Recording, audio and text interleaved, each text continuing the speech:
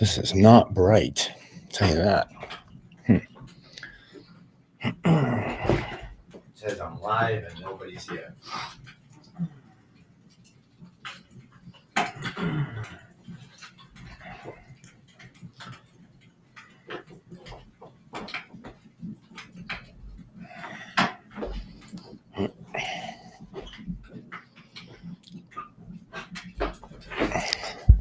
Brenda, Fred. Good evening, guys. Let me just get myself situated here.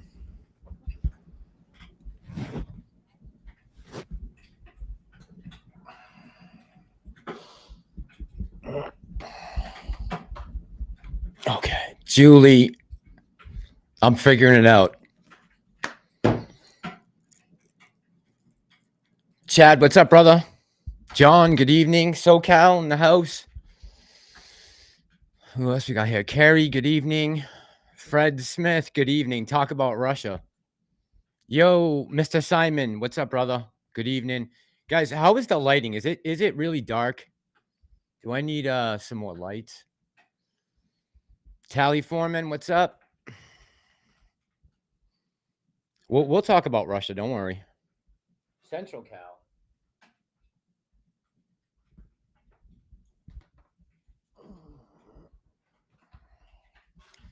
Where in Central Cal? The light's not bad? Okay, dark, yes, John says. Yeah, I'm going to turn the lights up just a little bit. Hola, bonjour, Mark. It's a little light on my face, yeah. Probably because I'm sweating. All right, let me see if I can jack this light up. Hang on one second.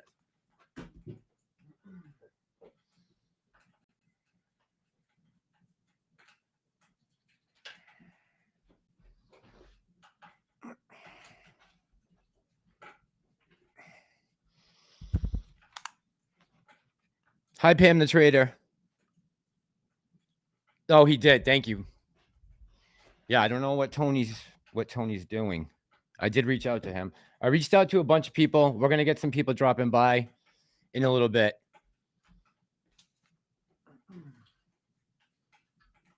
Okay, we're good to go. Bay Area, we got Central Cal, Whimsy Chick, Julie. Oh, the ape in the background, Fred. Yeah, I got that a while back. Yeah, that's one picture I don't want to ever take down, right? That's the one that's got to stay forever. Like, I'm okay with the Star Wars going and Gina Carano going, but I want to keep the ape at least till we mow ass. Mike, good evening, brother. How you doing? Good evening. All right, everybody. All right, we got 24 people in here right now.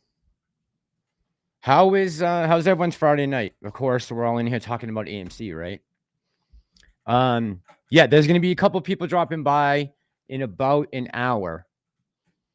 But I figured we'd open up the conversation. We'll talk about a few things, and then we'll bring people on as we go through the time. I don't know what time I'm gonna go live till. I'm kind of gonna try to wait for Phil, and he said he can't make it till like 10:30, 11 maybe, or something like that. So I'm gonna try to wait for him to get on. Tendie time said he might show up. So my outro. Oh, with the fire and the ape. Yeah, I like the outro. I do. That was just messing around one day, and I'm like, oh, that looks good. Roy, all right. So on Tuesday night when I had CSI on, he said someone asked us give a price prediction for Friday. And I said, whoever was with me Tuesday night probably remembers this. I said, we'll probably come in right under 18. And CSI said 50. And I don't know what happened this week with the algorithm. He's going to come on. I'm going to try to get him to explain it to everyone. Because I know I saw people were commenting about it, that the price action this week and this notion that the play is over and that people are ready to start celebrating, go to Vegas, all kinds of nonsense. The play's not over for me. Julie, sorry, I tried. He's got before I forget, his daughter's name is Leilani. So Phil For Real's daughter Leilani turned 3 today, I believe. So happy birthday to Leilani, turning 3 today.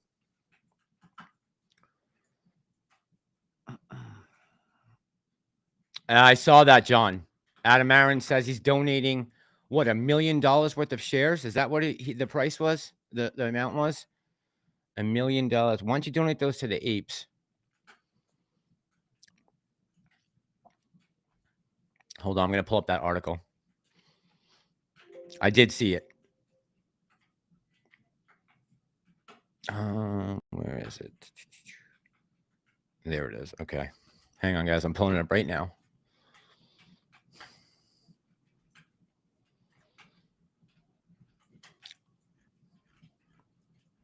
Adam Aaron gifts 1 million in shares.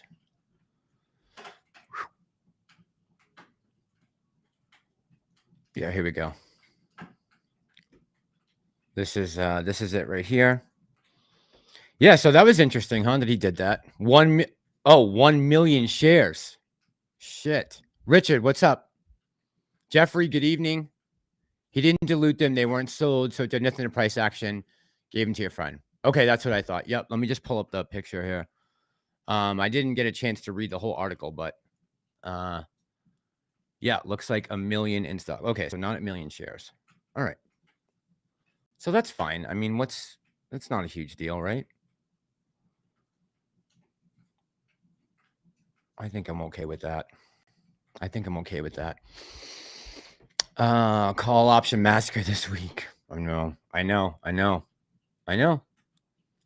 Tendie's in the house. I'm here. Okay, so Tendie, you got the link for the email, right? Sorry, guys. I'm sweating like crazy because I just took the hottest shower ever, and it is a little warm in here right now. Just as long as your friend isn't right, Chad. Exactly. Charity will dump shares, selling shares, Dylan Lou in the price. I hope not. I hope they're going to hold on to them until we break all new time highs. Mr. Simon says AA should donate. AA should donate 100,000 shares to Mr. Simon charity. I take them all. Hell yeah, me too. 22 degrees. So Fred, where are you, Fred?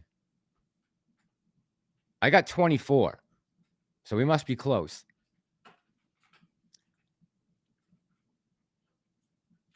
By the way, turn off that fireplace.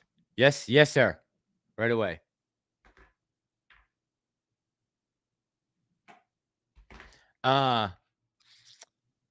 Manjit, good evening. West by God, Virginia. What was I just gonna ask? Something about the if anyone out there is in contact with Natalie the Trader. So I guess she was upset about that I thought she was a bot or something like that. I remember a couple months back there was that rumor flying around that she was a bot and she had another name. I never knew any. I think maybe I heard it and I might have mentioned it in passing on a live stream, but I have nothing but the utmost respect for Natalie. She's like one of the coolest apes. So if anybody knows Natalie personally or has a way to reach her, can you just let her know that the Massalorian appreciates everything she does for the community? I'm not trying to I'm not trying to say anything bad about Natalie ever. I never would have. It was just I think I was just repeating something that was floating around in the internet.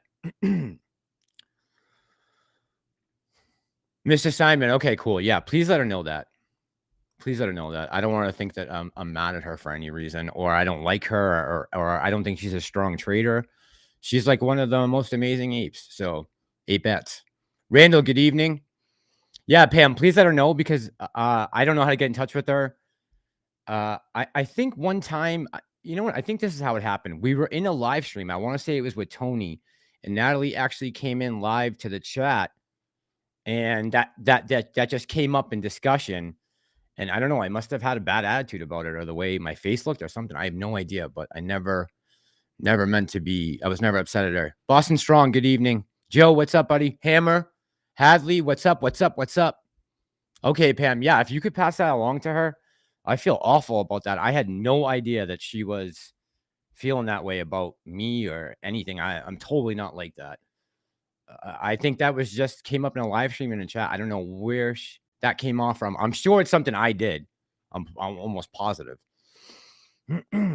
Thanks, Pam. Appreciate it. Thank you. So, can somebody? Well, actually, Can anyone explain to me what we saw this week? The transparency, or I even heard yesterday people talking about blockchain. I believe Boston Scientific is going to start doing blockchain for stocks, but I don't believe that kicks in until the end of Q2, beginning of Q3.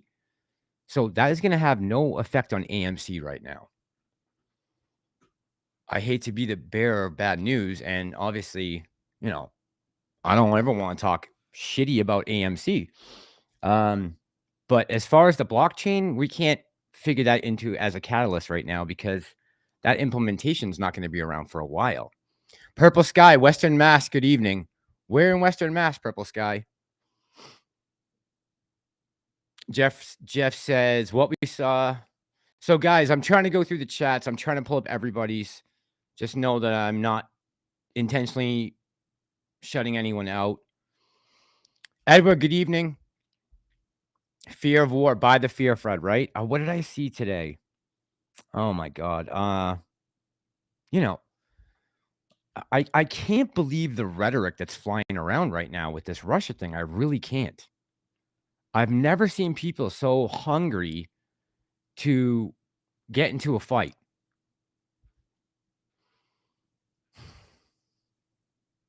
Army Man 65D, good evening. West Springfield, Purple Sky. Okay. One of my roommates in college was from East Longmeadow. That's out by you, I believe.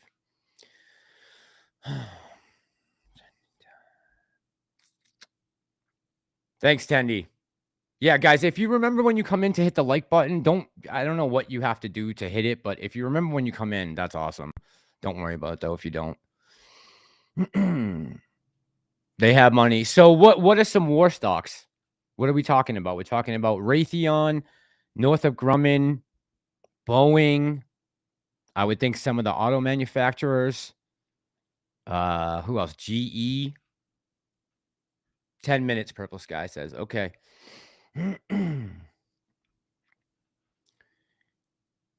Yes, sir, Bucks fan. Absolutely. Yeah.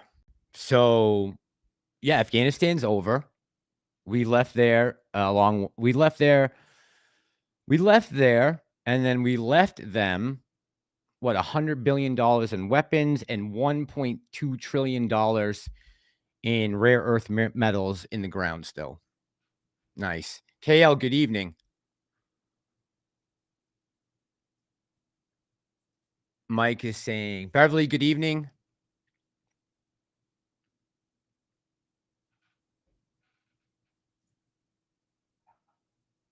Oil is about to boom. Yeah, Mike, right? They really are pushing it.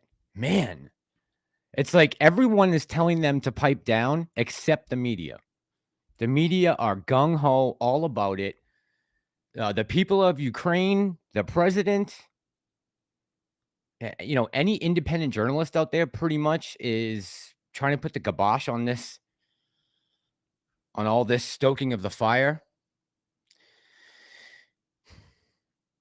Yeah, I saw there was a mortar explosion at an elementary school, I believe, overnight. That came in last night. General Dynamics. Here we go. This is what we were talking about. Grow and thrive. Good evening. General Dynamics, Raytheon, Lockheed. I forgot about Lockheed. Yeah, of course. Jeffrey says, anytime that was a car bomb. Okay, so I saw something about a mortar shell that came through. It looked like a children's school. It was nighttime when the photographers were there. I have another thumbnail waiting. Shit, Hammer, really? I thought I fixed that problem. I don't even have YouTube open right now. Bucks fan is saying they sent Kamala. Should be fine, right? Hardy Fox, good evening. I don't think anyone got hit by that mortar shell. I'm pretty sure it was just it was a school, I believe an elementary school or like a preschool. It was in the evening, maybe early morning, but it was no one, didn't look like anyone was around. They just blew up a pipeline in eastern Ukraine. Get out of here. Did they really? You're kidding. Pipeline in eastern Ukraine.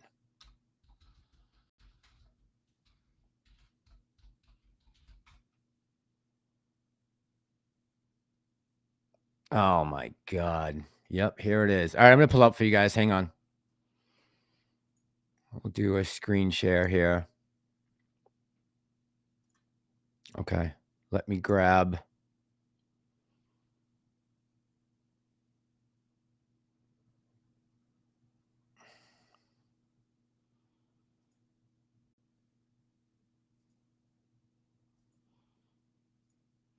See what it says.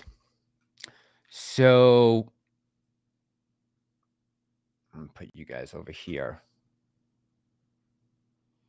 Now I can see my screen. Okay, so let's see what they're saying here. International oil pipeline running through a key rebel-held city in eastern Ukraine blew up on Friday. Fireball lighting up the sky. The cause of which remain unclear occurred during a sharp escalation in fighting.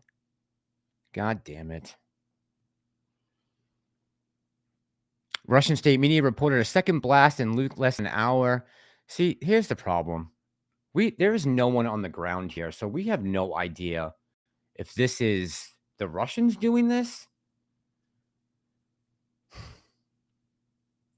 Speaking of which, if Pam, thank you so much. So I was talking with someone today through email and talking about the American convoy that's going to show up in DC for the State of the Union address. And I was thinking that depending on the situation with AMC, that I might go down there and try and cover it. Just bring my camera and equipment with me and go try to cover what's going to happen in DC.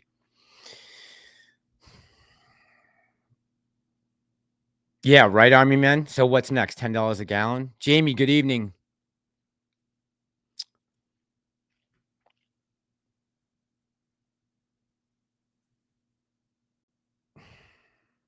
Veronica, good evening.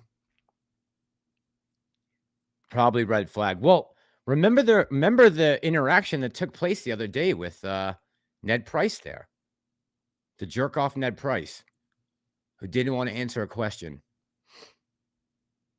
I can pull up that video, but I'm sure most of you guys have seen it. Have you guys seen the interaction between the reporter and Ned Price from the State Department?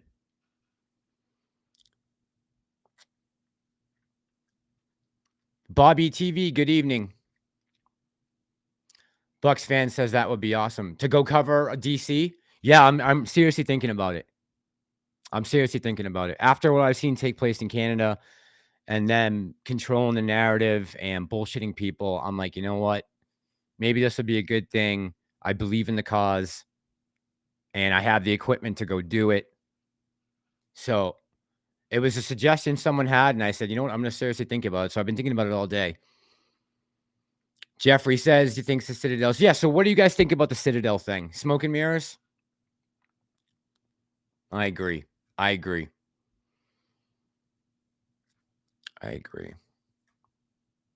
Yeah, Bucks fan, be careful. Did you see the POS who doxed everyone that was donating to Give Send Go? This crazy radical.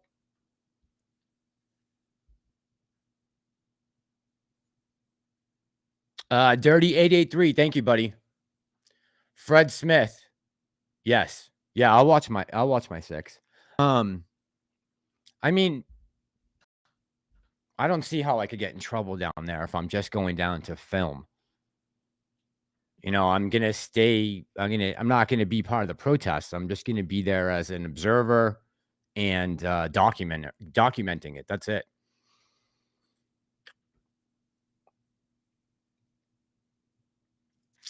Fine. Yeah, exactly.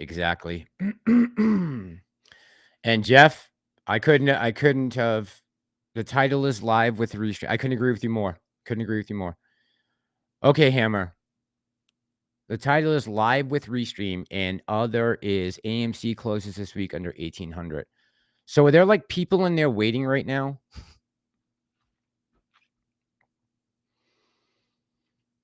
We need boots on the ground. That's what I was thinking. I'm like, you know what? I'm like, at least I know whatever I cover, I can bring to you guys unedited, and whatever it shows is what it shows. If you agree with what they're doing, you agree. If you don't, that's up to you guys. I leave that to you in the comment section and the live streams where we get to talk about it.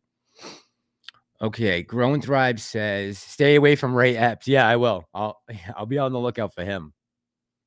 What do I think about Bill Gates saying the risk of severe disease from COVID-19 have dramatically reduced, but another pandemic is all but certain? How does he know that? So we could put on our tinfoil hat, right, and say it's a conspiracy and that Bill Gates is manipulating the media to push his narrative. Bill Gates has been one of the biggest buyers of real estate in the last 2 years.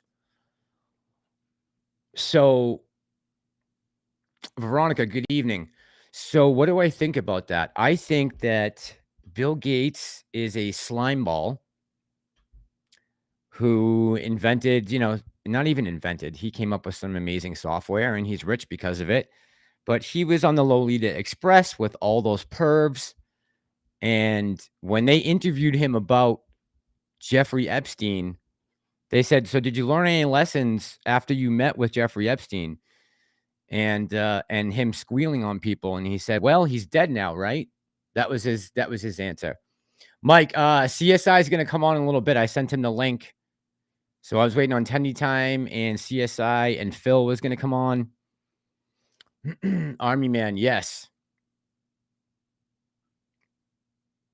Man, this chat is fast.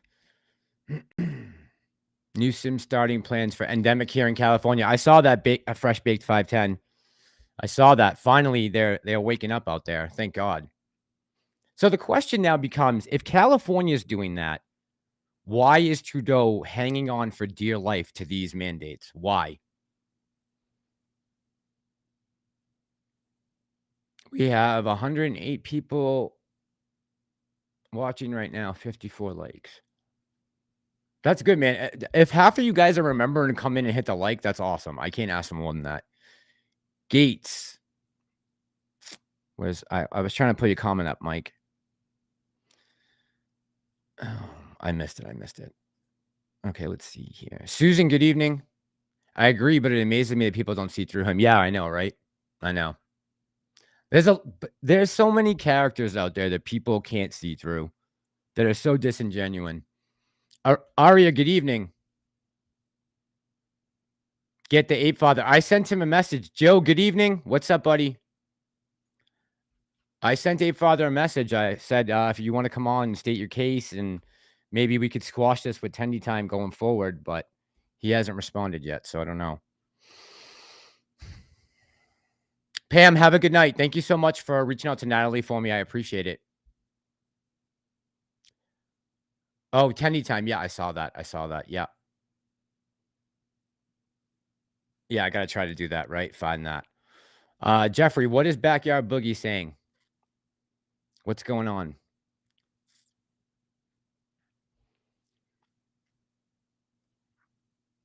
Mike says Trudeau is all about the yeah, he is, man. He's nuts. He's nuts. I was on Tuesday night when we did the live stream, or Wednesday night, whenever we did the last one. I played that clip from him before he got elected. And he was saying that he wishes that he could run a government more like China because a dictatorship can turn things around on a dime. Unbelievable. So I've seen a few things about this too. The GameStop rants guy claims that AMC already squeezed. I've seen a couple people say that we squeezed at 72. No way. No way. There's no way.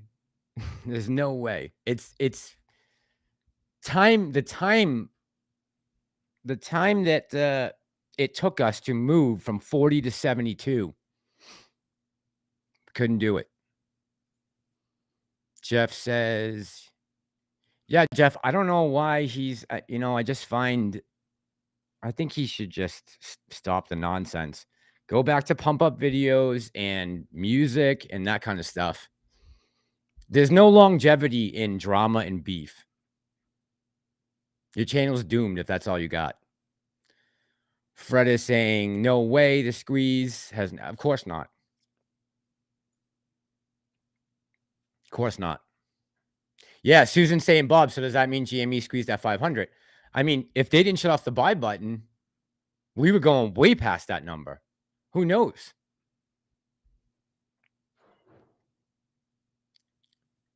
Anthony, so I'm like trying to read from the screen. Anthony is saying, sorry if you went over, but do you think Citadel? I think this is a bunch of smoke and mirrors. Like a couple of people had commented already. I have no faith in these people.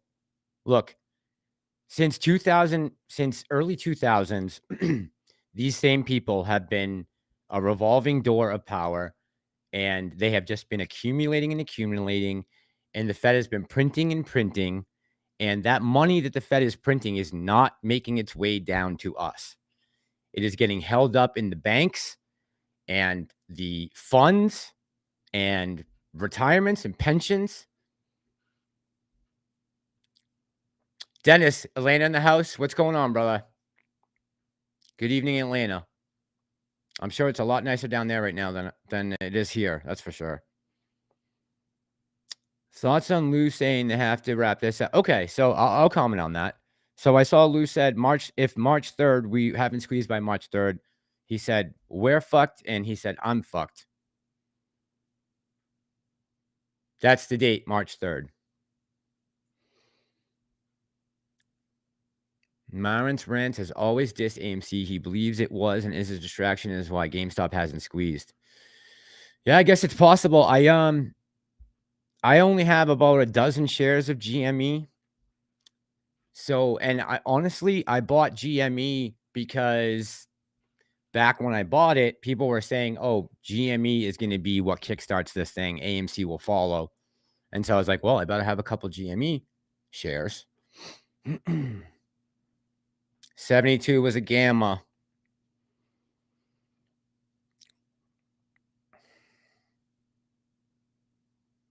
Yeah, CSI was talking about halts the other night too. I'm going to see when he sends me a message here.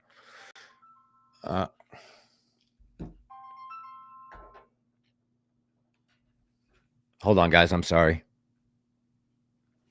Hey, I'm live right now. Yeah.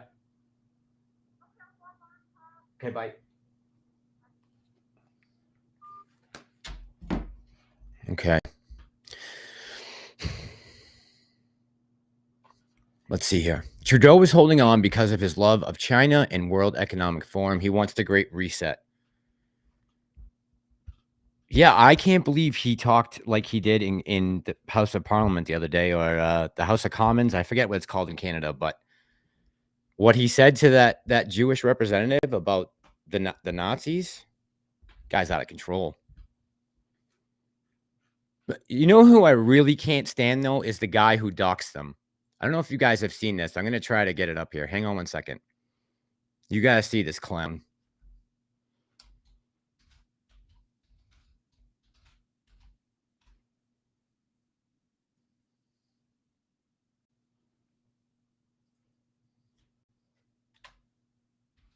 Trying to pull up his Twitter message. All right, I guess I'll come back to that.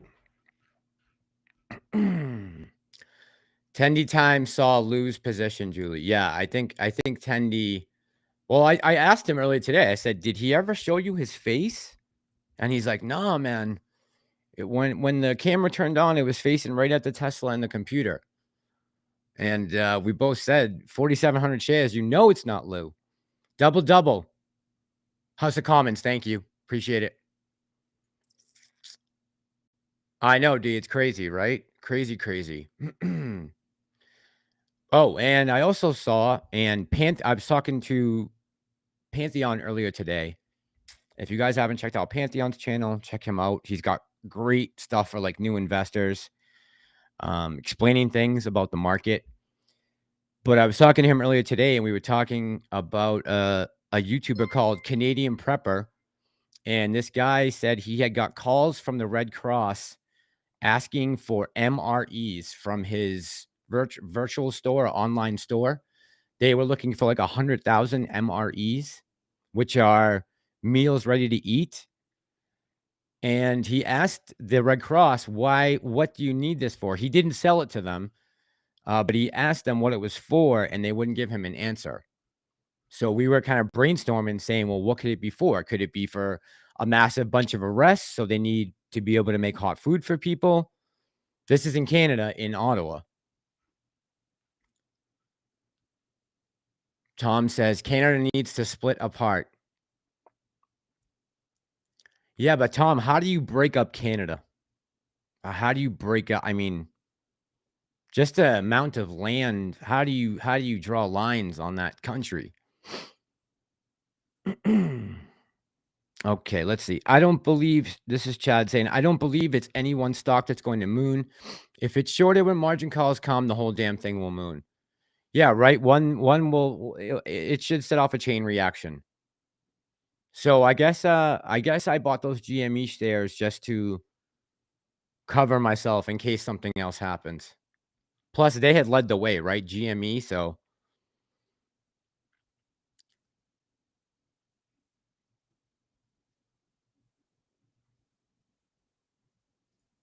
let me see here. When Trey Lou Matt sells, I buy. What the apes really need is a panel of options experts to explain a smooth-brained how many options may trigger a gamma as it did in AMC. Don't buy, but then delay MOS for years. So there's a lot of people out there who could help with that, right? I'm not one of them, but absolutely. Typical left-wing politicians. Yeah, exactly. Yeah. That's the label everyone's, and I think people are getting sick and tired of hearing that. You can't blame every problem in the world on this crap. You can't.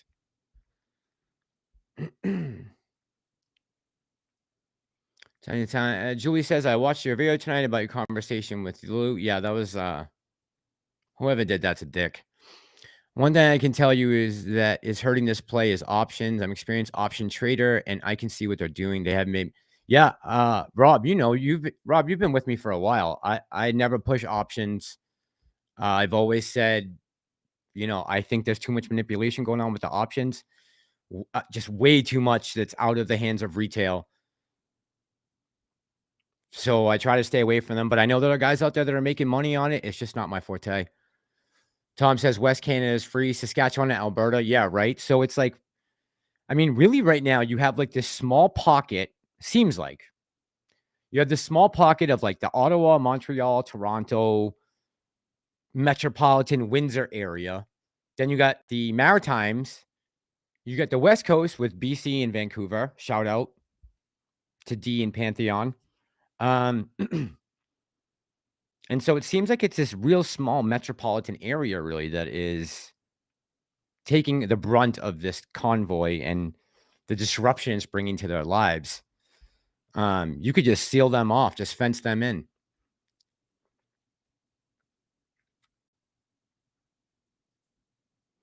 Liz Clayman's whistle. Good evening. Russia will invade after Olympics over. Didn't they come out on Monday and say expect the invasion on Wednesday? Well, Wednesday's coming past. It's almost like they're calling the MOAS now.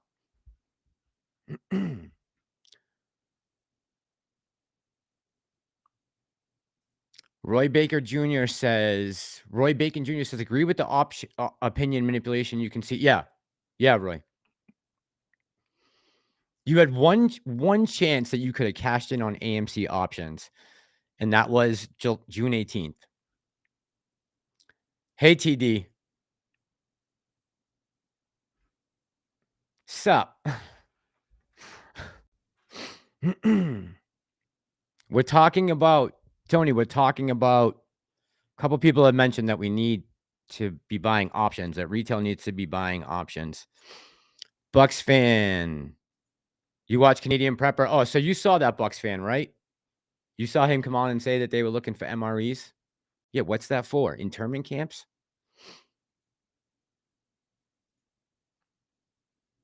Let's see. I had the same thought about Biden, Russia. Biden has become a click, but yeah, right. That's basically what it's turned into. Calling dates for the MOAS, except he's calling dates for the invasion. Susan, Susan saying,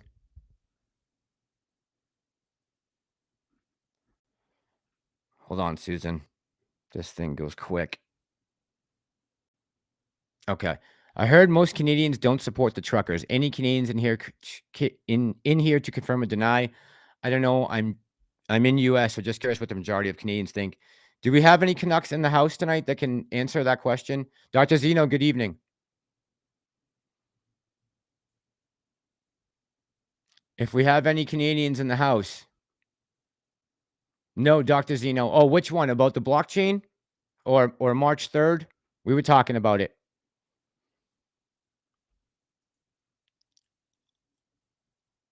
I just got here. RICO Act on the table for short sellers. Yeah, we'll see if they push for that. If you're talking about the RICO Act, then that's federal charges, which is federal time. People should be going to jail. No fines.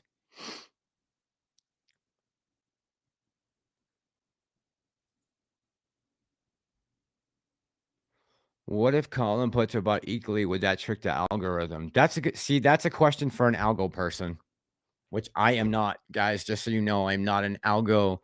Not that I don't believe in the algorithm. I just haven't seen enough to positively prove to me that that is what is going on here. Jamie says, I'm not Canadian, but that seems like BS. If you guys in the chat agree with the truckers, put a 1 in the chat. If you agree with Trudeau, put a 2 in the chat.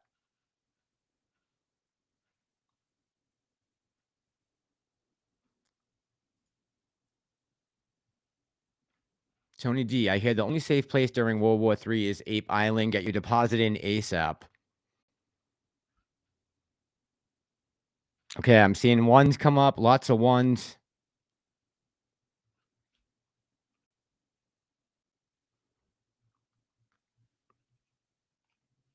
Yeah, so there you go, Susan. I mean, I guess we're all Americans, but it's pretty much unanimous. I guess on this channel, it's going to be, right? But if someone has an opinion on the side of Trudeau, I'd love to hear it. All right, we got it. Oh, Ken, here we go. So Ken, can you give me a take on this from a Canadian's perspective for everyone in the audience? God damn, this thing is fast. Holy crap. Someone said mass, you can do polls. I know, man. I don't know all the tricks of this thing yet. I can't even slow down this chat right now. But I got all 1s mostly. Ken, if you could pop up on here and say something. Yeah, I didn't see 1-1. I didn't see 1-2, I mean.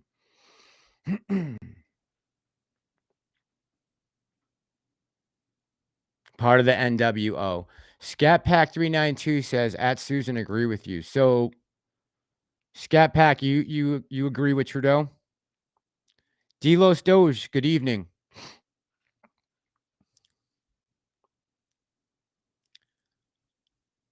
He's still learning all this nonsense. Trying to see if Ken's going to tell me what his perspective is here.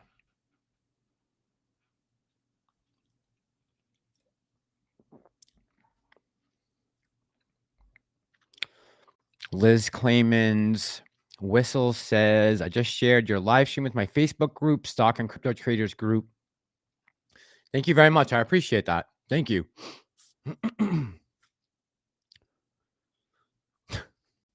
Jamie says, let's see here. Beverly is the quiet group. I don't know. That's a good question. Send Ken a link. What, to come on live? Ken, you I don't know how to vet Ken. He's not gonna come on here and go nuts on me. Okay, he agrees and supports the US truckers. Yeah, so I was just talking about that thinking I was thinking about going down there to cover it. Depending on what's going on with AMC, right? I can't leave. I mean, I can bring my iPad with me and stuff to be able to do trading, but as long as we're still in this ping-ponging holding pattern, by the time we get around to State of the Union, I think I'm gonna go.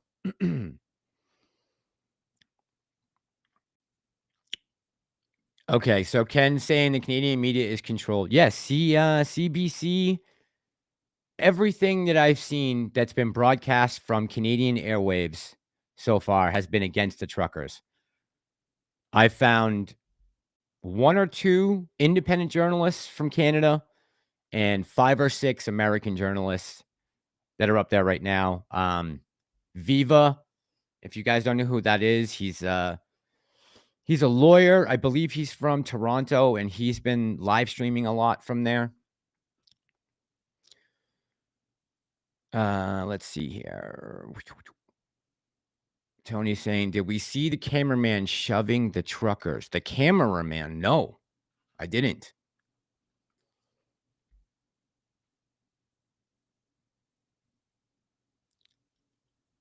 Ping pong, the price is wrong. I did see them. I saw them pushing. I saw everyone's arms locked, and there was pushing back and forth between the police and the protesters. And the police rolled in there deep, man. They were deep. And they were all geared up. Looked like they were going to Ukraine, not downtown Ottawa.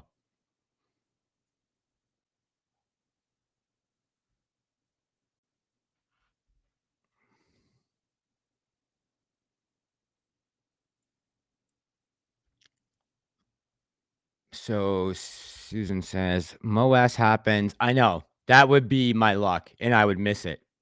That would be my luck, Susan. I'm not even kidding.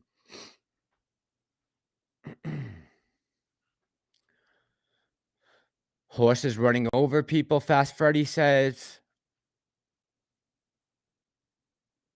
Yeah, I didn't see a ton of violence. Like, I didn't see fist fighting. I saw people getting arrested, pulled out of their trucks, and who were peaceful. Ottawa Walks today on YouTube. He caught on his YT channel. Okay, so Ottawa Walks is the YouTube channel, guys, if you want to check that out. I haven't seen it. I have not seen that. Are there platforms where it'd be impossible for crypto to be frozen? That's a good question. Like, that's so damn scary that they've been able to do this with this Emergencies Act.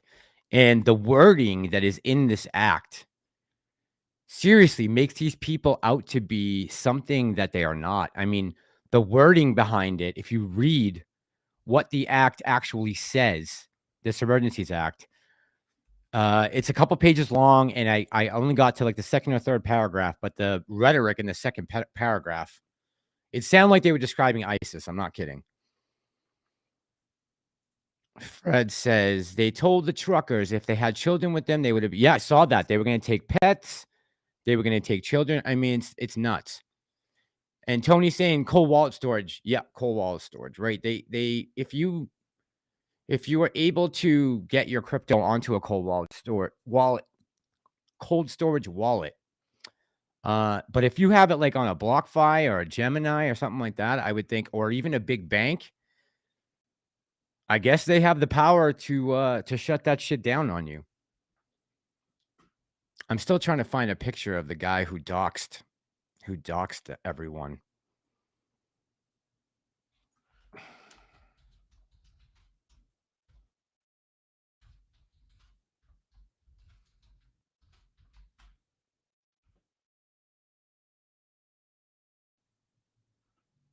Here he is. All right, I'm gonna see if I can screen share this with you guys.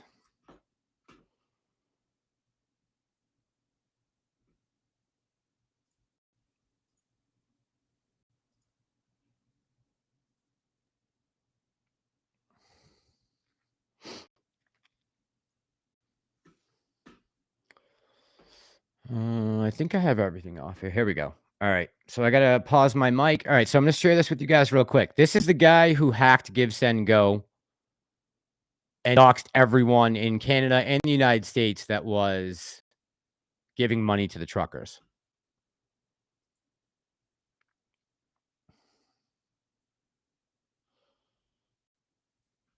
Okay. Gonna mute my mic.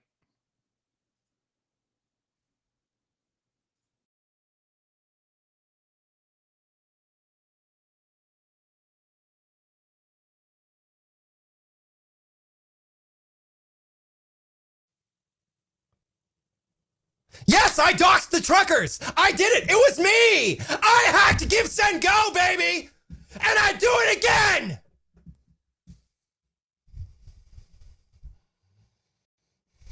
I do it 100 times. I did it. I did it. Come at me. What are you going to do? What are you going to do to me, huh?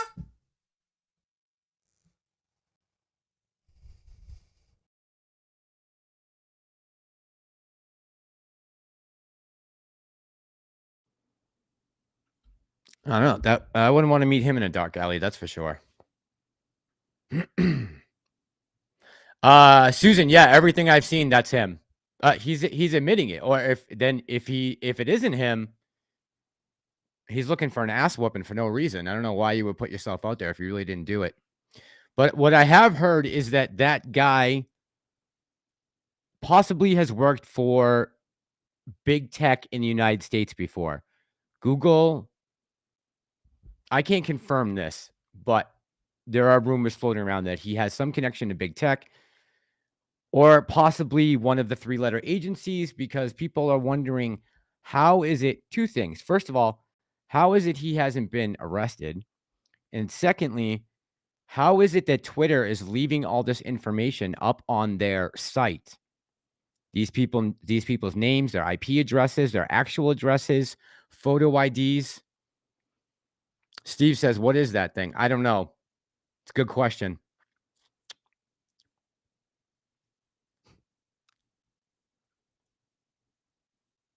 Fred saying he likes spankings. I'm sure he does. But I mean, you are looking for a beating if you were out there saying, I mean, you just doxed what over a couple 100,000 people. Somebody knows who that guy is. Now, if he's not being protected by a three-letter agency, I wouldn't be surprised if he disappears. I wouldn't mess with Canadian truckers. Those dudes are tough as nails.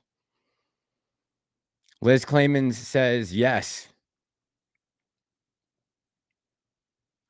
I can't stand Twitter.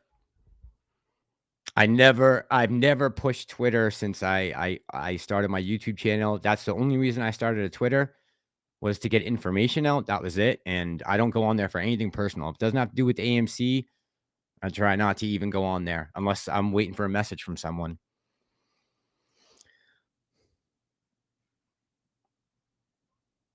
Susan says, I don't know. I've only seen women with crazy colored hair yelling like that. I know they're all starting to look the same, right? Let's see. Oh, yes, that's true. Fast Freddy, good point. So he also did the same thing to the people who donated to Kyle Rittenhouse's defense fund. And the judge, the district attorney, the prosecuting attorney that was prosecuting Rittenhouse tried to get that information available to the jury so they could use those people and tie them to whatever group they possibly could belong to, that Kyle Rittenhouse has no idea who they belong to. There's just money coming into a fund for him. And they wanted to use that information and make it public, and the judge threw it out and said, no way. No way. Tony says, if the theory is blockchain would track all shares and track synthetics, yes, all the shares would need to be on the blockchain. Yeah, years away. The Boston Scientific thing is not going to be implemented, I don't believe, until late Q2, early Q3. Tony, is that right? Ralphie, we talked about that in the beginning. I don't see it. I mean, I guess you could look at it as suspicious. I guess we look at everything with AMC suspiciously, right? It's kind of hard to get out of that mindset.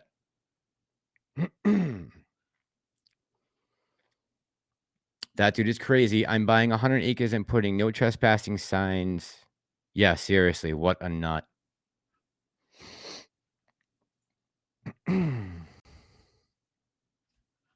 Mike is saying, as long as you promote the narratives of the left-wing mainstream media propaganda, social media will leave you alone. Yeah, right? They are pushing the narrative that Jack Dorsey and all his minions over there want to put out there.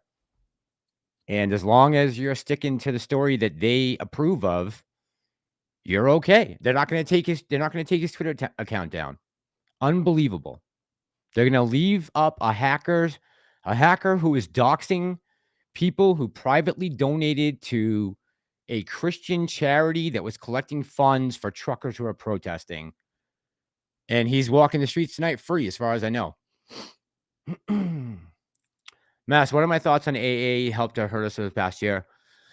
Uh-oh. Hopefully, I don't know if Brenda's still in the chat, but she'll come after me if I go too hard here. Let me see. So let me be as honest with you as I can for Adam Aaron. My only issue with him so far, well, two issues. One, I don't believe he earned all that money he cashed in on last year at the end of the year. All of his stocks that he sold that were gifted to him, I don't think that he earned all of those. My other thing is, and I guess some night in a live stream or a video, I'm going to have to go into this in more detail, but those shares that were dumped and given to Mudrick, those 20 million shares back on the day when we doubled up, June 2nd and 3rd, those 20 million shares that killed us from hitting triple digits were not authorized by us. So I know there's been a lot of controversy about that. I have looked at the documents many times, and the wording does not change as time goes by. It's still worded the same way. Those had to be voted on. He was not allowed to give those to Mudrick. They were supposed to be for the executives as bonuses. Yes, correct. But we didn't get to vote on it in May. They pushed the meeting back. And he just went ahead on June 3rd and dumped those 20 million without approval. And that's why the mainstream media was so confused that morning when right before the bell rang, we were at that $70. And I remember Aaron Ross Sorkin came on and said, Adam Aaron announces 20 million shares. And obviously, and he said, this is something that has to be voted on by the shareholders, we think. Stay tuned. And next thing you know, they were already gone. Mudrick had already put out their statement saying the company's overvalued, and that killed us. Other than that, I think he's done fine, especially with the NFT stuff and the popcorn business and just being a voice and being out there and taking some interviews with retail. I think in that way, like JP is saying right here, he's a CEO. He saved AMC from bankruptcy with our help, and we are slowly rising from the ashes like a phoenix. Okay, so T saying BSTX will be according to them. That's what I thought. Q2 or Q3. Right. Why that even gets mentioned in the same breath as 2 days from now or March 3rd, I don't know.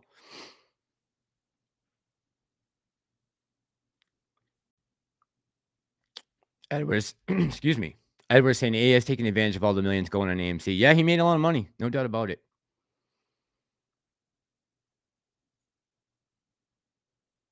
It's unfortunate in this day and age, Double says, there are not many neutral popular. No, they're not. That's why Joe Rogan is crushing it in ratings right now. That's why a lot of these independent journalists, Breaking Points, let's see, Tim Pool, trying to think, Jimmy Dore. There's a lot of people out there. I mean, Jimmy Dore has been explaining to the general public for over a year that everybody, and I mean everybody, you or I know, at some point is going to get this. Just about everybody. And it took them 2 years to come out and say it, but they're finally admitting it now. It doesn't matter if you can get 9 million jabs. Everybody that you and I know is going to get it.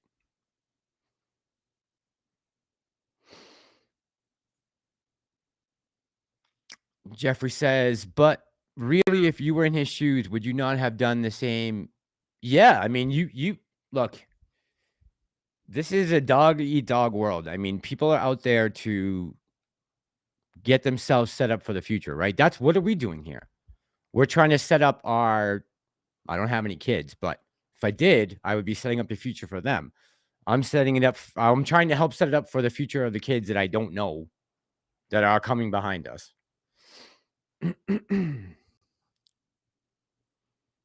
Yolanda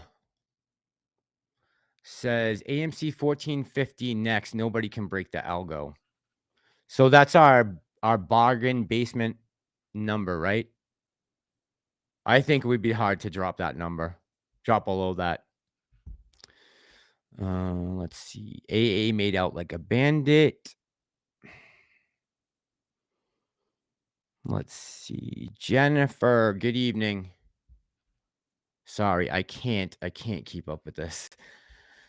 Yeah, Jimmy Dore and Bill Maher. And Bill Maher even the other night went out and Bill Maher went out the other night and even said that the language that Justin Trudeau, now, you know, Bill Maher is as left as you can go. You can't go any further. And he even said that Trudeau sounded like Hitler. That was his words. Unacceptable thoughts. That's the kind of thing you would think of when you would think back to 1940s Germany or late 1930s Germany. How big is RICO hitting Wall Street? I got zero expectations for that, Mark. Honestly, I really don't. Al Ralphie, thank you, man. Yeah, I don't know. Have they actually, has the word RICO been mentioned by the DOJ for this? Lupe, I said good evening, right?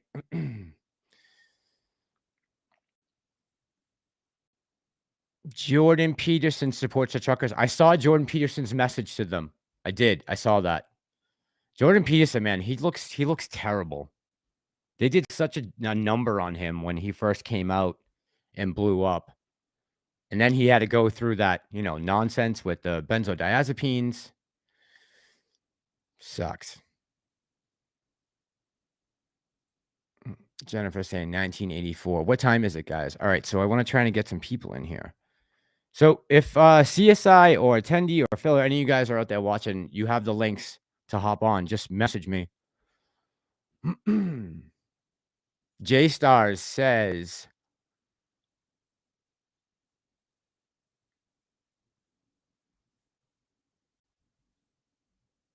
J Stars says $14 range was a hell of a battle last year, right, J Stars? And I think I think 20 is our new 14. 20 is 2022's 14, I think. I wanted to grab someone up there said something. Oh, Mike. Yes, Mike. Yeah, so if you guys have never checked out Aaron Mate from, where's Aaron from? Either Substack or, I'm trying to remember, or Gray Zone Aaron. If you know Mike, what his channel is, he's an amazing, amazing investigative journalist. Just top notch. Okay. Brenda, she heard me. I keep saying Mudrick sold shares for $72. No, I know it's under 30. I understand that. But they did still say, I get that they didn't sell at 72. But they did still say it was overrated stock. It wasn't worth the price. Whatever they sold at 34, I think it was under 40. My only problem with it is they weren't authorized. That's all. He can do whatever the fuck he wants to do with as many shares as he wants. But if we don't authorize them, you can't give them out. I don't care how many favors Mudrick did for you when you were going bankrupt. That's not my problem. I at least want to say on it. Mike is saying, Canadian journalist reporter for the Gray Zone. Oh, he is Canadian, huh? Okay, so it's Gray Zone. So he's on the same as Blumenthal. right? Max Blumenthal's on there, and I think Glenn Greenwald used to be, but all good reporters, by the way, journalists. Jennifer says she added 1 share per day this week. You trying to get that cost average down, Jennifer? I think one thing that's been nice about the slide is that everyone that bought earlier has been able to cost average down since we've been on the low end. Rob is saying they bought at 27 and sold at 32. Right. Okay. Right. And they said the stock was overvalued at that price. I mean, that's not the best message to put out when we are trying to generate FOMO and squeeze a stock. That can't possibly help our cause. Aaron Adams just said, "Shut up and don't make a statement." It's on Reuters. Okay, let's see if I can pull it up and share it with you guys. Reuters. DOJ.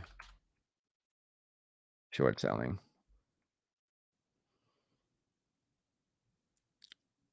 Let's see. Okay, here we go. Racketeering charges. So I'm going to pull this up for you guys.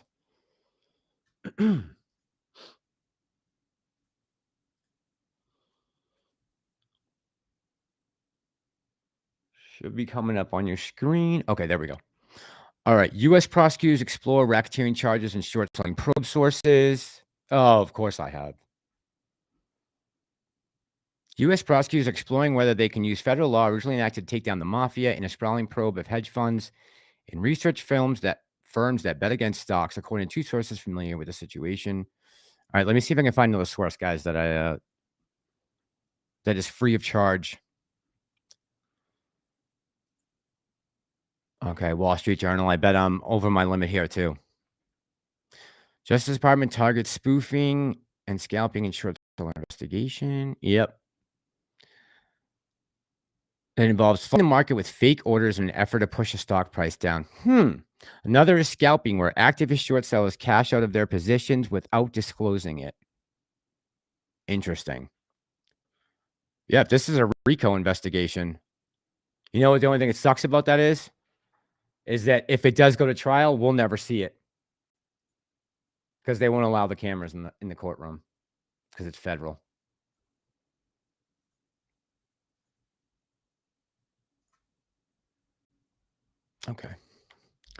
Okay, I'm jumping back to the chat.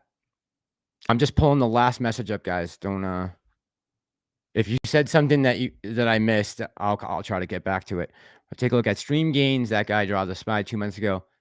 Yeah, so I've heard extreme gains. A lot of you guys have mentioned that in the comments. Even the other night when CSI was on, I saw you guys mentioning that.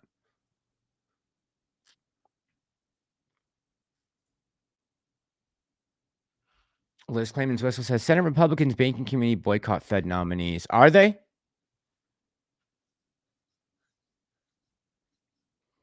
Yeah, Yondies. I don't know about I do have to watch that guy. I'm gonna have to catch that.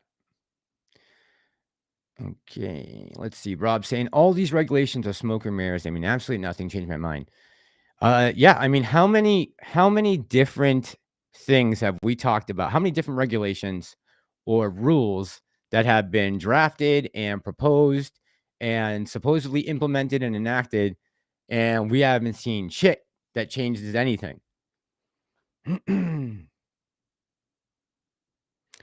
Fast Freddy says RICO is easy because it's all wire fraud, right?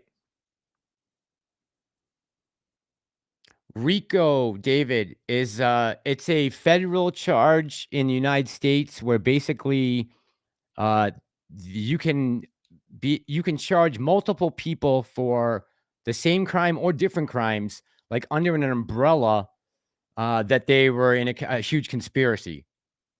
That's probably not the best way to describe it, but basically, if you're in a criminal organization, they can charge everyone, even if let's say you didn't forge a check, but you're associated with someone who did, you can also be charged for it.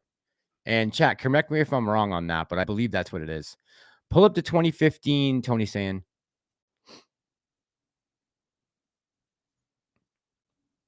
Tony, it would be great if you wanted to go LIVE with the MASSALORIN.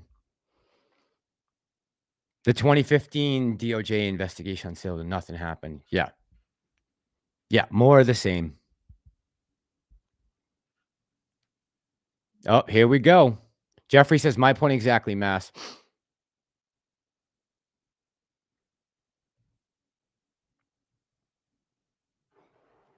Tony, what do you think about the March 3rd date? Jamie says. Jim Thomas says, Harvey Dent pulled it on the Mafia and it worked. Yeah, he did, right? He did. I saw Alcoa Max is in the chat.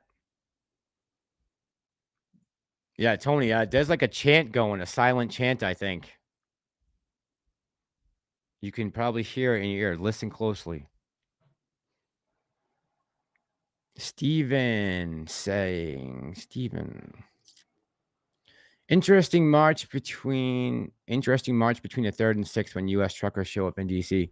Yeah, Jennifer. So I was just talking about that before you came on. I was talking to another YouTuber today, another creator, and I was saying that he suggested, he's like, why don't you go cover it March 6th if this convoy ends up going there? And I'm thinking about it, depending on what's going on with the market at the time, right? I have to base everything off that. Double.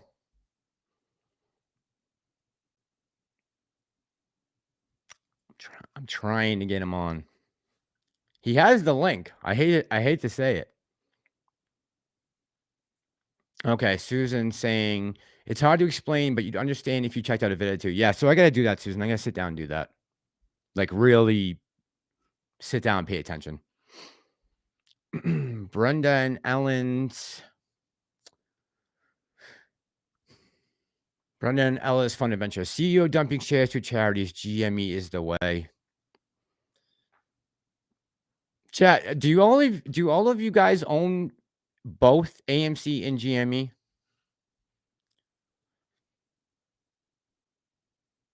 Okay, Tony. Gotcha. I wonder if Trump's so too.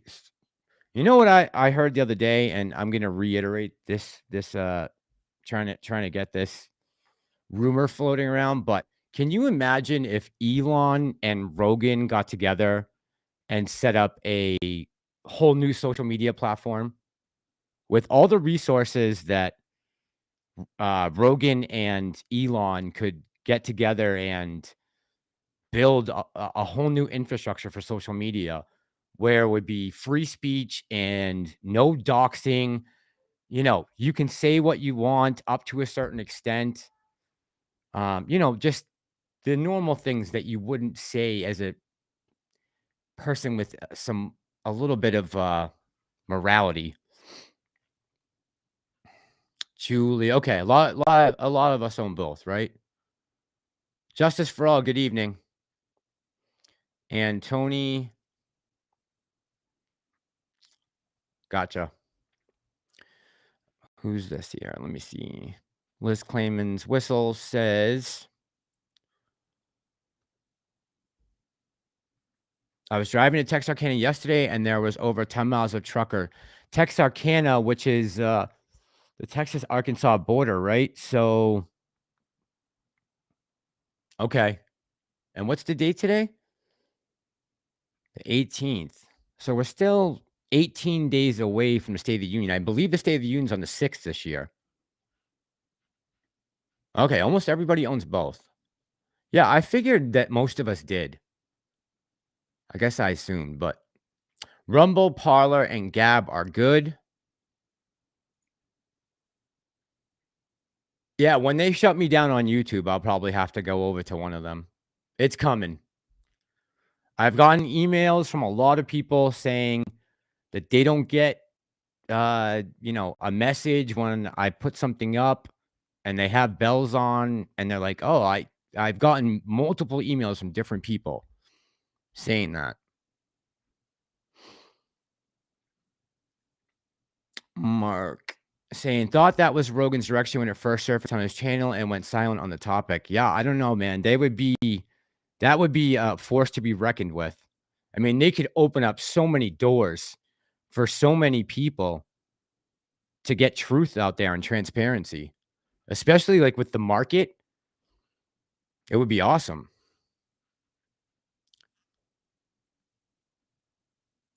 Brenda is saying, stop jumping the shares. I know. Yeah, I don't know why that happened. Justice for All says, state of the idiot. Yeah, Jamie, Trump already got hacked, right? Truth Social already got hacked. And there's another thing. There was something else that bothered me about this platform that he's doing. And I can't think of what it is off the top of my head right now, but somebody figured out that it's not going to be completely wide open. There are going to be regulations and rules.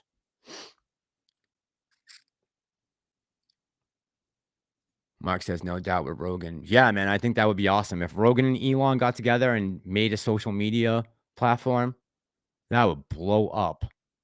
That would blow up.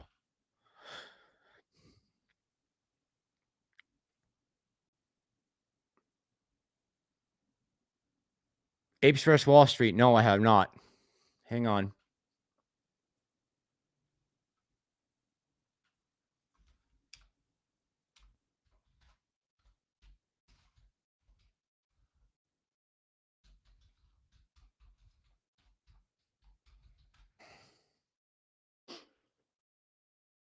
I'm pulling it up right now.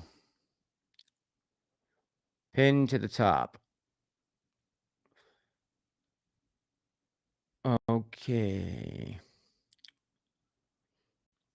Apes vs. Wall Street. Can you tell me what the content of this video is before I just throw it up there? Let's see. Yondi saying, don't get me wrong, I OMC am down 150K, but we are banking in the waiting time. Stream gains.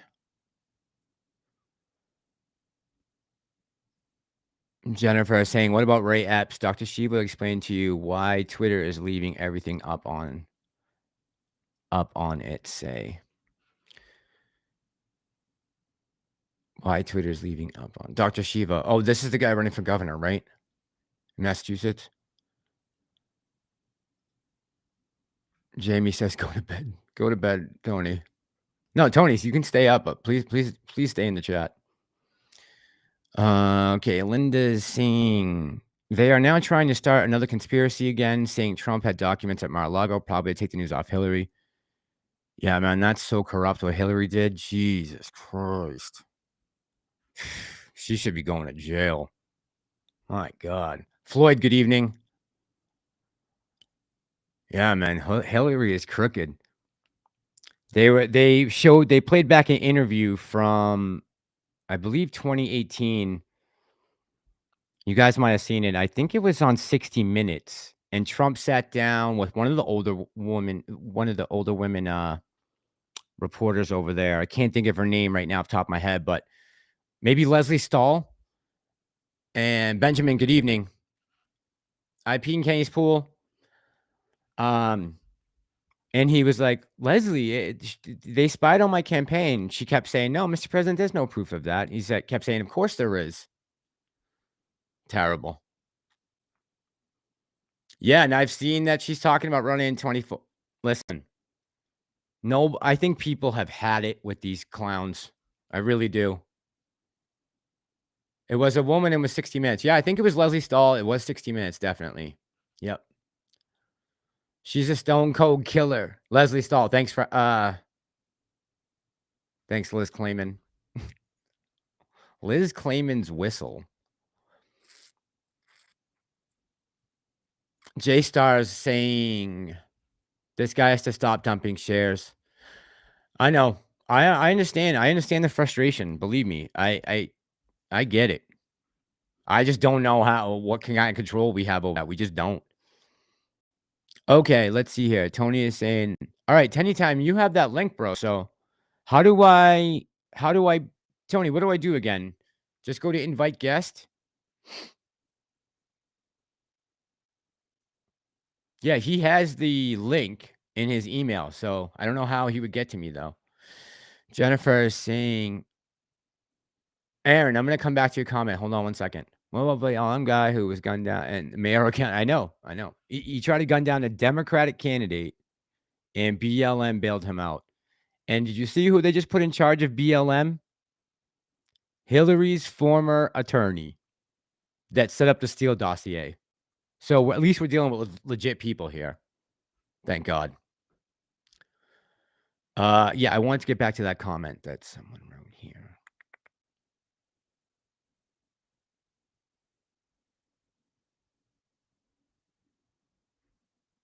Oh, I can't find it now. Someone wrote something. Oh, right here, Aaron.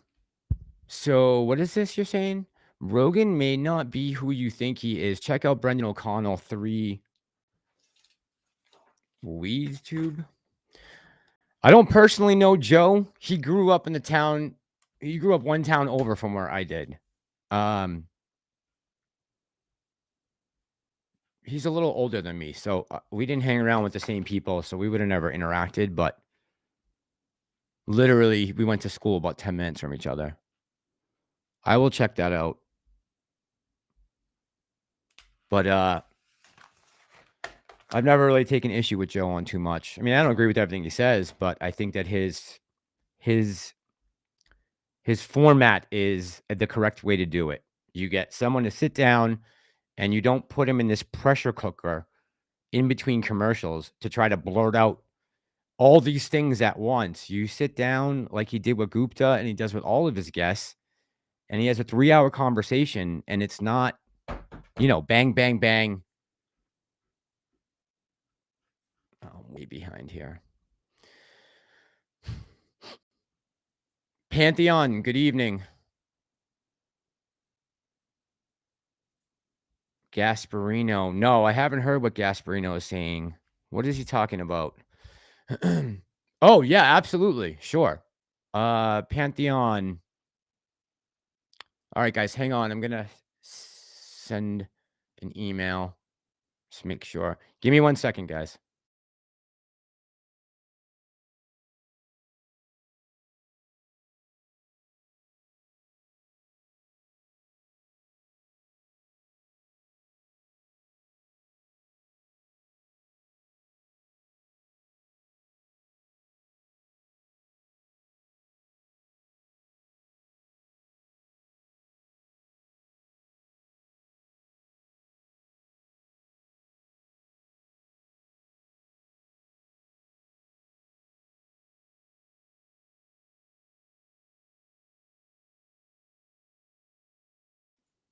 Pantheon, let me know if you just got the email for the restream. I'm trying to get in here and get him up.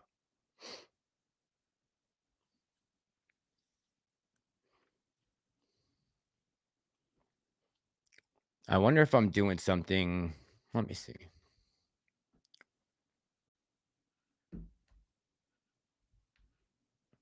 Backyard Boogie saying 5 to 6 next week. Brother. Can do better than that.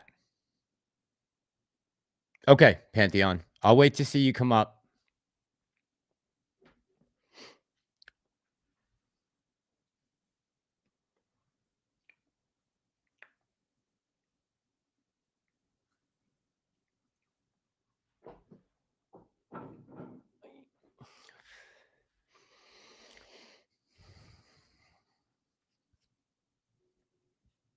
Okay, guys, I'm just waiting to see if Pantheon comes up. Cooper Cup, that was a hell of a game, man. Nice job. And thanks for stopping by. And congratulations. The video is not anything crazy. Apes vs. Wall Street is saying. Yeah, congratulations, Cooper. Not anything crazy. Yeah, I just wasn't sure what it was.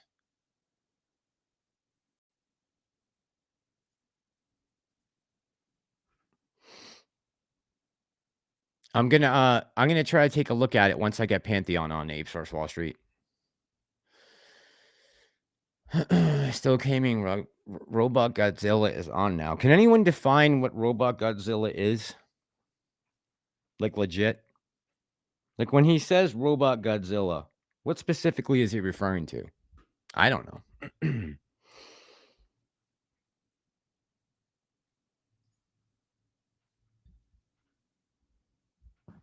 Thank you, Brennan Ellis Fun Adventures.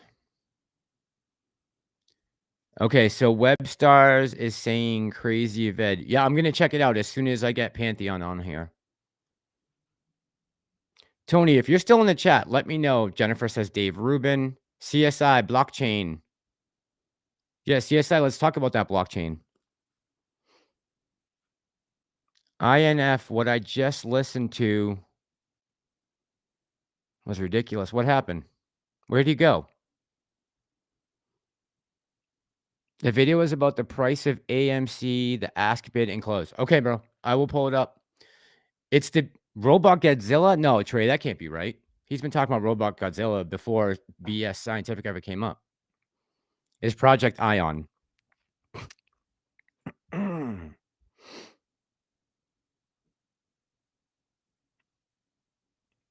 Blockchain exchange. Okay, I see. Here we go. Every individual share of every gets a social security number. I mean, this isn't the first time that this has been tried. I mean, a couple weeks ago, we talked about it in a video that Gensler was talking about blockchain and how Australia was looking into it back in 2018 when he was teaching at MIT. I know Pantheon made a video about it. Jonathan, thank you. I'm going to read your comment. New Fed regulations, policymakers can't trade anymore, but won't they just transfer assets to spouse? And it doesn't affect Congress or Senate. That's got to come to a stop. They should not be allowed to trade individual stocks. Bill, good evening. Okay, Tiny Time's about to come on. I guess we'll get an answer to what he just said that was crazy. Jennifer. So Tony's saying Ion is the blockchain. Project Ion is the blockchain. Okay. BTSX, right. Double saying, yeah, some stuff he says okay, but other stuff makes you think there's other Look, man, he was talking a whole different ball game when he first came on this channel. And all I've heard him talk about in the past 24 hours was celebrations. The play's over. It's going to run March 3rd. If by March 3rd we don't squeeze, then we're all fucked. That was what he said today in his video. Those were the exact words. If by March 3rd we don't squeeze, we're all fucked. Tendie's live stream was crazy. You gotta laugh at what was manifested recently. Jennifer, what'd you do in the chat? I don't regulate the chat at all. I just pull up comments. You guys can say what you like. Aria, thank you. Pair character lifting some weight, saying keep it up.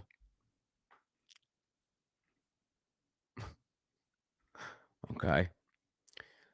Yes, there are always political loopholes for the political. Yes, there's always loopholes for political people. Yeah, we got to shut those loopholes down or remove them completely. Just there is no. If you want to invest in an ETF, that's fine. Other than that, it skipped back and forth somehow. Okay. Okay, I got Pantheon and I got Tendie time. So I'm going to bring them on one at a time. So Pantheon's first on my chat. So let me get this in to join. Let's see. Pantheon, can you hear me?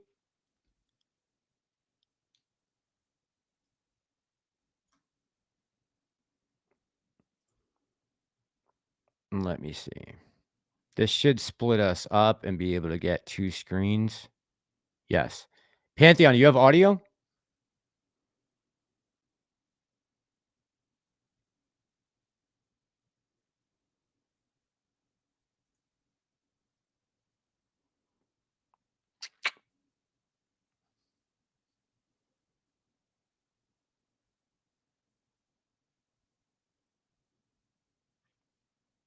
I'm just trying to think if there's anything else I can do here. Mic isn't working. I can hear you 1 second. Okay. Tendie, I'm going to do the same thing with you. I'm going to try to break up the screen 3 ways. See if this works. Okay, looks like we got 3. Tendie, can you see my message? I need to know if you have audio. I don't know. I can hear you. Turn you down for a second. It's really loud. I don't know. What's that noise in the background? Hold on. Let me cut the truck off. I guess it's a truck. Is it gone? Yeah, now? that's loud. Yeah, that's better. That's better. I'm sorry. I had to drive my work truck home tonight because I worked late. Okay, no problem. No problem. So what was your live stream just about? What happened? I heard my wife answer the phone, and I heard her getting upset. So she hung up on him, and I went and grabbed the phone. And I went live, and I'm not sure who it is. I'm pretty sure American Dream, and I'm gonna make the live public. It Commander 35, Veronica, all them hopped in it. It's the shit that my wife's been dealing with all day, and I don't know the number that they called from. And like I said, I don't think the person that called me yesterday was a father. I don't think that. I don't think the person that texted me and threatened me, texted my wife and called and threatened, I don't think that was him. I make that 100% clear. And I think whoever called his school or called Child Protective Services, if that actually happened, I don't agree with that. But this is shit she's been going on with since about 10 o'clock this morning. And yeah, they threatened, said they was going to come with an AR-15 and shoot my house up, all kinds of shit. And you know, what the fuck ever. But I got a question, Maslorian. Me and you are, you know, we're cordial, right? We are cordial. You had that number, right? I did. When's the last time I texted you from that number? Long time ago, months ago. I want to say like 2 months ago, probably. Did I tell you why I quit texting you from that number? Yeah, I think you did. I think you said something to me back in at the time it happened that I forget why. Either something was wrong with your phone or you were giving your phone away or something. I can't remember. I got a new there job. was a reason. I got a new job. That's what it was. Yep. And then I gave it to my daughter. But yeah, anyways, fuck that bullshit. Man. Let's get back in the MC. Yep, that's what I'm talking about. All right, Pantheon, can you just check your audio? Yeah, I can hear you guys. Can you hear me now? There we go. Nice. Yes. Can you guys hear Pantheon? Good evening, Thanks, guys. Jonathan. What's up, Pantheon? Pantheon, what's going on? Is Pantheon okay to go by? Is that what you like? Yeah, that's fine. Pantheon, that'll right? Work tonight. Okay. Okay. All right. Excellent.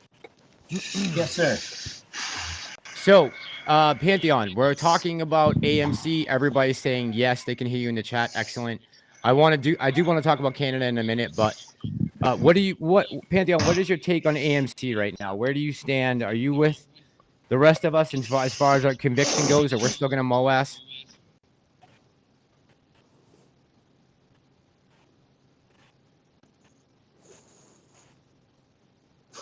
Pantheon?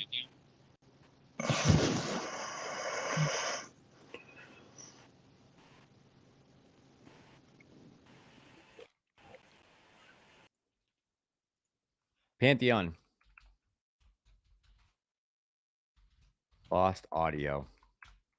All right, we'll try him. We'll try him back. J Stars, I don't know. I'm trying to get Pantheon's audio, but it's not coming up. And it's all the way up. I can see his audio. There's no green though. Like Tendie, I can see your audio is fine. Good deal. I don't know what happened to him. All right, let's go go through some of these chats with me. All right, here's CSI. Common Sense Investor is saying he thinks that we're gonna mow ass, but he thinks he'll squeeze, but not sure about mow ass. What does that mean, Common Sense? No mow ass means, are we talking prices here again? Hey, Javi, how was your chemo, Javi? Yeah, shout out to Javi, man. He's going through some stuff. Yeah. Yeah, definitely. Yeah, I want to check in on see how he's doing. How he's doing. Good Victoria says, "What do we think about the SEC rules put in place in 08 bailout? That this would never happen again compared to the rules put in place now. Do we think it's more aggressive because we are aware?" So, I don't know. Tendie, you take that. What do you think? Yeah, I mean, maybe. Like I said, I don't. It's so hard to tell with the government. Like I've told you before on the personally, I've never in my life been a conspiracy theorist person, but I don't know, man. Now it's like none of this shit makes sense. I mean, like we said, they've been investigating. Well, it's just I don't know. You kind of think you want to think. I think maybe we want to think so, but I don't. I honestly I don't know. With the government, I mean, it's a toss up. It's a flip of a coin. I have no clue. All I know is I'm holding until zero or the mountains. Here's my take on it. I think if they don't implement any rules, or if they go back to what they were doing after 08 up until now, they will lose retail. They will lose 90% of retail. And that would be a problem. Because now, I think that we infused $1.5 trillion in cash into the market last year. Retail. 1.5 trillion, I think, was the number that I heard this morning. That's a lot of money. A lot of money. Yeah, and like I was telling you that when we was talking before about why I didn't think they would pull some fuck shit again is because the stock market, everyone, they want retail investors involved. That's what they've always wanted. Whether it's because they just don't know enough and they can make more money or whatever. But the goal has always been to have retail investors in the market. We're there. I don't see them fucking us again. But I don't know. It's crazy these days. Tendie time, Macedonian. How y'all doing today? Phil for real in the house. What's good? Phil, what do you think about what CSI just said? I just got here. Okay. All right. Let me tell you what I just finished watching Texas Chainsaw Massacre. How was it? The kills are dope, but the characters are stupid, of course. Are they? Big time. Was it scary? It's got some shit going on in there. Oh, it is? All right. Okay. All right. Yeah, it's got some shit. It ain't scary, but it's got some shit going on. Like some of the I hate. Hey, whoa, hold on. I got a question. What's I got a question real quick. Phil, has Mandalorian or the time of his videos, has he timed them up good for you nowadays? Is everything cool with on the time of his videos? Yeah. Yes. Bro, you don't have to watch it 2 times. I told Mandalorian, I said, hey man, I really didn't have nothing on you like that. So I just made up some shit. You know what I mean? It's all good, man. It's all good. You know what I mean? Like, Mandalorian is my brother, man. Hey, what's up, people? What's up with y'all in the chat? Javi is in here. Yeah. Javi says he's resting up in Vegas at a soccer tournament this weekend. You need my play this weekend. Yeah, absolutely, Javi. Do that, brother. Take some quality time. All right, I'm going to try to bring Pantheon back on again. Guys, all right, let's see. Pantheon? Hey, Mass. Okay, he's in. All right, your audio sounds good. And obviously, if your video's frozen, it should be fine. We just need audio, right? Yeah, everything looks good now. I can see that beautiful face. And Phil, how you doing, Phil? How you doing, boss? How you doing? How you feeling? Doing all right. Tendie, good to see you, my friend. My face ain't pretty. You see this, folks? We're all here because we all love each other. This is a big family. Not this other motherfucker that keep coming around talking shit, uploading dumb shit every fucking day. This is what it's about. So Tendie time, no worries, bro. You got family, bro. Don't worry about it. I got your back, bro. You already know what time it is with me. Yeah. Did the shorts cover? No. The fuck are we talking about? The fuck are we talking about? The fuck are we talking about? Let me ask Pantheon, since he didn't get to answer. Did you catch the question, Pantheon, before you got cut off? Yeah, sorry. Could you repeat that? So CSI was saying that we're still going to squeeze, but he doesn't know about the MOAS, meaning I don't know what that definition of that is completely, but you still think we are headed to at least quadruple digits? Okay, so I don't think anything's changed in my opinion. The way I see the definition between the two, there's a squeeze which could go up into the hundreds or a decent number. Then there's the mother of all short squeezes where we would rival, if not exceed, Volkswagen and set precedents, right? And to me, I think that's where we're still at. I haven't seen anything, in my opinion, that has Oh changed the shit. perspective of where I was 2 months ago to where I am today. And I haven't changed my price targets, which I won't discuss publicly. And to me, the shorts haven't closed their positions. I don't think anything's changed except the numbers are looking better for what they self-report. So I'm still feeling very confident. Okay. Now, did you say you've only been in the play 2 months? No. I was a shareholder in January 2021. I did not sell in the original run-up.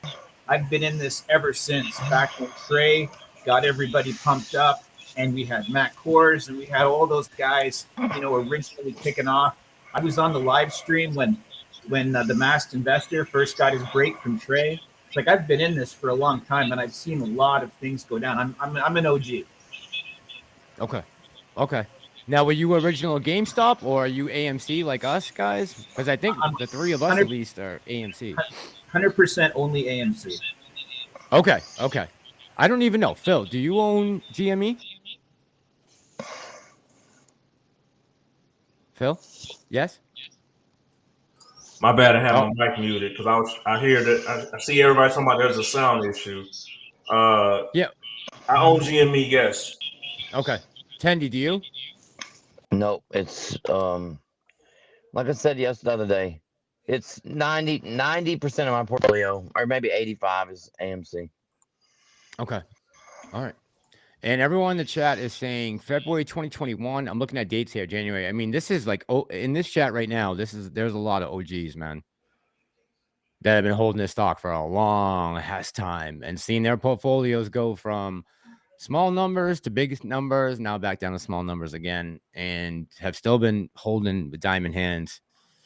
And everyone in this chat right now should be commended for not getting shook when we saw this thing coming down.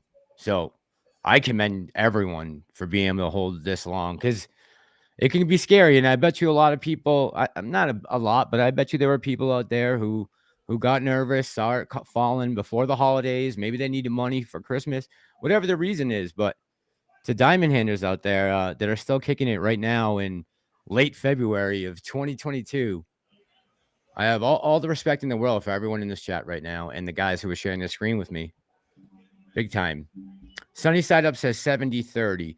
So, Pantheon, how long have you had your channel on? I know Phil has been up since. Phil, you're the summertime, right? Yeah, I started, right. AMC videos. Jamie Thomas. Yeah. I started posting about AMC in my Facebook. I was trying to keep it a secret at first. You know what I'm saying? Like, okay, they got all these failure to delivers. We're gonna hold the fucking stock. It was me. It's like me and 100 other plus people.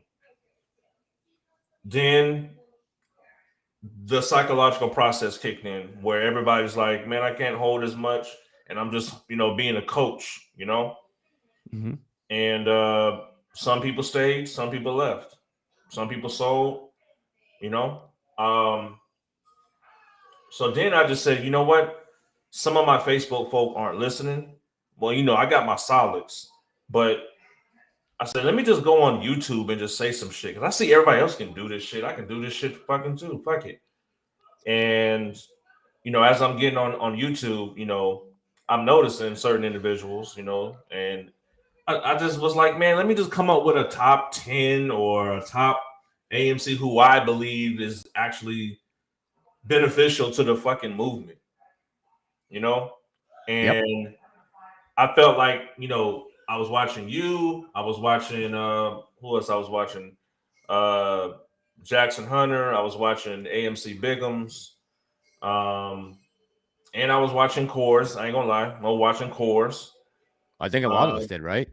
Yeah, I was watching basically everybody. You know, seeing what they do, and you know, certain stuff. I just felt like, yeah, I'm gonna just cancel this person, that person. Let me just come up with a top 10 because everybody's tripping, talking about this and talking about that, and I'm like, yeah, but the shorts ain't covered, so really nothing really much to talk about. That's when I just came up with every time I record a video. Hey man, did the shorts cover? They didn't. The fuck are you talking about then? Yeah. You talking about shit? Because No, the line isn't just catchy; it's also very true, right? yeah, very Yeah. true. Yeah. And so I just felt like that's just basically what I wanted to say every single time, and that's just how I felt. I'm like the shorts ain't covered, so I'm holding the stock. I know what's. I'm gonna put it like this, like I always say in my street terms. We know you got them bricks in the back. You got to pay for them bricks in the back, and if you ain't paying for them bricks in the back, you fucked up for that. You know, but that's just how I feel. You know what I'm saying? Like I've been feeling this way since last year. You know, since I did my research on this shit, I dug deep. You know, and I'm just like, man, I was up all night. Like I really need to buy a bunch of these shares right now. You know what I'm saying? And just Yep. grab a bunch of them and just hold them. You know what I'm saying? So that's how I felt about the shit, you know? Got you. Pantheon, how long did you say how long you've been holding since way back, right? Yeah, I was a shareholder over a year ago, 13 months going strong now. But I didn't start I didn't start a YouTube channel until mid November of last year, and the reason being there were plenty of people. I had no interest in starting a YouTube channel. There were plenty of people talking about it that we could listen to. You know, back in the early days, people can say what they want about trade today, but back in the early days, he kept a lot of people in this play. January, February, March, April, May. You know, he was the hype machine that kept everyone focused and happy. And I've got nothing but respect and love for that guy. You know, he's adapting his channel. It is what it is. But there was a turning point after June, July, going into August for me, where I noticed, in my opinion, quite a few YouTubers on AMC, and we've lost a lot of them. We've gained a bunch more. But I feel like a few of them changed. And I think for me, it all comes down to that date where they got together for that shareholders meeting. There was, I'm not picking on anybody, but there was a video that came out on a weekend where 5 of them got together and they all had very similar videos posted in about a 48-hour stretch about how they were tired of the play. And I just felt the mood changing on that video. And from that point on, I started seeing things a little bit different. And it got me to the point where I thought, you know what? There's some FUD out there. There's some misinformation. And I'm going to do the best that I can to help share the message. I've got a group of people that I work with in my life, and they were asking for DD. I've got a lot of people I work with. You know, I work with Boss Blunts, Bigums, and a bunch of other guys, right? And I just thought I could provide something that this community doesn't seem to have a lot of at the moment. And my feeling was, trying to provide, maybe I failed, but calmer voice. I've been doing this a long time. I've been investing since 1997 in the stock market. I'm not a pup. So I tried to provide a calmer voice to educate people who aren't familiar with stocks and the stock market, but have jumped into this play. And instead of saying to them, yeah, we've already figured that out 3 months ago, go look it up. Nobody's going to look up 140 videos deep on somebody's channel. I'm trying to bring up topics to help educate people and get them up to speed so they can make their own best informed decisions. Sorry if I rambled on a bit there. No, not at all. Nah, man, you gotta speak your truth, bro. Yep, that's what this is all about. This is And, what. and when I said those 5, I'm not fingers at those 5 individuals and say they're no good. I got respect for TMI, you know, but I'm just saying that's about the period of time. And I say that meeting because that's where people they remember that. So it kind of puts you in a time frame. Okay. And did you, at this point now, are you kind of in that mindset that you're holding, you do or die? Like, are you hoping we're going to see some change from this movement as far as making the making the stock market go back to what it was originally designed to do, which is price action moving off supply demand, and plays based off fundamentals and good earnings. Is your intention now? Do you want to stay in like for the movement, or are you just here to make the money? And your answer either way is fine with me. Yeah, it's actually a bit of both for me. I mean, first and foremost, I got to take care of my family. And, that means when it comes time to hit the sell button, I'm going to hit the sell button. There's no mistake around it. If somebody were to say to me, Ken Griffin can go to jail, but you lose all the money you put in, I have a lot of shares, okay? I have a lot of shares. So if somebody were to put that option in front of me, sorry, I wouldn't put Griffin to jail if I lost everything. But I think that we are making changes. I think that we are making an impact. I think maybe incremental or maybe small in nature at first, but they are responding to what we've done. And I do think that things are moving in a better direction. And I think the transparency rules, although that word transparency just gets thrown out a lot, I do think that it is going to help, if nothing else, at least have the SEC more accountable, because they're the ones who are going to be able to see within 24 hours what the positions are when they request them to be reported. Even though it's still a self-reporting, they don't have to wait months to get that information. Retail may not see it right away, but the SEC won't be able to say we didn't know. And to me, that is a step in the right direction. Is that the masked investor? Yes. We have another ape. I got to get him in. Holy TMI, cow. hang on, brother. It's the masked investor. This is crazy. I got 5 people on here. All right, let me see if I can pull this up. TMI, TMI. you guys, is in the there building. he is. TMI, you have audio? Test 1, 2. Got you. Gotcha. All right, guys, TMI is in the house. TMI, you are. I thought my background was dark, man. TMI, yo, listen. When I first got into this play, man, I'm telling you, I was like watching. I loved it. Okay? But I got a question to ask you. Can you take the mask off? I'm just fucking with you, bro. That's what I said in the beginning was TMI and Mazalorian. TMI is really Tony Denaro. Denaro is in the building. I wanted to save the big reveal for the Massalorians channel, but all this time TMI has been Tony Denaro. Oh, did you guys know he was doing that to me? That's fucked up. Anyway, still, I think TMI and Mazalorian have the best intros in all of YouTube. Tony, good evening. Yeah. Thank you for coming on, man. Guys? What's Thank up? you. What's up? All right, Tony. So have you met Pantheon before? We've chatted in my live stream, but I haven't talked to him. Hi, Tony. Okay. Welcome. Howdy. Scarlet fell asleep. I always thought you were Batman, not TMI. Oh, Scarlet fell asleep, and you got vino. It looks like. I got a little tequila and Coke here. Okay, Tony, give us. Okay, y'all gonna make me go do something now. Put some knowledge on us. Hold on.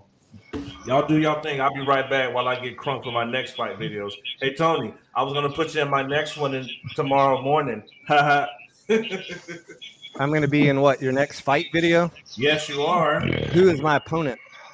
Is it a surprise? Oh, I know who it is, but I won't say anything. I think he told me earlier. It's going to be good. Got to tune in. Yes. Hey, did Tendie leave? No, Tendie's still here. Tendie, you're still here, right? Tendie time, if you can hear me, make sure and put your live stream phone call on public so we can all help you internet sleuth who that voice belongs to. I will. Yeah. Thank you, sir.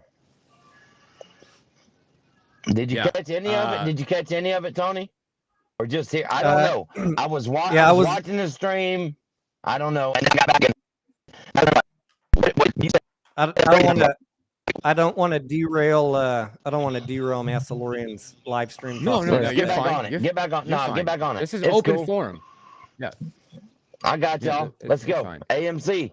But yeah, I had it playing side by side with Massalorian, so I was watching Oh, that's both. fucked up. That's fucked up. I appreciate it, but you should have stayed on Mandalorian. He's my dog. It's crazy. I got all my favorite YouTubers right here. Yeah, this is the small bunch, right? Tony's the only one I think that surpassed 10K on his phone. Oh, he got the Smirnoff. Watch out. Oh, that will do a number on you. Is that you gonna cheers that to Putin? No. Okay, so Pantheon, real quick, while we have everyone on here, I just want to ask what is your take on the situation that's going on up there? Does it seem like that the truckers have the support of the people overall, or is it a mixed bag, or is it against the truckers? If you had to give a general assessment of the situation right now. Yeah, I would say at the start of the trucker movement, it was probably, in my opinion, closer to 50-50 in support of what they were doing. And I think as the Liberal Party has become more and more outrageous with the comments they've made and the defamatory statements, calling a bunch of people driving trucks, peacefully protesting with bouncy castles and children and singing the Canadian national anthem, to call those people terrorists is absolutely crazy. There was one swastika flag at the opening start, and that was a person who was walking around screaming, "Is this what we want our Canada to be? We don't want this." And that has been taken completely out of context, all the way to the Prime Minister accusing a Jewish member of Parliament that she stands with swastika. This whole thing has gotten crazy, and I think what that's done is I think it's turned the vast majority of Canadians on board with what the truckers are doing. And, you know, one of the things the Liberal Party throws out is they say 90% of the truckers are vaccinated, so what are we even talking about? Well, okay, just because you've made the choice to take the vaccine doesn't mean that you're on board with forcing mandates on people. Those are two completely different items that don't necessarily get rolled together. Sorry if I rambled on. No. That's exactly what I was looking for. Does anyone want to jump in and comment on the situation right now? Feel free. I'm gonna be quite honest. I really haven't been keeping up with the entire situation. You know, as I used to really dig deep in these types of situations. So I do apologize. So it'd probably be wrong if I try to comment on something about this. However, I did see that they're banning the crowdfunding for crypto. Is that right? Yes. So I did hear about that. So I don't know. Maybe I'm crazy, but I always felt like, early January, crypto was going to have some sort of situation going on with it, and I still believe that. So, what are your guys' thoughts on that? Anybody can jump in. Tony, Tendie. All right, I already talked about the Canada shit all day on my live stream today. Just ridiculous to me, and I hope it is a big wake-up call to everybody in America that this is potentially your future if you don't stand up for yourself. And yep. I'm going to be having some upcoming videos on cold wallet storage, because that is now the thing, isn't it? Yeah, that's going to. I mean, with this situation that's developed in the past 2 weeks, it should bring alarm and concern to anyone right now holding crypto in one of these, whether it's Gemini or BlockFi or Coinbase or wherever. If the government can get their mitts on that money or that crypto without hesitation and without even a fight, then I guess that's the next thing we got to start talking about, is how do we protect that? Without even a court order. Nothing. Yeah, it's insane. And imagine, let's say in 2 weeks at the State of the Union address, the American truckers show up. I know that they left from somewhere in mid-California, I believe Sacramento area, and also from somewhere in the Midwest, and that they're going to be there for the State of the Union. If that happens and they shut down D.C., do you think that Biden's administration would attack them the same way that the Canadian Trudeau and the media? Do you think we would see the MSM come after the truckers again? I just feel like that narrative is not going to work this time. Like, they got to wake up and see that this is not what people want to hear. And anyone can answer that. Mas, could I jump in for a quick second? Sure, absolutely. Go for it. And I'm not going to speak on the American side of your question. I'll leave these gentlemen to do that. But I want to just put this whole thing in a little bit more context, because you're asking about whether the Canadian stuff would translate to the U.S. On 9/11, the U.S. took all the planes down, grounded all the planes that were in the air. Canada did not invoke the Emergency Act. Canada has never in our history ever evoked the Emergency Act. The first time in history our government has ever invoked the Emergency Act is because of a bunch of truckers with bouncy castles, children, pets, singing the anthem, putting flags over our heroes like Terry Fox statues, and doing this in Ottawa while our prime minister runs like a coward. So I'm just putting that in context, guys. We have invoked the Emergencies Act, which is where the crypto came in. And not only that, they have the ability now. The banks are able to determine if you have done anything to help fund the bankers. I'm sorry, to help fund the truckers. The banks now, RBC, Scotiabank, etc., have the ability to just decide to freeze our accounts at will, and they have no repercussions if they've done it incorrectly. This is what has happened here, guys, and I'm just going to put that in a bit more context, then hand it back over to these gentlemen to answer your question specifically. I just want to add to that, because I've talked about this for anyone who listens to me every day. It's been weeks since I talked about it, but I did mention this, that these big governments taking over our lives, taking over our banking, putting small businesses under their thumb and supporting the big businesses and the tech companies. We talked about this on the live even before Canada became a thing, that, and I don't get often into tinfoil hat or conspiracy level stuff, but there are groups of crypto and tech investors that meet on a regular basis. One of my friends just went to one in Florida a month or two ago, and this was one of the big topics, and that the government was going to start telling you what you can and can't do with your money, or even seizing your money and how to protect yourself from that. And frankly, I'm shocked, after having mentioned that a few months ago on the live stream, that already we're seeing it in Canada under such ridiculous pretenses. But this is just the first global salvo. So just keep your head up, looking out for this stuff. This is not the end. This is not the last time we're going to see this in a country with the people that we have elected around the globe right now. And a lot of them think the same way.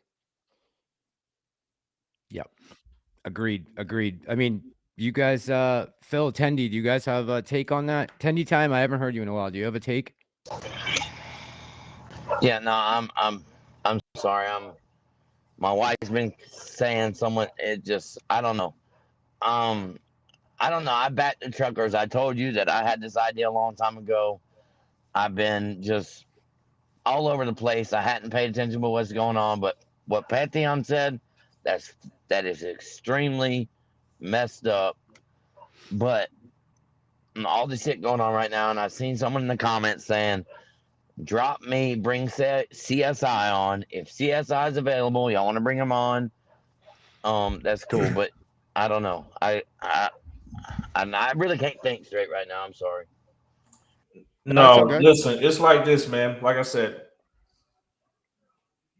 what's happening in Canada can't happen here. You understand? That is a scary thought. So yes, we have to make it aware. Everybody must know what's going on. So understand that there are many different situations that happen in different countries that can happen here. You know? Yeah, 100%, 100%. Like, I think I go ahead, Phil. Sorry. no, I'm just saying, like, you know, we live in the land of the free that ain't free. I mean, it's been a marginalized group of people that's been saying this forever. We wasn't saying this because, oh, please treat us nice. We were saying this as a warning to everybody because we seen what those motherfuckers do on the inside. We know what they do. That's why we speak the way we speak. That's why we don't give a fuck where the fuck, because that's how we are, because we seen what they do.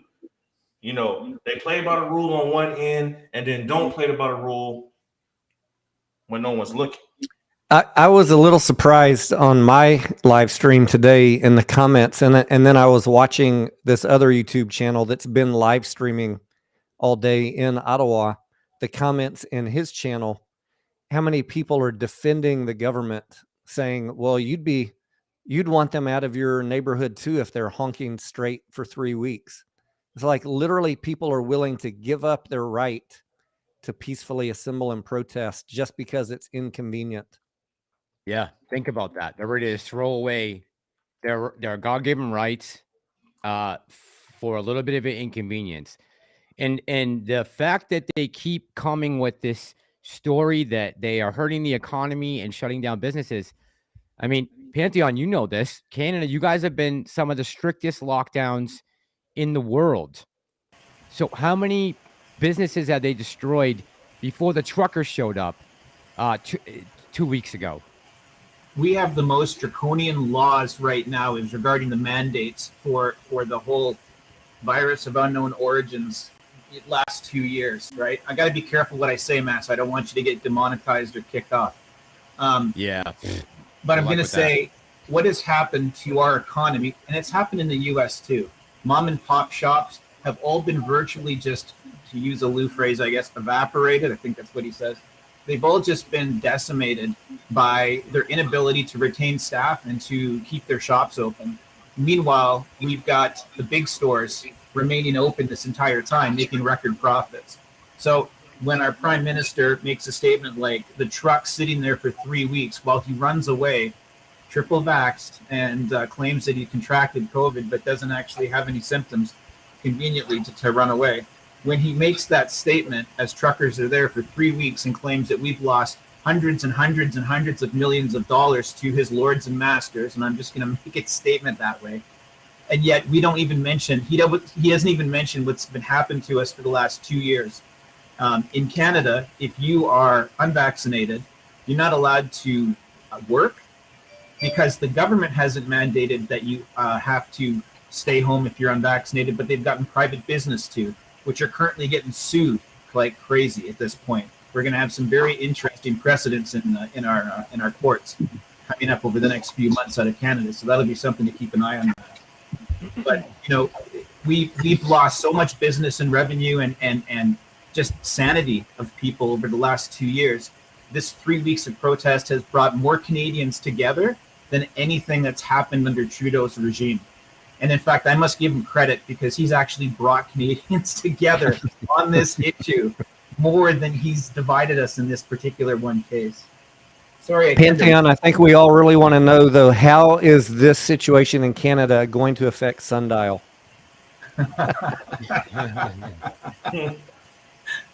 I think we need the common sense investor for that one. Am I live? Yeah, there he is. Welcome, brother. CSI is in there, guys. Good It's evening, the Common CSI. Sense Investor.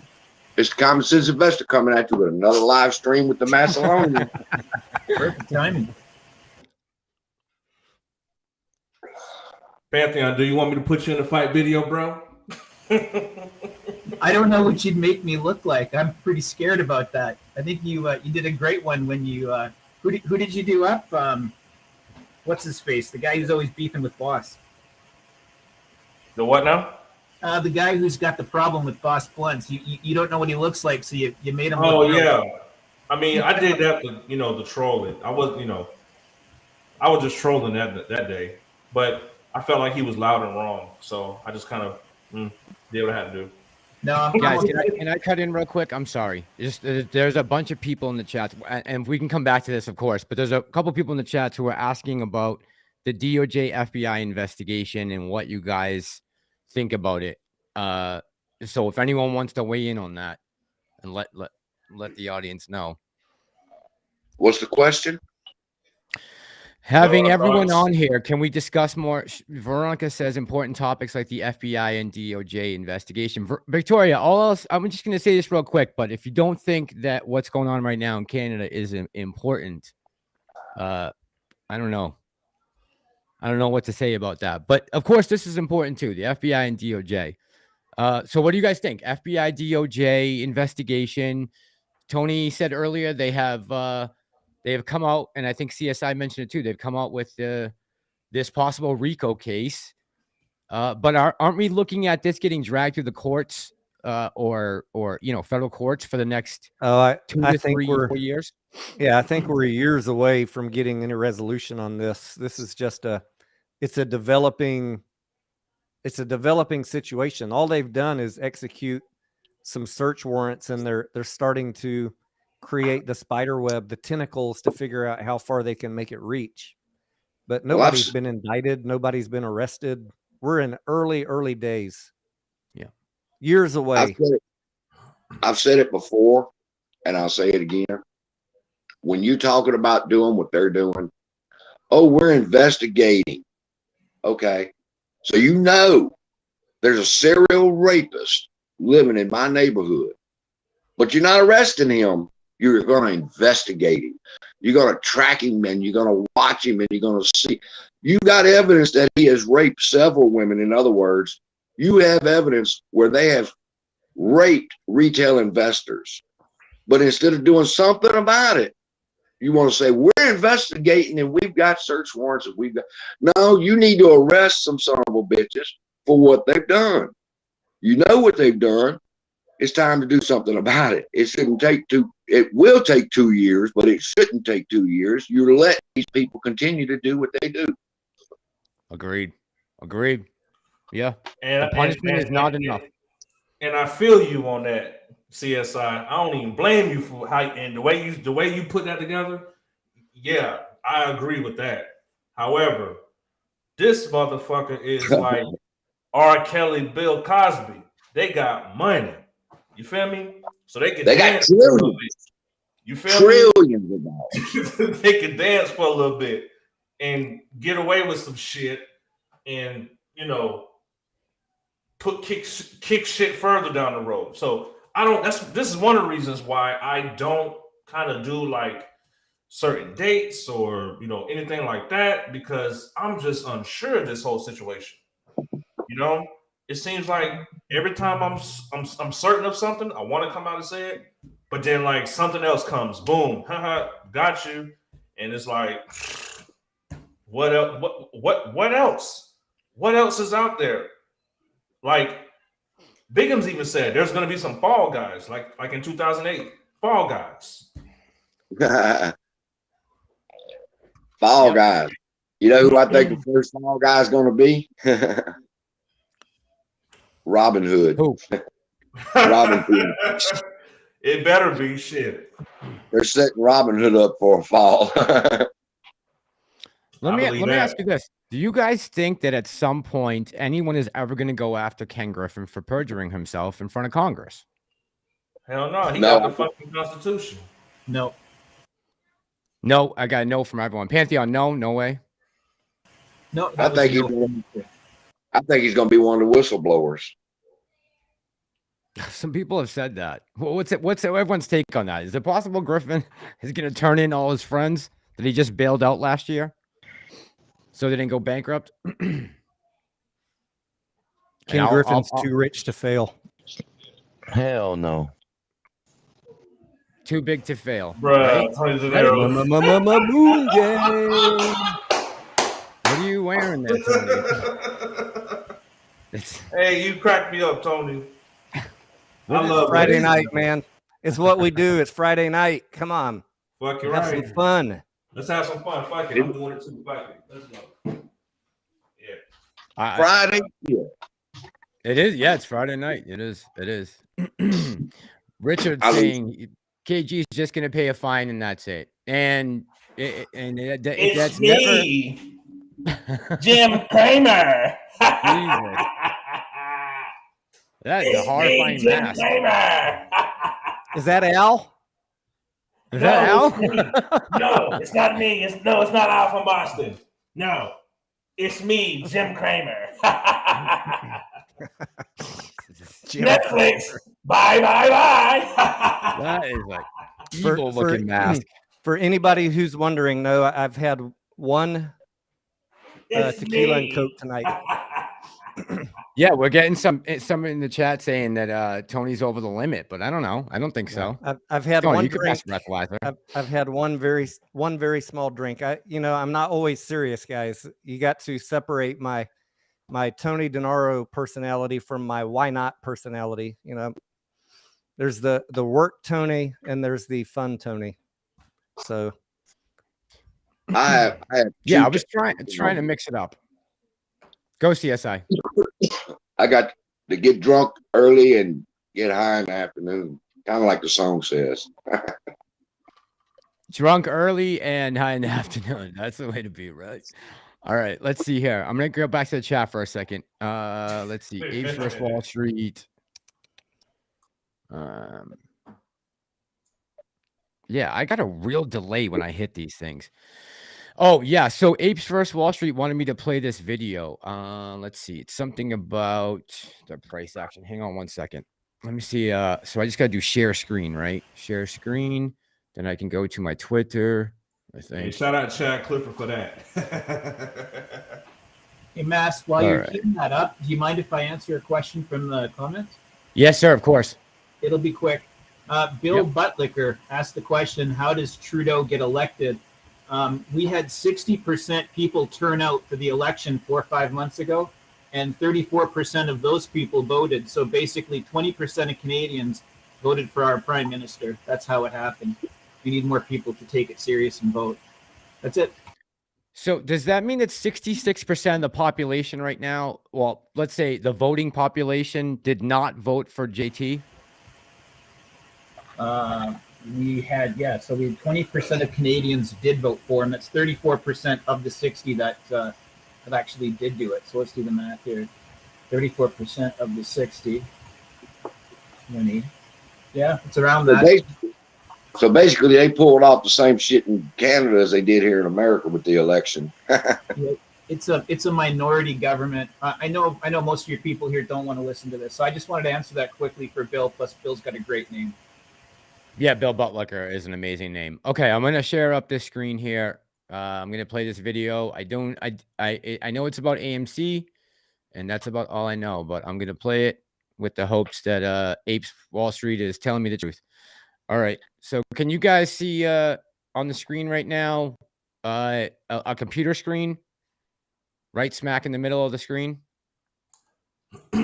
No, right? You don't see that? Okay, hold on. Chrome tab, Apes vs. Wall Street, share. Now do you see it? Nope. No, huh? I see Pantheon. Why can't I get this video to play? All I gotta hit is share screen, right? Not source.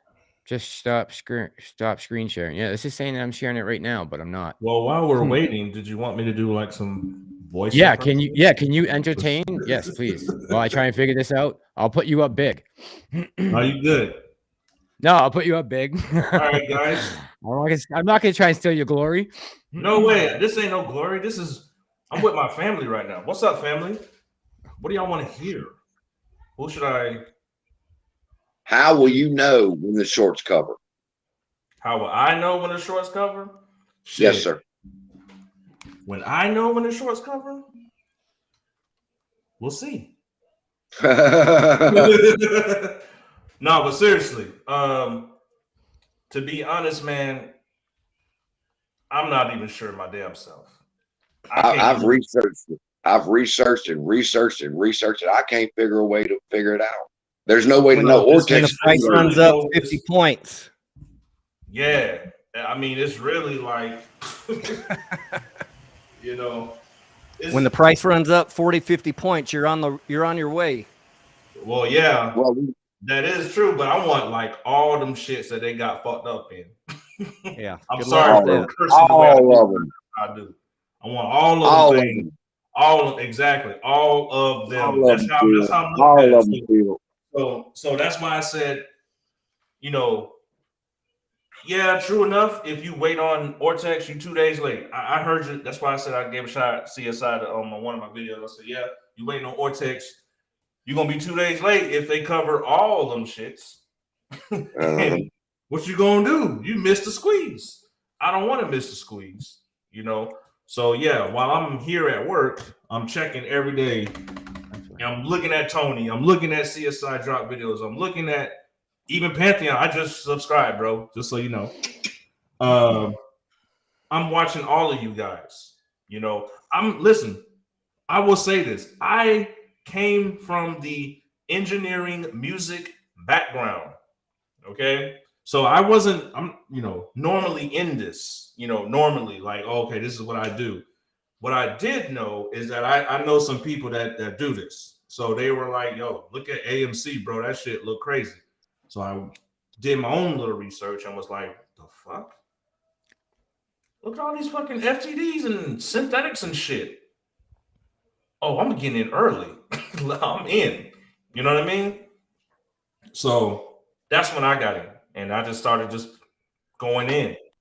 Still going in, you know? And Phil, you've got a request to give us your best New York Angelo. Guys, listen. The stock market is here. Okay? Listen, guys. I'm on Smirnoff and gin. I'm here to tell you I'm highly drunk. Not yet. But when the shorts cover, I will buy a big boat. Okay? Now, the price action of AMC today, guys, listen. Don't worry about it. The DOJ is investigating. Now, what should you do? You should like and subscribe for more. That was actually pretty damn good, Phil. Hey, on behalf of Massalorian, I want to thank all of you in advance who scrolled back up to hit that like button. Yeah, guys, thank you for whoever did take the time to do that. I appreciate you guys doing that. Thank you very much. Hey, I always forget to say it. Yes, Pantheon. We have a YouTuber, CS Trades 101. That's Cameron Simpson. He has a separate WebEx server, so if YouTube goes down during the MOAS, that won't be affected. Cameron has access to the data the moment the hedgies report it, not relying on 2+ days. So CS Trades 101, I don't want to pump another YouTuber on your channel, but I don't care about that. That's a place where I plan to be because he's going to have access to that information when Vanguard and when BlackRock sell, and he's going to be able to see that before it's reported 2 days later. And that's pretty valuable information. CS Trades 101. I think people should give him a look. Yeah, I was just talking with someone earlier about him today. I guess he was in the chat on Wednesday night, and I wasn't aware of that he had a YouTube channel or anything like that. So I'm gonna look into him over the weekend. You're talking about Cam? CS Trades? Yeah, you're in there, Phil. You're in there, Phil. Yeah, he's one of the first people that I saw talking about AMC. That I saw, not the OG, I get it, Trey was talking about it, but when I got in, once I said, you know what, I'm done talking about this to Facebook, because they don't want to listen to shit, I'm just going to go to YouTube and figure out what's going on. And CS, Wolfpack, Cam, all in it. He got some good shit over there, man. Like, I really like, I love what he's doing, but I think now he's not going live as much because everybody got to go to work, right? Everybody got to go do their thing. You know, we don't have time to buy like 12 steaks and eat them in 12 videos and shit. But you know what I'm saying. But yeah. Yeah, we don't have the time to make 12 videos a day. Yeah, that's just I don't know crazy. how. I don't know where he comes up with the time. Hey, JR, yes, Apes vs. Wall Street. Phil built like an FTD. Ooh, and that's why your faces are synthetic. Yeah. Okay, so Stephanie here is saying Cam is the best. Join the wolf pack. Yeah, the wolf pack. That's something I've seen a bunch of times. I'm not really in tune with what they are all about, but I will definitely look into them if I'm getting multiple recommendations. And don't worry about pumping on the channel. If the information's good, it's helping towards AMC moving in the right direction.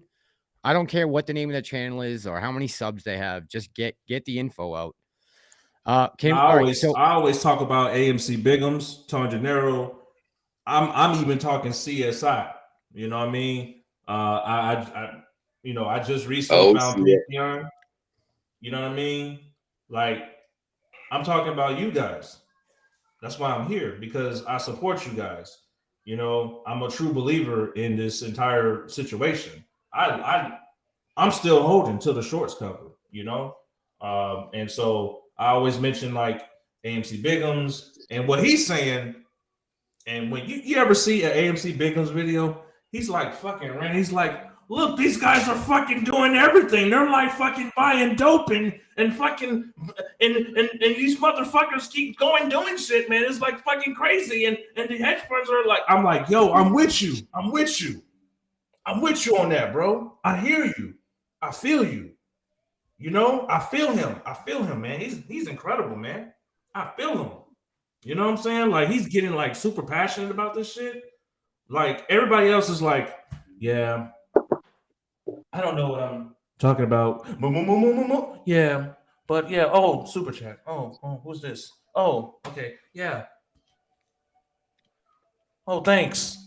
Oh, okay. Anyways, I don't know nothing about that, but anyways, doesn't matter. All right, great. And it's all day long. All day long. I'm sorry, I'm just sitting here just being crazy. That's all right. That's all right. I want to go to the chat. Yeah, right. We've never seen. Become a bro. Listen. Become my bro. Listen. Come into Phil's lane. Come into Phil's world. Listen. Guys, listen. Excuse me. And if this looks like something you want to get started in, let's get started. So does someone want to take this question here about having multiple ways to open the brokerage? It's all good. So we're here for. We got to do something after this week. Jesus. Anybody want to weigh in on this? Question from Dave. I'm not sure if this is answered. You're talking about the one on the screen, right? All hail. Yes, the one I pulled up. Yep. Yeah. So I'm not sure if this answers this question, but I mean, I'm going to have a laptop ready. I have a tablet ready. I've got my cell phone ready, and I can also dial my broker directly. 4 different methods of making sure if something goes haywire, and backed up. Not only Wi-Fi, my phone is as a whatever you call it, tethering to my phone for data. So I don't know if I think that's what the question is. Multiple ways to open your brokerage. So I got like 5 different ways of redundancy that if one doesn't work, I'm still gonna be able to hit my sell button when the time comes. Sorry if it doesn't answer the question. No, I think everyone should have the multiple options, right? At your fingertips, which is my concern about going to DC. But Common Sense Investor, can you speak to the Voltron fund theory? Wow. You are live. It's really, really, really deep. Hey, Queen. Brenda, I see you. It's deep. It's different than what anybody has talked about. It's not what people are used to hearing concerning AMC.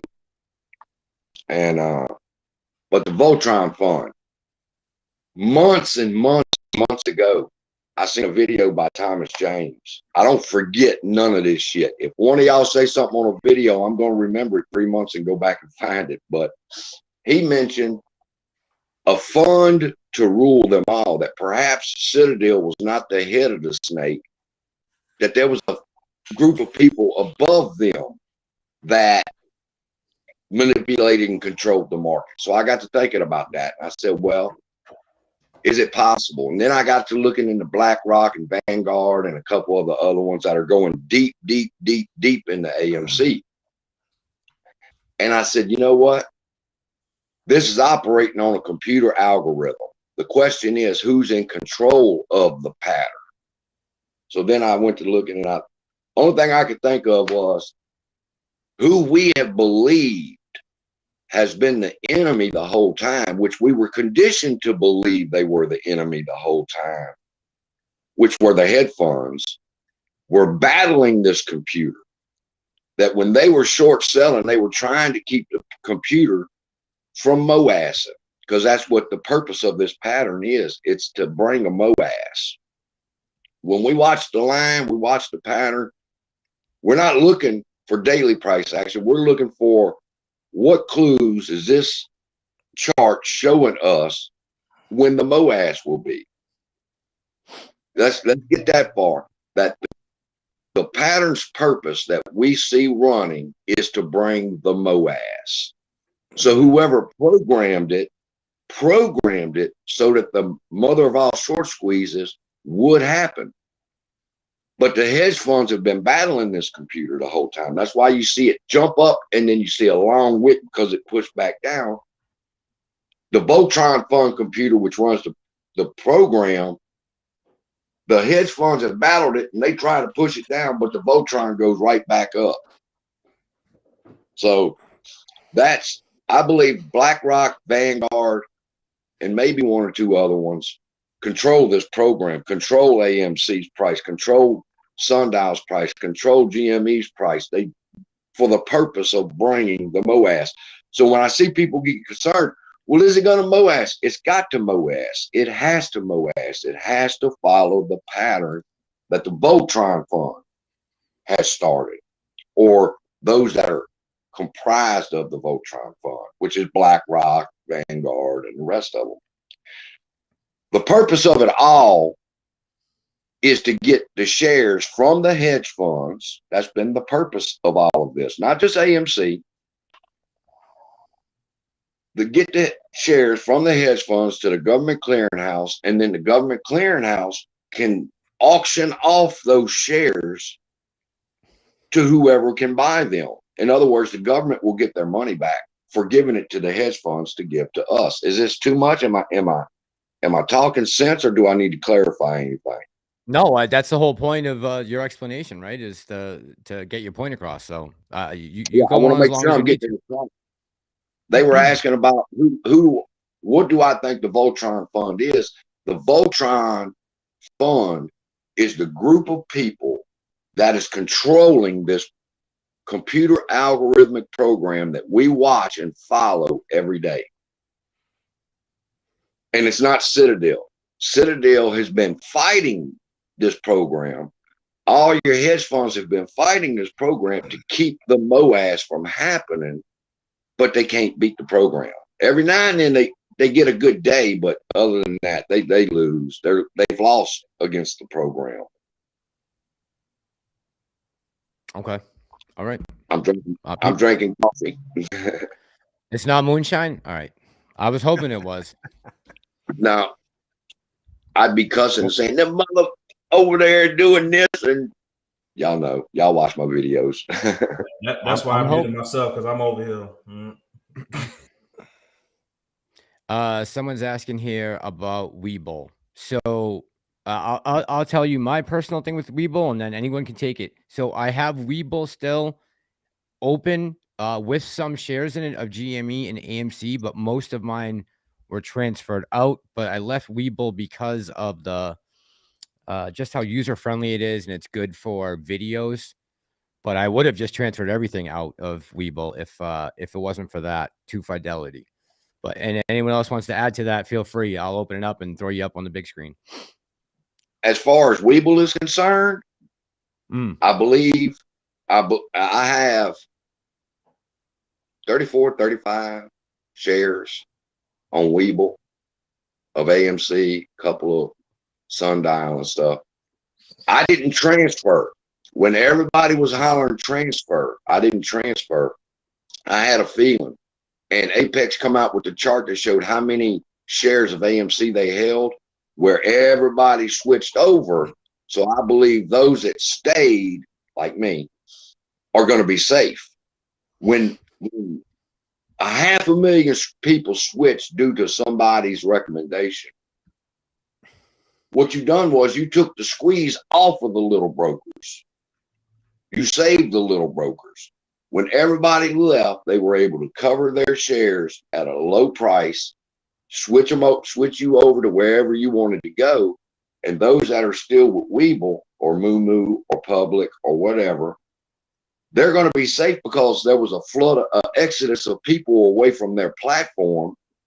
So the ones that are still there, like me with my 35 shares over there, and then I've got, I don't know how many shares over at Moo, they're safe because everybody fled. So I don't have a problem with Webull or Public or Moo. I think Would you still buy on Webull? I buy a SHIB on Webull. I'm holding my SHIB. I buy daily, not daily yet, about every 2 or 3 days. SHIB whenever I see the price fall, but no, I don't. None of that pay for order flow shit matters. I mean, I know that's been a lot of focus, but it makes no difference. As long as they can ship the volume to the dark pool and hold it there for a couple of days and ease it on out. I mean, buying on a lit exchange, buying payment for order flow, buying from the cat down the road. I mean, it don't make a fuck, because if the volume overwhelms the pattern, that's where the volume to the dark pool is coming from. When the volume overruns the pattern, which would mean if there's a big spike in buys and it would run up out of the pattern, that volume is moved. If too much sell pressure comes in, like happened yesterday, it should go to the dark pool. But I believe, I believe that what happened was the dark pool reached its limit and the sell orders had to come through anyway, and it pushed the price further than it should have went. But it's corrected itself. The pattern corrects itself and it keeps on going. Anyone want to jump in on that? Yeah, I'll jump in. Okay. Yeah, I don't agree with everything that the common sense investor says, but I do respect. I do respect what he's saying. Right? We can have a civil conversation about it, right? That's all that matters. So, when you select the IEX option, your buys, they go direct to the lit exchange. There is no hidden pathway to take an IEX submitted buy and route it to a dark pool because some mysterious algorithm decides that's where it wants to go at this point. That just isn't possible. So I'm not sure what else to say about that. And then the whole thing about transferring shares. So it depends if you subscribe to the theory that transferring shares was because the smaller online broker apps never actually bought the shares, but just gave you, as Lou would call it, an IOU. If you subscribe to that theory, then the thinking about transferring the shares was to get real shares in your account, because they can't transfer gotchas, right? So that was part of the push at the time, was to get people out of, if you subscribe that they didn't buy shares and they just took the money and they were planning to give you money later when the stock price went down because Citadel was going to lower it by shorting. If you subscribe to that theory, then if they went under in the MOAS and there were no shares, you would have no case to make a claim. So by transferring, you actually got real shares, or actual shares, which could be real, it could be synthetic. It doesn't matter for the purposes of the MOAS. That protected the investors. That was the intent originally of getting people to transfer shares. It wasn't about worrying about how many shares we had, sitting responsible to vanquish these guys. It doesn't matter to me if we kill Robinhood and kill Webull. I don't care if we kill them. I don't care. I don't care where the shares exist. The shares are still there. The shares still have to be purchased, and the problem still exists. So, and I hope I said that in a positive, constructive way. CSI, I've got respect for you. Oh, absolutely, Pantheon. I like to say it like this. We can disagree, but let's disagree in a nice manner. You know, they in the comments, I'm sure everybody here sees them. In the comments, really, really, really, really nasty things. You can disagree with me, but don't be nasty, because the people in the community don't want to hear all the trash. Yeah, I like hearing all sides. That's why I am the way I am, because I like to hear all sides. You know what I'm saying? So, you know, let me tell you why I left Robinhood. I bought my shares on Robinhood because I didn't know better. Like, I was a common investor. just like, oh, I guess I could just buy these AMC. Let me just buy some AMC shares. And it wasn't because of anybody on YouTube telling me or anything like that. I kept seeing Robinhood talk about, yeah, you want a margin account? Pay $5 extra. And I just happened to look at my monthly statement, my quarterly statements. I look at the type of the account I had, and I was already on margin. Oh, so you're lying to me. So they were lying to me. You feel what I'm saying? So this is one of the reasons why it made so much sense for me to transfer my shares into Fidelity. And I regret telling some other people to transfer. I still want them on Robinhood. Phil, question, yes. Phil. Yes. Wait. Who are you talking about, Phil? Who are you talking about, Phil? I'm talking about Robinhood. Who are you talking about telling about Fidelity? Oh, I love you Fidelity. know. I learned about Fidelity a couple weeks ago. Oh, really? You did? Yeah. Well, I'm glad you didn't pay attention to my video because. Were you the one that called CPS on my kids? By the way, I love the shirt. I love the shirt, by the way. Chintani, man. Chintani. I'm eating a lovely plate here that my wife cooked. I love your shirt, by the way. I'm eating a lovely plate here that my wife cooked, Phil, and I'm just so angry. Bro, I thought you eat KFC. I'm so angry about the hate that you keep on sending to my channel, Phil. You and Tendie. Oh, come on, man. They're coming to me too. Oh, come on, man. Let's talk about. What are you saying? Can we talk about this real quick? This earnings? I just saw this. This is true, right? It's moved up to March 9th, 2022 from the last week in March or first week in April, which was last year. That's when we got the earnings for AMC. This was just updated 10 minutes ago. Was that the reported date that we've been looking for, March 9th, or is this a new date? I thought we were going to be at the end of March, early April, as we were in 2021 for earnings, Q4. And where are you seeing that at? It's right here. I just Googled AMC earnings, and right at the top came right up, March 9th, earnings announcement. And Jeff was saying, does anyone feel like this moving it up is a good thing? Well, that's a good question. Yeah, that's why I'm putting it out there. Who believes earnings is going to move that line? That's a good question. I never did. I never thought that. I knew that we were facing something more demonic.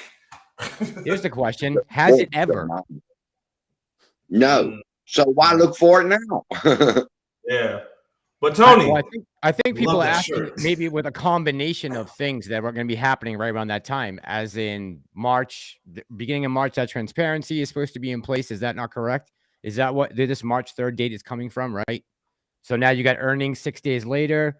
Like, could there be a combination of things that could affect, the AMC in a positive way? Pantheon, is that you? Sure. I think Tony addressed this in his live stream earlier. I think the whole March 3rd date is the result of somebody misunderstanding how the timeframes are going to work. When you look at the transparency rule meeting that took place where they voted to proceed, Gary Gensler clearly said, we're a little bit behind in getting these into the register. It'll take 4 to 6 weeks. Then all of a sudden it became a couple of days, and then now it's become March 3rd. I think that's a misunderstanding of how the dates are actually working. And if some people are currently, as some claim, I can't validate this, if some hedge funds are self-reporting already, that doesn't mean it's already in effect. That's my take. True. Tony, you want to elaborate on that? Tony's on break. This is the bully father. Okay. Sorry. Hey man, I'm sorry. Tony's on point, man. You gotta address this shit, because let me tell you something, man. I went on and Chad Clifford is in this live stream. He is here, and I want him to know, like I said before, none of that nonsense that is happening. And I get it. Some people are just like, yeah, he's just some goofball. No, it went to a total different extreme where this guy is screaming AMC, okay, and saying things that just doesn't need to be said at all, okay? He's in this chat right now, live, listening to all of us, and I want it to be known, okay, that this man has disrespected this man's wife just because of what she is, just because of how she was born. Oh yeah, look at the belly. Look at the belly. Woo! It's Friday night. Wow! I love that shit. MC to Pluto. I don't know who you're impersonating. Who is that? If you want to know who that is, watch my videos. You'll notice he's getting beat repeatedly because all he does is attack the community while saying, hey, fellow apes or AMC shareholders, we're in this together. But these people, they're the enemy. But these people have been calling him out every single day, including me. Because, like I said, this individual, listen, he didn't know not a lick of shit until I told him to go to Fidelity. I made a video. I said, hey, man, you probably want to get I see you're showing everybody in the world your portfolio. You might want to switch on over to Fidelity because your account is in margin. That's why I switched. Not for nothing, but, that's what it is, man. So that's when he said, well, he's right. I probably should get out of there. It took me only 3 days, Apes. And then ever since then, he's been on a tangent every single day. You haven't stopped hearing him say Fidelity ever since summer of last year. You ever notice that? Doesn't know nothing else. Now, what he's doing now. Oh, okay. I see a request. Phil for real. Yeah, absolutely. You got to do this one. Trump versus Biden. Let me tell you something, Biden. Let me tell you something, Sleepy Joe. I probably punch you dead in your shit. You motherfucker, you think you're all that? Yeah, with your slick. Hey, wake up, Sleepy, wake up. Oh, I get on. I can go hard. Believe it. Come on, man. I go all day, man. Listen. Yeah, I bet you can. You got the great commentary. I'll tell you that. Listen, but like I said, this dude is gonna get fucking sued, bro. Like by the guy from New York. He about to tear his ass up, bro.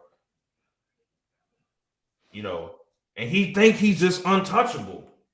He got people on like apes, literally upset. You want to know why I make these fight videos, America and the world that's watching? You know why I make these fight videos?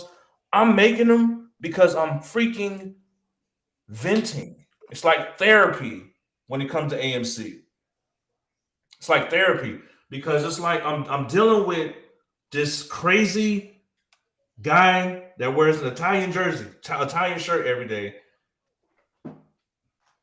claims he's this and that and bigger, better, him and like 2-3 other people, they're trolling the apes. That's all they're doing, causing a distraction. And I'm just like, listen, I have to say something about it. I can't not ignore it. You can ignore it all you want. But where I come from, we don't ignore none of that shit. We address it. Looks like everybody's addressing what's happening in Canada. We address any situation that we feel like it's a problem. I can't ignore this shit. I'm sorry, I can't. So I'm gonna keep talking about it. And as you can see, Tony's he's dressed for it because you have to make a mockery of this situation. Wow, that was fast. You have to, because I'm telling you, like it's to the point where it's embarrassing. You know, this guy went and said and argued and debated with people saying, "Hey, you don't believe in my protests? You don't believe in this? I'm gonna show you all. I got 2,000 people coming. I got this." And hey, listen, I understand even Macedonians saying, "Hey, man, good luck." Shit, I was even saying good luck. Go ahead, bro. Hell yeah. I don't agree with it, the actual protest, because I don't believe it's gonna do anything. But if you're gonna go out there, bring your piano, play your music, you're gonna do your thing, man, you know what? I can support that. Yep. But no, you know what he did? He bitched up. You do something for me, I'm gonna, whatever. But I squashed that with her. I don't care about that. All right. It was funny. The guy from New York. Yeah. Go ahead. What are you gonna say? Yes, Guy from New York. Sorry, Phil. I didn't mean to cut you off. No, you're fine, man. I know. You know. I'm just saying. Hold on one second. Tony, how can I split the screen so I can have two guys up at once talking? What do I have to do? At the bottom of the screen, yep. there's a icon for switching the viewers, switching the people that are shown on the screen. Yep. So I hit that. I have it right now on 2, but I only see CSI. How do I get another person? Like if I want to add Phil. If you click it for 2, it should show 2. I don't know. Okay, I've never had that problem. 3. I'm clicking 3. There's 4, 5. Double click or just single click? Just single click, right? Should be single click, yeah. Yeah. The fuck. All right. Well, go ahead. I'm sorry. I was trying to get both of you guys up. But go ahead, CSI. What am I supposed to be addressing? Oh, I'm sorry. I thought you wanted to speak. Tony, did you want to say something to what Phil said?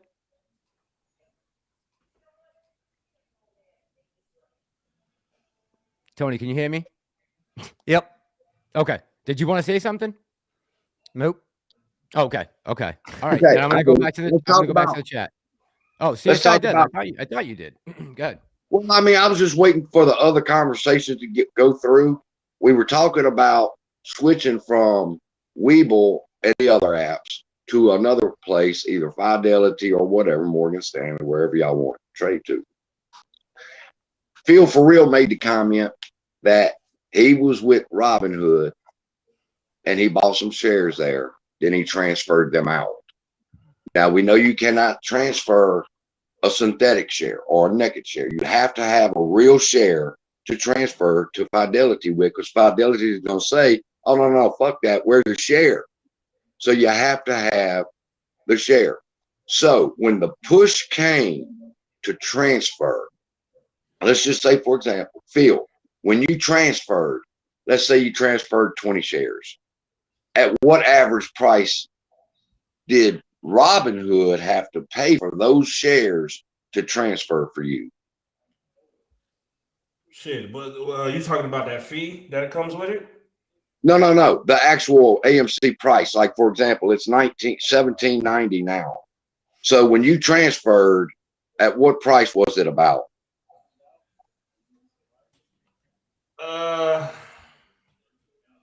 When? So you're asking when did I transfer? Like what? Like around the time when? Okay.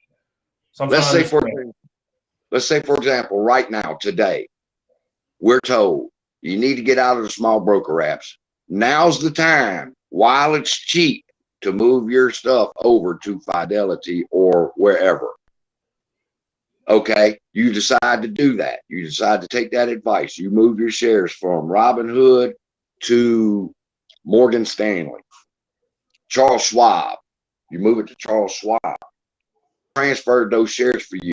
They paid $17.90 for 20 shares to send to Fidelity for you. Because everybody, y'all feel that? Yeah. Now, if you would have stayed at Robinhood, when the squeeze happened, Robinhood would have to pay $200 a share instead of $14 a share or $17 a share. See, when people moved, it allowed the smaller brokers at small increments. Because see, when the MOAS happens, you're gonna have thousands of motherfuckers hitting that sell button, sell. True. When the transfer happened, you had less people over here on Robinhood now. So when they press sell, they're not in competition with as many people. Plus, Robinhood don't have to come up with as many shares because people have filtered out at a lower price for them to where they were paying $14, $15, and $18 a share instead of staying where you're at. Like I did, I battened down my hatches and said, "Bitch, run, bitch, run." Hang on one second. But my thing is this. CSI. Remember when, I'm sorry. Are you saying that you think Robinhood has a bunch of shares in their brokerage app that they have allocated towards people but haven't paid for? Is that what you're saying? They got to buy it at 200 to transfer it? No, I'm saying today in the morning, Tuesday morning, I switch from Webull to Charles Schwab. When I do that, Webull is going to pay $17.90 a share to transfer those shares for me. All right? Are we on the same page there? No, that's not how a broker is. Just a broker. When you buy a house, your broker, your real estate agent, isn't buying the house to transfer it to someone else for you. They're facilitating the trade. We're talking about stock. The exchange. If you were with Webull and I transferred my stock today to Charles Schwab, Webull paid $17.90 a share. The broker does not pay for the shares. The broker facilitates a transaction. The buyer pays for the shares. Do they have the shares? Yes. Do they have the shares? Yes, that's what I asked you. Are you saying that the brokers don't have the shares or they haven't bought them? I didn't figure I had to go all the way back to the beginning when I said, okay, I bought a share, but they didn't have a share. So they gave me a gotcha share. So when I get ready to cash that share out, they're going to have to buy that share. I didn't realize I had to go through all that. I bought in June 30 shares. If I transfer it right now, they don't have them shares. That's the purpose of the squeeze. Where's your evidence of that? What do you mean, what's my evidence? That's the whole thesis of the squeeze. They have not. That's the evidence of a short squeeze is not that brokers don't have the shares. That's a Lou fallacy. Here's my concern. Here's what my concern was. My concern at the time was I have Doge, okay? I have Dogecoin, okay? And I had Doge in Robinhood.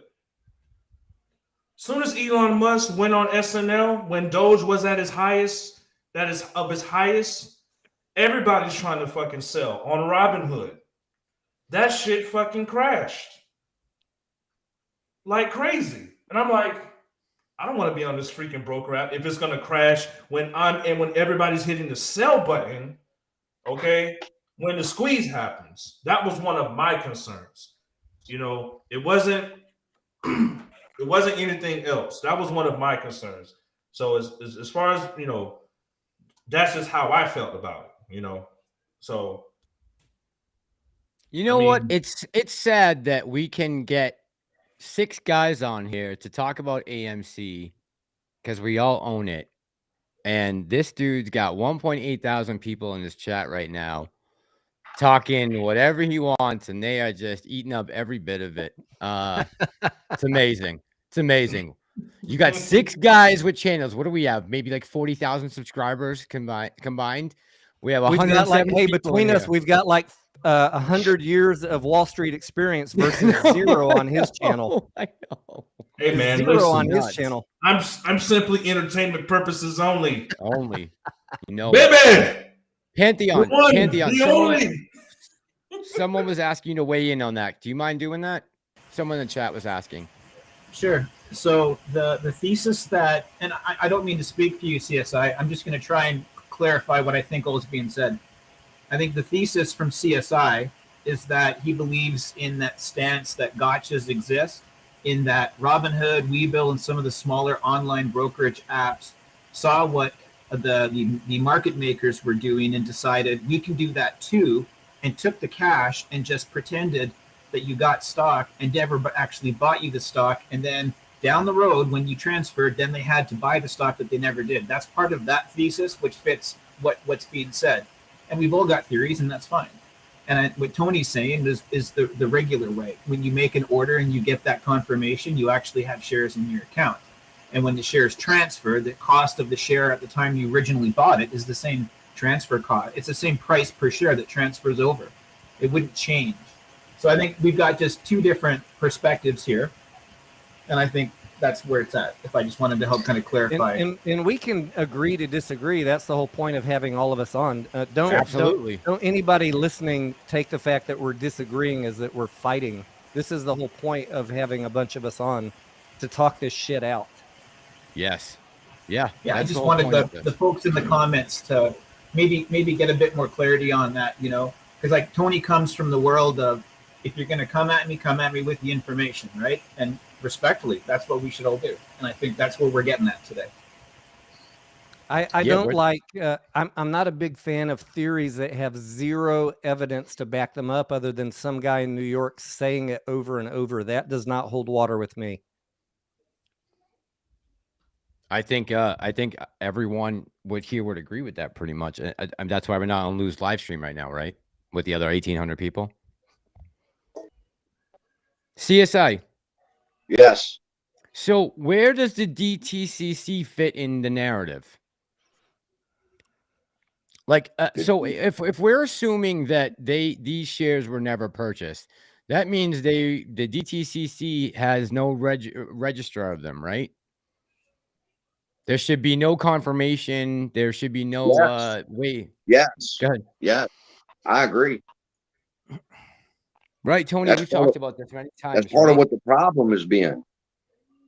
I mean, to support that theory, you'd have to assume that nothing is registered with the DTCC, that the brokers are willy-nilly breaking the law. Look, I'm not saying the brokers are saints, right? Or that anybody is not bending the rules, but to think that brokers are buying millions of shares for millions of customers and not actually locating those shares. Are there FTDs? Yes. The seller fails to deliver, but as far as the DTCC and the broker are concerned, you have that share and it will be eventually delivered. It's not like they just took your money and didn't register that you made the purchase.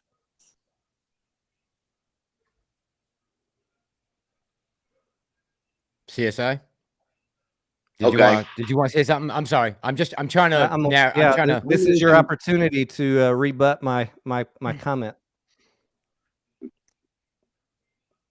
So the DTCC should have a share for every single person, right? The DTCC has a record of a transaction. So you either bought or you're sold, yes. Okay. Including synthetics. So they have that list of people who own shares of AMC. The DTCC does, yes. And they have enough shares to cover it, is what you're saying. No. Look, there's more synthetics than there are shares. I don't think any of us are in disagreement about that. No. Rehypothecation, FTDs, naked shorts. There's far more synthetics than there are shares. When we talk synthetics, I was going to do a video on it, and I said it's just too complicated. We throw the word synthetic out there, but it's not like you just go, oh, okay, I'm going to write a counterfeit share. There's a lot involved in creating a synthetic share. And it's my understanding that a synthetic share and a naked share, a naked share is different. Can I just say I love my fellow Southern brethren that call it a naked share? God bless you. I'm from Texas, my friend. Naked stays on my mind most of the time. I didn't even realize Tendie time jumped out of here. he just snuck out from under our noses. I didn't even know. Okay, so did everyone get to speak their piece on that? Does everyone pretty much? Well, I think we can just agree to disagree. Look, we're not gonna solve this because these are well entrenched theories and everybody has their own perspective, and that's fine. We can have a discussion about it, and we're never going to agree. We all have the same end goal. At the end of the day, it doesn't matter. The shitstorm's I gonna still hit. listen to you all. I love you all. Just remember that if anybody's a number one fan, it is me. It is me, Phil. That crazy guy named Phil in his garage that makes all these crazy fight videos. It's me. I'm a fan of you all. Yeah, you notice? Like, yeah, I'm a fan of you all. I actually got a new computer and new camera just to talk to you all because I love you all. Anyone that's holding AMC, GME, you're in this fight with us. I love you. I love you. Please remember, the psychological process is real.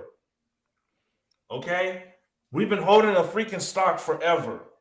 We've been waiting, seeing it go crazy, seeing it go down, seeing it go up, fighting, infighting, agree, disagree, hands. I mean, look at what the other guys are doing. They're getting going, it's lawsuits. You feel me? It's been an incredible journey. I just want to say, since someone commented about March 3rd, I don't know what the rest of you guys are thinking, but it kind of pissed me off that Lou is so set on this March 3rd date, and even his buddies on Twitter, Blue Ice and Elk Spaghetti, they're all kind of like, we don't know what we're going to do if this lasts past March 3rd. Like, maybe we'll just sell and call it a scam and move on. That bothers me. Well, that's what he's that bothers me when people with tens of thousands of followers are saying shit like that. That bothers me. The people I'm fine with, Lou, Blue Ice, Elk Spaghetti, I'm fine with them. But when you put a date on the calendar and then come out publicly and say this might be a scam and I'll let you know on March 3rd and I'm going to move on, really bothers me. It pisses me off, actually. I believe, can I chime in on that? Absolutely.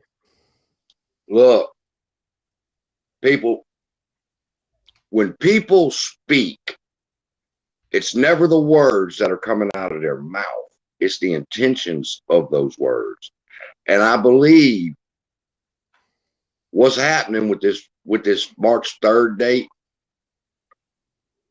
there's been another saying too. Well, what's going to happen if it don't work? If it don't work if it don't squeeze on the 3rd, well, then you're fucked, okay? You're fucked and I'm fucked and we're going to have to do something about this. See, you've set the stage for both scenarios. It happens, and if it don't happen, well, this will be the reason for it not happening. Well, I don't agree with March 3rd being the reason that it won't happen. The real diamond-handed investors are going to hold this stock long past March 3rd. No, I'm talking about the narrative of the 3rd that the guy from New York is putting out. It either works then or else it's a scam or it's a hoax or whatever.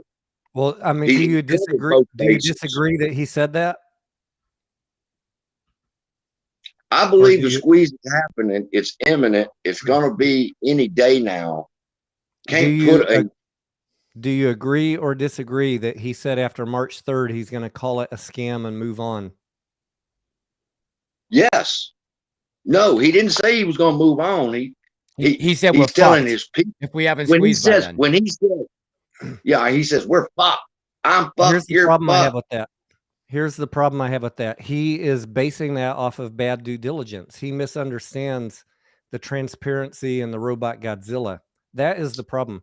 And that's fine. You know, we all make mistakes, but he does not have his dates in order. Wait a minute, Tony. It's hard for him to misinterpret the robot Godzilla when he was the one that brought the robot Godzilla into the play. So I mean, he can't even call it by the right name. He can't even call it by the right name. He can't even explain what it is. At the time that he said something blockchain T0. Look, we all that do the due diligence know exactly what it is and what the time frame is for it to roll out. And I'm sorry, but he's not accurately communicating it, and he doesn't appear to accurately understand it. Or so care. his date is FUD. His date is FUD. I'd love to see it I hope not. before March 3rd. I'd love that. But I wish this motherfucker if it doesn't, squeeze I'm not going anywhere. If it doesn't squeeze by March 3rd, I'm not going anywhere. His date is FUD. I'm not going anywhere. I've promised myself I would see this through to the end, and I have to.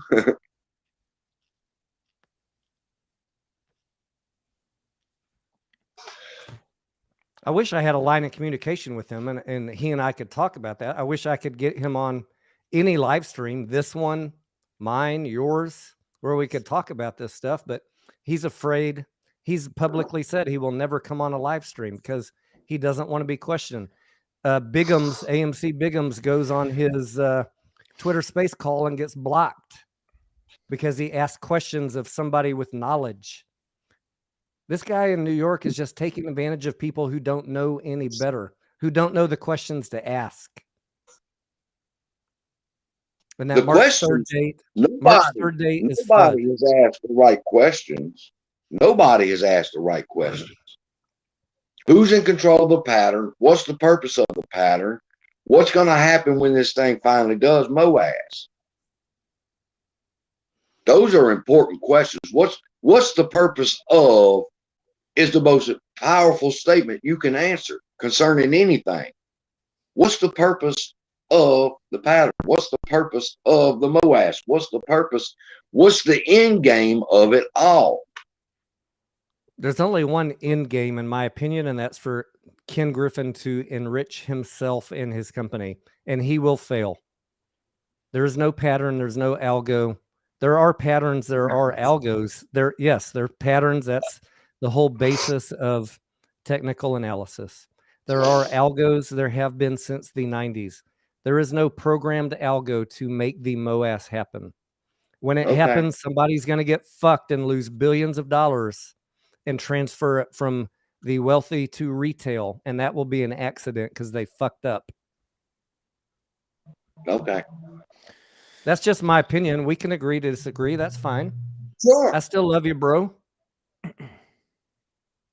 Yeah, guys, this is what we're missing in society today, right? Is conversation and dialogue between people who don't see eye to eye maybe on the same thing. And that's why we are reverting back to pre-1970 in society right now. People are getting canceled, all kinds of because no one wants to talk. So just so everyone in the chat understands, I don't have a problem. I want everyone to be able to plead their case. That's why I had this roundtable tonight, an open mic.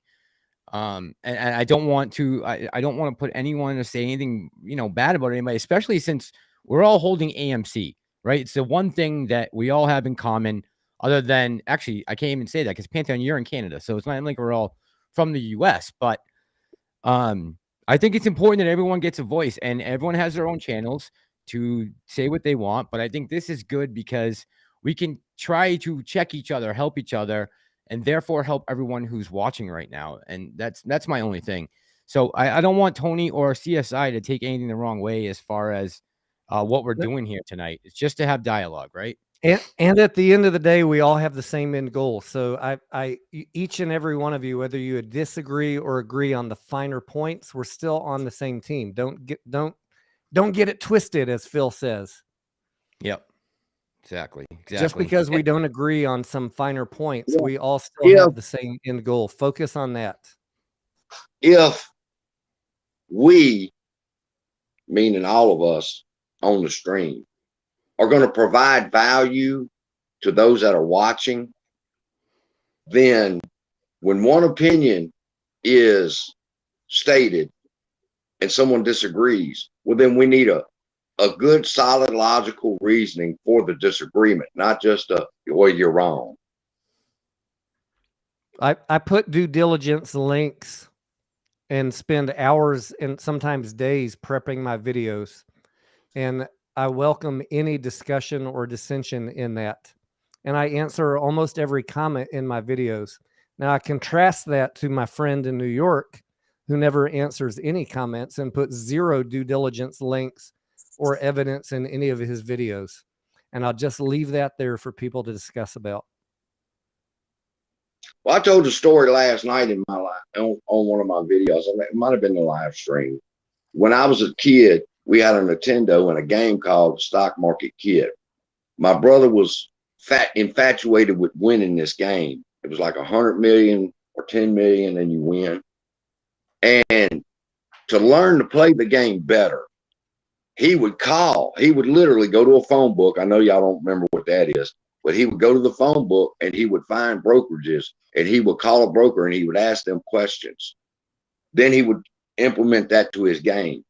Then he would call another broker. He never called the same broker because he didn't want to get in trouble, or get them ugly with him. But in the end, my brother could end up winning the game because he was calling professionals and asking them their opinions on what he should do. They didn't realize he was playing a game, but they would give him the information and eventually he would win. Now, I tell that story to say this. That's what I think happens with the guy from New York. He talks to somebody. That's obvious. How the hell would he have known Ken Griffin had disappeared in the middle of the night on a Saturday and then have everybody on YouTube up in arms trying to figure out how Citadel covered and Ken Griffin is out? Somebody told him that. He does have connections, or he's calling brokers and talking to brokers and they're giving him answers. And then he tells us on his videos what they have told him. The problem is he takes their information, he implements what he believes, and he screws up their information. For example, the Robot Godzilla thing that you were speaking of earlier. Somebody told him about that, but he didn't quite understand it, and his explanation of it kind of screwed up what the Robot Godzilla was going to be till now. Now everybody knows what it is. But he's getting information from somebody. That I agree with you 100%. Well, then that would also lead to, if he's getting information from somebody and they would give it to us, then that would be considered insider trading because somebody on the inside is giving this motherfucker information. He just screws it up when he puts his New York spin on it. Well, that's a problem then, don't you think? I agree with you, CSI, 100%. And I've told this to Massalorian on offline conversations. Someone is giving Lou information. I don't know if it's somebody on the inside. It might be that guy, Blue Ice, on Twitter. Because if you watch Blue Ice's comments on Twitter, they usually end up shortly thereafter on a Lou video. And he knows just enough to repeat what he was told, but not enough to explain it. And when you know he can't explain it, he starts looking to the left and to the right. And then he tells you, well, we'll talk more about that later. He will never go into detail anything because he does not understand it. Trust me, bro. Trust me, bro. Yeah. Somebody just told me this. Trust me, bro. Absolutely getting information from someone, probably not someone based on Wall Street. Based on what I hear him say, he has a very, very loose understanding of what actually is going on. Not an expert's understanding, a loose understanding. He knows just enough to repeat what he was told, not enough to explain it. And that's why he will not come on anybody's live. Basically, I have to agree with that. He would be asked the tough questions like Robot Godzilla and so forth. And if he couldn't explain it, then, you look bad. For example, me with the Voltron Fund. If I just throw out there, look, it's the Voltron Fund. Now, one of my contacts has told me they're the ones doing this. Boo, boo, boo, boo, boo, boo, boo. But when the time came, I can't explain who the Voltron Fund is, what their purpose is behind all this. Until somebody made a comment earlier, until you do your due diligence and I remember who it was. That was Extreme Gains. Until you do your due diligence and you know the answers, then it's better to stay quiet. Extreme Gains said that tonight. I'm going to have to check out Extreme Gains again. I haven't watched him in a couple months. Me too. I got to do that as well. I gotta do that. Pantheon, do you want to jump in here and say something? I feel like you've been neglected. Well, haven't been neglected. I've chosen not to engage in this portion, and I'll tell you why. First, I want to say hi to John Wick Sniping. I see he's in the comment section. I like John Wick Sniping. John Wick in the house. But regarding this conversation, and I don't think that Tony or CSI have been wrong in any stretch, but when Massalorian got a hold of me to come on board here tonight, earlier today, the conversation was going to be about the smaller YouTube channels coming together and showing that we are on the same page, which we're doing. And I think the value of that is showing that there are, what are we now, 5 people on here now? So there's like 5 people contributing to the YouTube squeeze play that are pretty darn smart and do a lot of research. And we're coming from a lot of different perspectives, providing value. You're not going to get this kind of value in any one single video. And I'd prefer if we didn't talk about the guy who's currently streaming with his 1,800 people and we're talking about him. I think I'd rather us get back to what we provide in value for this play and forget it. I agree. True. It's hard when the comments. The only reason we come back to him is because he's got 90,000 followers, and we get asked about him incessantly in our live streams and in our videos. And people put weight on what he says, so we can't ignore it. And he is misleading people, like with this March 3rd day. I don't want to talk about anybody, especially negatively. But when he is giving people dates and misleading information, it can't be ignored. And you're correct. You're correct. Sorry.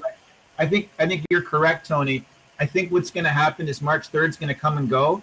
And just like all the previous other dates that it was going to moass, the story will just continue. And I think that's what's going to happen. And I don't think that what was said today is helpful to anyone in the community. I think it's very dangerous, what was said in that video tonight. But I think it's just going to keep going. That's my take.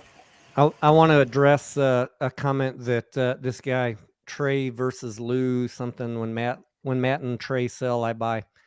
There are 0 contributors in this space, including Astro, which you said Tony wouldn't last a minute with Astro. Astro and I have talked on the phone numerous times. We get along just fine.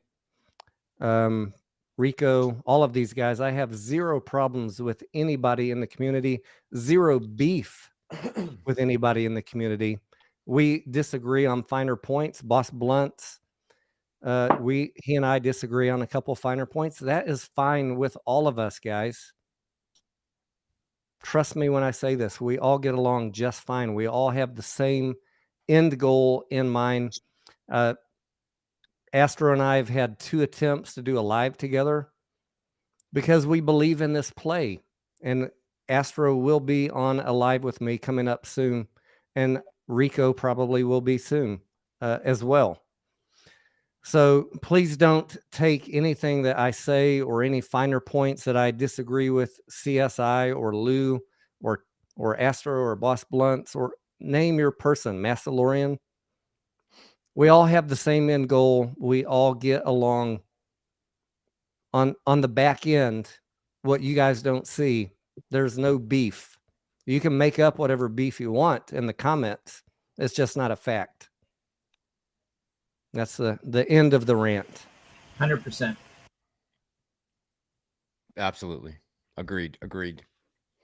I'm going to pull up this comment here. Someone asked about, let's see if I go back and find it now. Shoot. It was a good question too. JD, if you wasn't such a prick in this comments, I'd answer your question on who Rico is. But since you've been just negative, go Google him. So people are asking about the Rico act still? Is that what Veronica and everyone's asking about the Rico? Oh, they're asking about Rico, the YouTuber. Yeah. Rico is a YouTuber, but people are also asking about Rico. Rico's got the shit figured out too. Rico's got the shit figured out too. Y'all better be watching Rico. This guy in your chat, Massalorian, when Trey Matt sell, I buy. Got him. He was not very happy that I don't agree with people buying options. And so there's people that go on my channel, then they go on other channels and they say, Tony said so-and-so, and they try and start shit. And don't think for a second, guys, that all of us YouTubers don't talk offline. We do. You guys aren't going to start shit by going in comments and trying to start shit. Yeah, we're in contact constantly. I don't know what to tell you. You can say whatever you want. You can try and start shit. We all have different opinions. That's fine. It's fine, really. It's fine. If you just want one opinion, there are plenty of channels out there who will not do this type of thing because they cannot hold their own. So there's plenty of places you can go. There's no need to come here and upset yourself. I don't want anyone getting upset by coming in here. So, so what were you gonna say? What were you gonna say, CSI, about Rico, about his algos, or what he's doing on his channel? Because I haven't watched him in a couple weeks, so I haven't been keeping up. So if you want to update. All right, well, let's talk about Astro, my experience with Astro, and then Rico. I learned about the pattern. I used to watch this line every day, man. I'd get upset. This son of a bitch is falling. I'm like, man, what is wrong? But then I found Astro, and Astro introduced me to the cycle pattern theory. I would watch his videos, and he's trying to figure out the pattern. He knows it's there, but he can't figure out how to track it. And then he's got these 3D graphs and flipping it, and these are the FTDs, and look there. And then that's when I realized that although he's correct, there is a cycle pattern that's in play. He couldn't find it. And so he was just making up content for his videos. So eventually I left Astro. I found Rico. Rico has it mapped out. And I was like, look at this shit. He's right too. And he's calling it every day. So it's got to be right. Then I found Extreme Gains. And I said, man, I am on the right fucking path. And Extreme Gains uses bar patterns. And I know Tony don't agree with them, but they're real. He used the bar patterns, and I seen him copy a bars pattern. And I said, how'd he do that? And I seen that he was using TradingView. So I went and subscribed just to be able to do that. And I follow these guys now, Extreme Gains and Rico, because they have the pattern mapped out. Simple as that. Can you make a ton of money? Yes, but we just found it. And yes, we are trying to capitalize off the pattern now. But I hope it's not too late. But that's my experience with Rico. Everybody should Google or YouTube search Rico and Extreme Gains. Those are two people. I spend 30 minutes a day watching them. Do I hold everything they say as 100%? No. But I get their information. I go to the next one, get the information. I put dots together, and then I go do what I do for the rest of the day. CSI, what's your first name, brother? Common. What is it? Common. I'm not picking that up for some reason, but he's saying I think he's being sarcastic. He's saying common. As in common sense. Common. Yeah. Look, there's no doubt in my mind that there's patterns in any stock. You and I had this discussion kind of jokingly the other day. There's zero doubt in my mind that any stock that you guys could pick have patterns. And there's zero doubt in my mind that every stock is run by algos. So on that much we agree, right? Let's agree to be friends on what we agree on. Sure. What I don't agree on, and just based on observation, is that you can't look at patterns and say you can predict what's going to happen tomorrow or next week on AMC, because we've seen it for a year, people predicting TA and patterns on this stock, and it's just not possible. No, We can nobody agree really, to disagree. We don't have to get in an argument about it. I'm just saying nobody really that picked up on this pattern until Astro did. It was in play for 9 months before Astro found it. So their TA was basically watching the line and will it handle the support and will it bounce off the resistance and stuff. That's the kind of TA we've been used to. No, we're not used to this new stuff. for everyone that's saying go check out Extreme Gains, I can assure you that I will do that over the weekend. So I'll do my due diligence, and if he has something that he has uncovered, Extreme Gains, that I've missed, I will come back and let you know. I promise you that. Look, guys, I'm just one guy with one opinion. I'm not always right, for sure.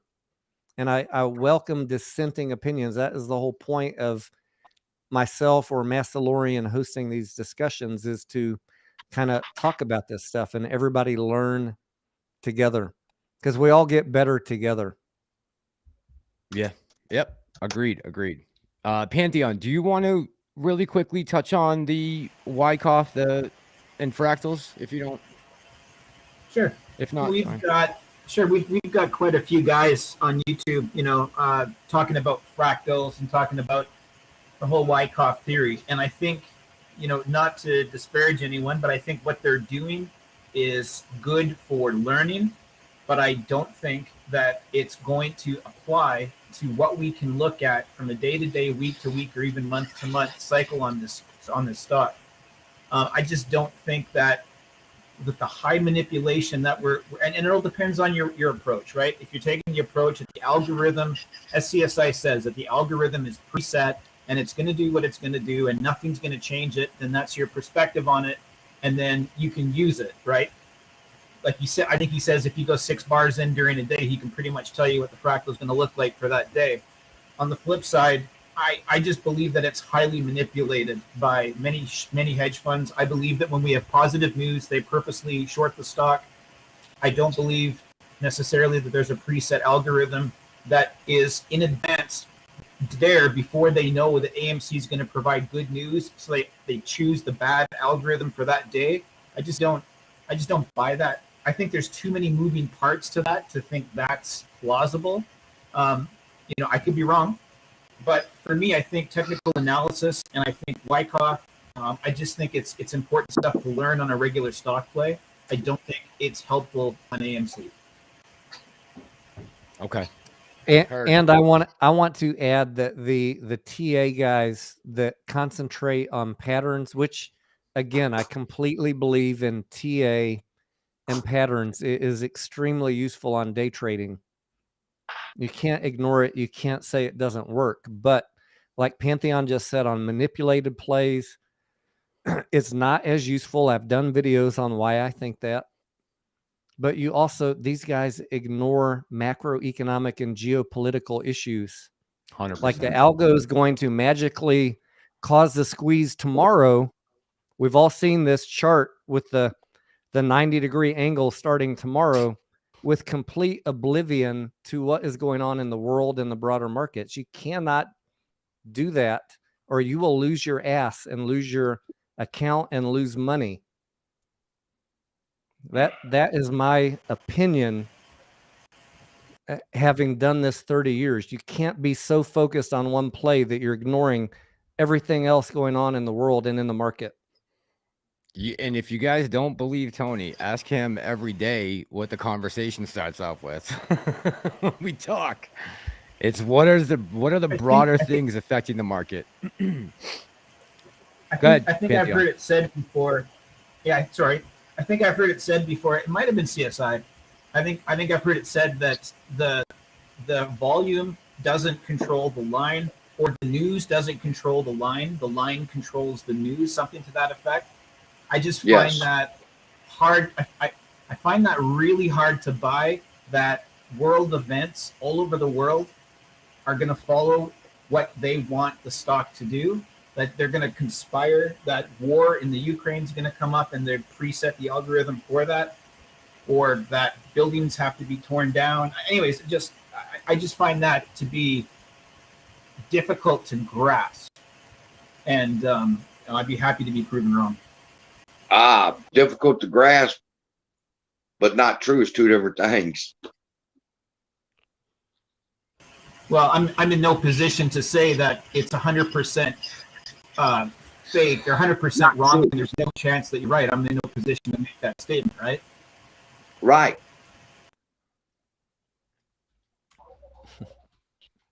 We're all going to know the truth real soon. The funny thing that's going to happen is when the pattern guys are finally right, and they will be on one day. On that, we all agree. On one day, we are all going to be right. The pattern guys are going to be hailed as the heroes because on that one day, they finally got it right.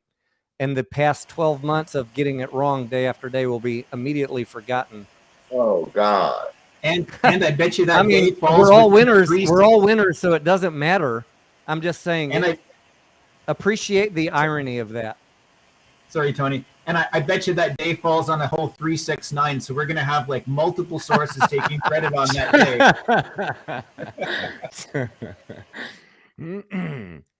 CSI, just real quick, I just want to let you know, people are saying that you're coming in blurry on your phone, but it looks very pixelated, so it might just be the connection, maybe your internet connection. I don't know if you're, it could be that I've smoked 2 packs of cigarettes too. Or it could be that. It's just that it's on the screen there. It's on your lens. All the I'm gonna be buying some new equipment pretty soon. Hey, I just want to say for all of you guys, especially CSI, because I know you and I don't agree on everything. Look, I look forward to buying each and every one of you a drink in Vegas or wherever we end up when this happens. We all have the same end goal. I'm going to keep on saying that over and over, not to be irritating, but again, to reiterate the point that I have no disrespect to anybody, not a single person in this movement. Even if you just sit on YouTube and read Reddit posts 8 times a day, that's none of you in this stream right now, but we'll all be winners at the end of the day. And I have zero doubt that's going to happen. So this is all just filling time right now. It's just having discussions. It's all learning together. Please, nobody hate me. I don't hate anybody. We're all on the same team. 100%. Okay? And I will buy all of you a drink gladly in Vegas when it happens. I'll get the shots. There we go. We're good. We're good. Pantheon, you're gonna have to somehow escape Canada. I don't know how you're gonna do it, but yeah, we'll have to watch stick you in a trunk. New York and get some. I'll be like Kurt Russell. I'll find my way out. Yeah, yeah, exactly. Can I address? There was somebody asking that Bill don't know what a RICO case is. Can I just jump on that for a second? Yes. Yep. So, I'm gonna be corny with this because it's a movie theater play, right? So think back to the Dark Knight, right? When Harvey Dent was going after all the bad guys, and one at a time, let's get them all off the street, clean street for 9 months or whatever. That was a RICO case. So what you have to do, it's got 2 phases. First, you have to prove the criminal organization or enterprise actually exists. Once you've proven that, then you have to secondly prove that they can only be charged for indictment because they've committed at least 2 acts of racketeering in combined effort. So basically, in the Dark Knight movie, all of their money was contained in one bank's hands, the guy who was flying to China, and that allowed them to go into a RICO case, which is what he alluded to, and they caught on to it. So that's where they're looking at this. If they're, sorry? Good point. Good point. Yeah, so if there's a conspiracy amongst all of these brokers to do what the DOJ is investigating, and they can prove that their money's been funneling into the same play and running through the same broker or the same market makers, you in theory could make a case for RICO, but it's very difficult. I just want to cover that 1 minute. Which would mean, Pantheon, if that's the case, oh, sorry. If that's the case, Pantheon, then shit. Now I just lost my train of thought. Damn it! I just lost my train of thought. Go ahead. Someone can take over. I forgot that. Hey, Mandalorian, have you invited Lou to join in on this live stream? I have. I enjoyed it. I invited Lou tonight. Let's see, who else did I invite? I invited Lou. I asked the Ape Father if he wanted to come on. Phil, Tendie time, and then you guys all who showed up. So, hey, can we give a shout out to Scarlett for falling asleep early? Yeah, thank you, Charlotte, for giving us your husband for a couple hours. Appreciate that very much. I'm sure I'll catch hell for this tomorrow, but God bless her for falling asleep early. She worked a long day. And apologies for it taking so long to get in the chat, but no problem. We got to do the Scarlet thing first. Yes, of course. Let's see here. I'm gonna pull up something from the chat, just random. That's what I've kind of just been doing, guys. So don't nothing personal in the chat. I'm not screening too much. Okay, welcome. Bill H says, Tony, you're not getting anything. Don't think I can't wake her up. Come on. You think I'm an amateur? I'd like to say something about what Pantheon just said. Yes. Concerning RICO. This is a prime example of what I spoke about earlier. Somebody told the guy from New York about RICO. Now he doesn't know how to explain it as well as Pantheon just did. But he comes on and he's like, okay, they're in talks with RICO, but he don't understand how, like Pantheon just explained. Well, if they're going to use RICO, well, then this is why, or this is how they would use RICO. You just can't say, trust me, bro. You got to have an explanation behind it, like Pantheon just had. Now I can walk away and go, oh, this motherfucker flying all over the world. That's going to bring hell down on them now. So I understand the RICO connection. Thank you, Pantheon. A RICO case is much harder to prove, so they're looking into it as a potential way to really, they can lever up the fines and the jail time exponentially with a RICO case, but it's much harder to prove. So I hope that they go down that route. That'd be lovely for us. But, well, the thing about RICO, don't get all spun up about it just yet. The thing about RICO, and I turn my camera off every now and then because I have to go visit my sundial crew. But the thing about RICO is, it's been my experience with reading about cases concerning RICO that it's usually the head that tells on everything.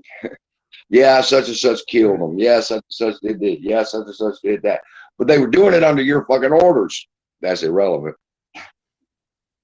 They were doing everything in this play according to King Griffin's orders, but it's not going to make a difference. King Griffin's going to tell on everybody. I know what I was going to say to Pantheon. I was going to say that was a great analogy. And with the Batman, the Dark Knight, my question is, how much investigation have they done up until this point for them to come out and publicly let everyone know that they are pursuing this RICO investigation? Pantheon. I'm not even aware they've announced that they are pursuing RICO. I've just heard it mentioned here tonight. So, if somebody could point me in the direction, we verified that, right? So the news article said, according to two anonymous sources, RICO is on the table, but they cannot confirm that the DOJ is pursuing RICO charges. So you got to read the full article. You got to read the full article to understand what they're saying. Okay. This is two anonymous sources that said RICO is a possibility.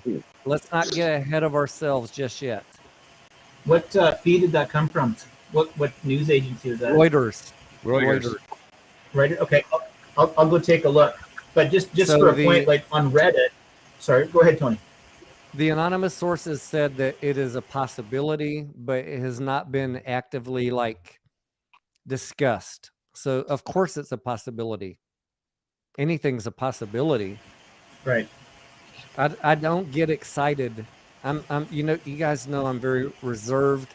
I get excited when I see something actually happen.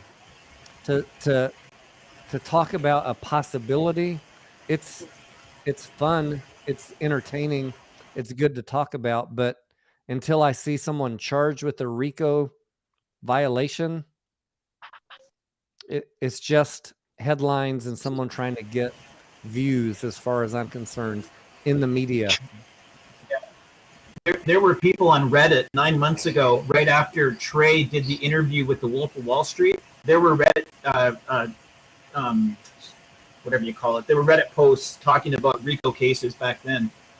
So this isn't for anyone to put a video on it. I mean, this stuff's been mentioned previous, but yeah, that Reuters news. I'll take a look at that, Tony. For anyone that is thinking today that the DOJ is pursuing RICO charges on anyone in this play, that is not true. That is not what was said in the Reuters article. The Reuters article simply said that 2 anonymous sources said that they're considering RICO as a possibility. Of course they are. They can, I forget, it's been 100 years since I've taken a college class, and we covered RICO in one of those classes, but it levers up the penalties and the jail time. If you can apply RICO to a case, it increases at X5 or X3, I forget what it is, all of the penalties and jail time. So of course they'd want to go after that if they have a solid case. But right now they're still investigating, guys. We're years away from them. Right. In other words, they're still letting them rape us. Say that again, CSI?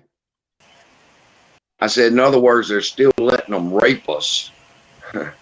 And well, they have to get solid evidence to prove a RICO case. I know you all think that they have. We all see we see the day-to-day fuckery that's going on. Excuse my French, but that and evidence in a court of law are 2 different things.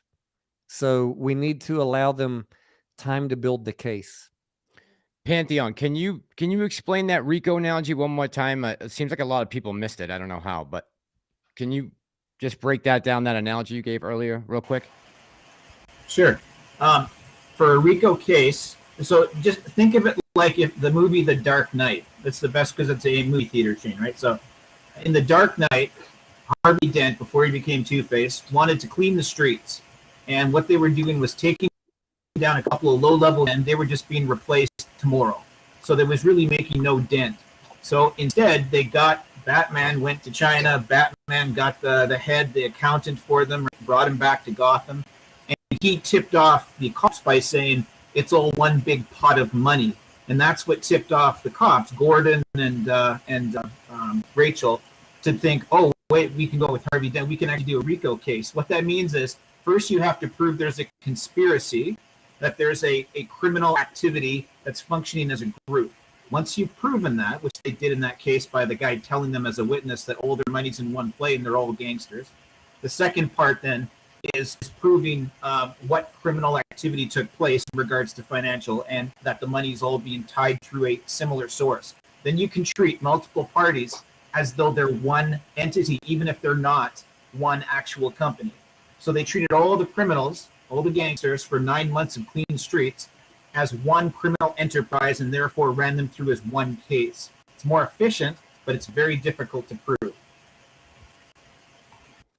Got it. And now you, from now on, will be Batman when you speak. You've now officially become. I'm not very bright, so I gotta dumb things down because I'm not very bright. It's the only way I understand it. No, that's doing the analogy is the best way, I think. Let's see here.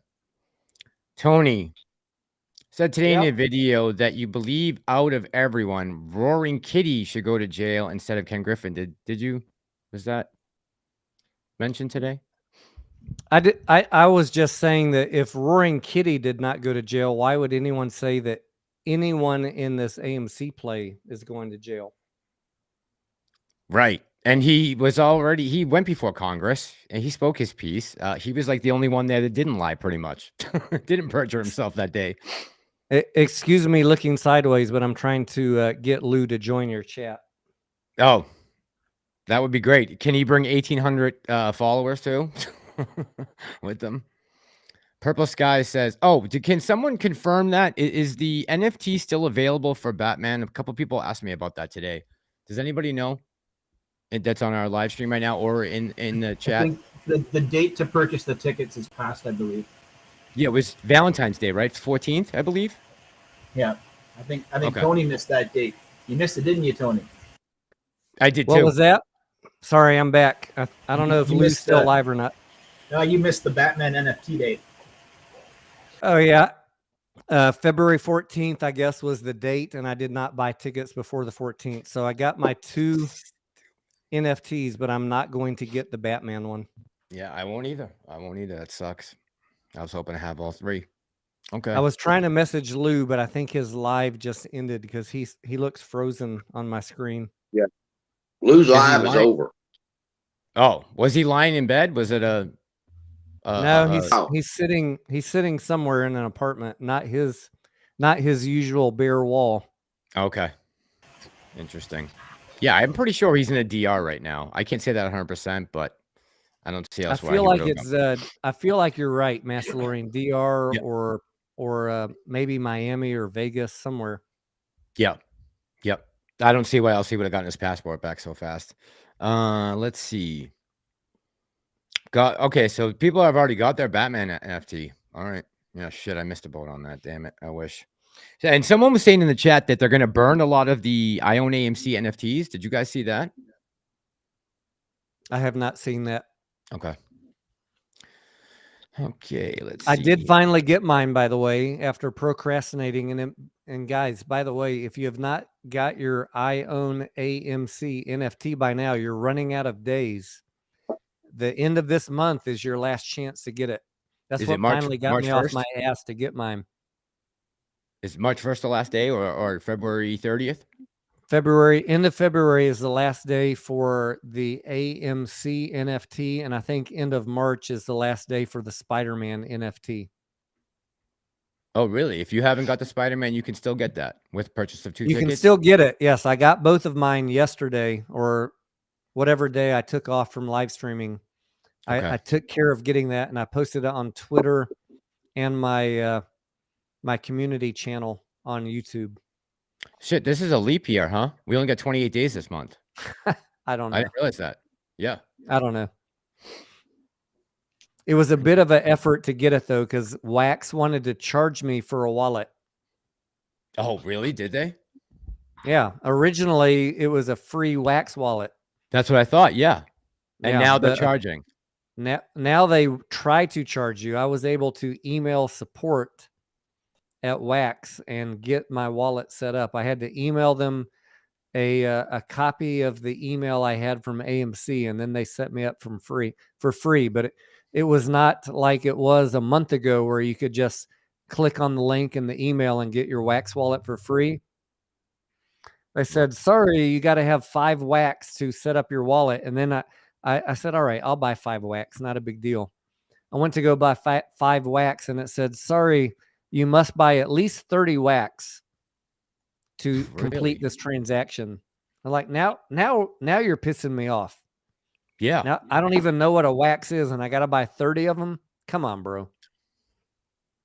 Bill just corrected me. Leap years when they're 29, not 28. So how smart I am. Thank you, Bill. Yeah, that. CSI, do you collect the NFTs for AMC? Are you involved with that at all? I own AMC. That's it. Okay. Are you planning on getting the Spider-Man one? I didn't realize you could still get the Spider-Man one, honestly. If you got the email, you can still download it. I know they're free for a limited time. That's cool and everything. But I'm old school, and I know that they're compared to baseball cards and comic books, but I don't see the fucking value in something that I can't hang on my wall or put in my wallet, that I have to show somebody on my phone that, hey, I own this Spider-Man ETF. Now, if it was a commemorative poster I got hanging up that's worth about $2,000, yeah. But an NFT, it's confusing to me. I don't understand the value of an NFT. You know, that's a Pantheon. What about you? Have you gotten any of the NFTs? What's your take on NFTs? Hey, I've got the I own AMC NFT. I've got one, as does my wife. But we don't have any of the other ones, Spider-Man or Batman, because there's no AMC theaters in Canada, and I believe you have to buy a ticket, and then you actually have to scan the ticket to qualify to get the NFT. So I can't just take it and get it. Yeah, I don't have any of those. I would definitely go see the Batman. Canada, huh? The Batman's going to kill it, man. That movie's going to be fantastic. Yeah, the reviews have been phenomenal so far. Everyone said it's going to be, and I'm a big fan of the Dark Knight and Christopher Nolan, but they're saying this is like the best Batman. I mean, you know, things have changed since Christopher Nolan did the Dark Knight series, but the trailers look pretty good, and I think Robert Pattinson will do well as Batman. I think people will accept him. I couldn't stand Affleck as Batman. I think he sucked. Let's see Matt, here. You've got Karen on the screen there. Yes. And I've seen Karen. She's posted this twice in this chat. Hey, Karen, I was in Tony's stream. I don't need to speak for Tony, but I was in his stream this morning, and the question was asked that if there were AMC YouTubers who went to jail, what are your thoughts? And he said, if Roaring Kitty didn't go to jail, why would anyone else? Tony did not say Roaring Kitty should go to jail. I just want to clarify that. Good point. Thank you. Good point. Yep. That can be easily misinterpreted. Ron says, do we think that any good movie will move the line up? If Spider-Man didn't move the line, I don't know what will. That's my take. You guys want to jump in? Nothing moves the line. Okay. CSI is sticking to his guns. I would love to jump in on this. So go. If Spider-Man didn't move the line, no movie's going to move the line. Agree. However, people that say it's a squeeze play and the fundamentals don't matter, I'm sorry, I disagree with that. The fundamentals do matter, not in the sense of whether we're going to squeeze, but the fundamentals matter in that they get to shut up those talking heads on CNBC and Charles Gasparino, because the only thing they can talk about is the debt and the fact that we're not profitable. If AMC starts to become profitable off great movies, it eliminates that FUD that they can throw at us. Once we have positive earnings and the debt has been pushed back and we start repaying this stuff, hopefully we don't wait that long to squeeze, but those positive pieces of news, while they don't move the line, it shuts up the opposition for their whole FUD factory against us, and they got to find something else to talk about. That's why the fundamentals do matter. They don't matter to get us to squeeze, but they matter in the narrative. Agreed. The more I hear this guy Pantheon talk, the more the more I like him. That's why I searched him out, Tony, just for you. I could not agree more with what he just said. I think me and CSI are too rebellious for this conversation. All right, let me see here. Hey, yeah, this is all about. This whole play is about eroding the short thesis, and one movie is not going to move the line. That's ridiculous. One movie is not going to move the line, but repeated, consistent quarterly earnings and improvement erode the short thesis, and that's where it all comes down to patience and staying in this play.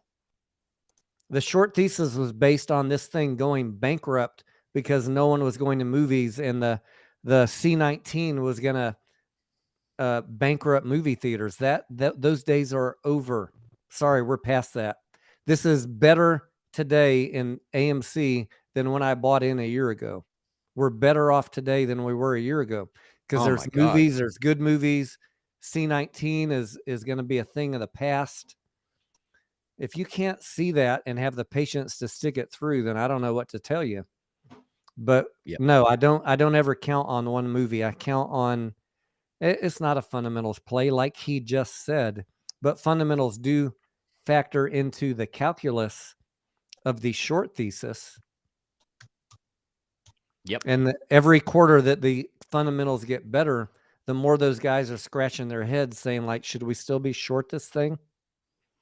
You know what I gotta say that actually excites me a little bit was for the last couple of weeks, almost every movie trailer I've seen is exclusively in theaters, and that has changed since we got into this play. And I think that 45-day window is going to create a lot of revenue for us that we didn't have last year, especially as we open up, like really open up, like really open up, like no more nothing. Just that's it. It's an endemic now, and we deal with it and we move on with our lives. Hopefully, more people will go out to the movies, and good movies will bring people out. And exactly. we can thank the second best Scarlett for that happening. Scarlett Johansson. That's the Scarlett second Johansson, best Scarlett. Yeah. Tony's. Because Scarlett. Can we just have a moment to thank Nicole Kidman though? For her part in all this? Yeah. I mean, you can't beat a redhead with an Australian accent. Her lawsuit, though, really set the stage for clearing up the whole 45-day release with Disney, at least. So I'm very happy with that. Yeah, and think about all that revenue we would have lost, especially with Disney movies. Like just this year, let's take Lightyear, for instance, which is going to be the first Toy Story out in a while. I mean, if we had to buck up against the streaming services, that would have extremely poor numbers in the first couple weekends. And now we could see, a $200 million movie in the first couple weeks. So all that revenue is just a bonus for AMC right now. That was huge. So yeah, thank you, Scarlett Johansson, for standing up. Because that movie suffered. That movie suffered tremendously because it was released simultaneously on streaming. Think of the new Marvel movie that's coming this summer, Doctor Strange and the Multiverse of Madness. If that was going to go out to HBO Max and the theaters, you're going to lose some revenue from that. Some people will stay home, but I think diehards will come out and not wait 45 days to see this movie because they don't want to get it ruined for them. So, yeah, you can thank Scarlett Joe for that. Mass. JD is saying, yes, sir. I got one thing, and then I'm gonna have to go. Okay, my friend, go for it. Let's talk about Adam Aaron for a second. He tweeted today on the 17th. I have my own ideas, but I sincerely want to know what charities you think I should support. We all know Twitter can be a funny and sarcastic place, but $1 million is a lot of money, blah, blah, blah. What are your thoughts? He wants to hear who he should donate $1 million to. So I'd like to hear y'all's thoughts. Who does people in the comments believe is a good place if you had an extra $1 million? Where would you donate it, Tony? I think that's a great question, and what the hell is up with the timing of him saying I wasn't going to bring the timing up. I wasn't going to bring the timing up, but you did. I am going to bring it up because I don't get it.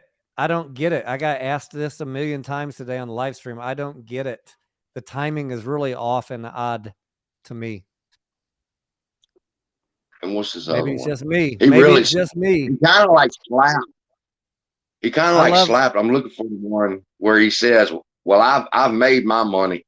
Oh, here it is. I greatly benefited as retail investors have embraced AMC. Yeah, you motherfucker, you have. But you keep. I'm not an Adam Aaron hater, but the timing of this donating $1 million to charity just seems really odd to me. And then I heard one theory was he's going to donate $1 million.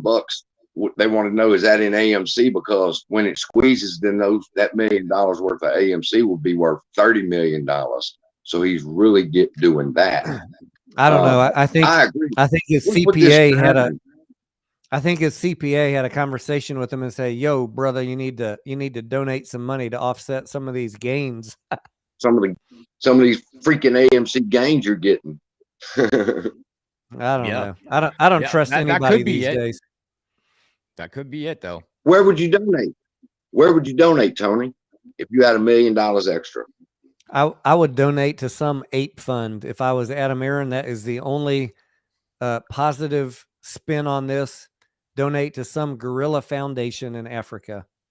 Yeah, the rangers in the Congo that are protecting the Eastern Mountain gorillas that I believe there's only a couple families left. I think there might be under like 200 of them that particular type of great ape, which is the one that's in the lowlands in eastern Congo, where there's a war going on right now, and the rangers there are outgunned by the militias, and they're getting killed in this crossfire between these two rival factions in the Congo, and these mountain gorillas are getting caught in it too. I just watched a documentary about it not even 2 weeks ago, and I'll have to go find out the name of the fund. But I would like to see us save our closest relatives since they're our mascot. I can guarantee you 0 people in the world care about Adam Aaron donating $1 million except us. I know, right? So No, you better fucking donate it to something that has to do with apes, or it was a useless gesture. Absolutely. You know, it's funny. It's funny you say that, Tony. Who was it? I believe it was Adam Aaron that made the comment a couple months ago that it was Gorilla Day or Gorilla Month, and was asking all the apes to donate money to this particular charity. Who was that? I know what you're talking about, but I don't recall the details. I believe it was Adam Aaron that suggested that we do that. And that's a perfect fucking fund. I mean, charity. That's perfect.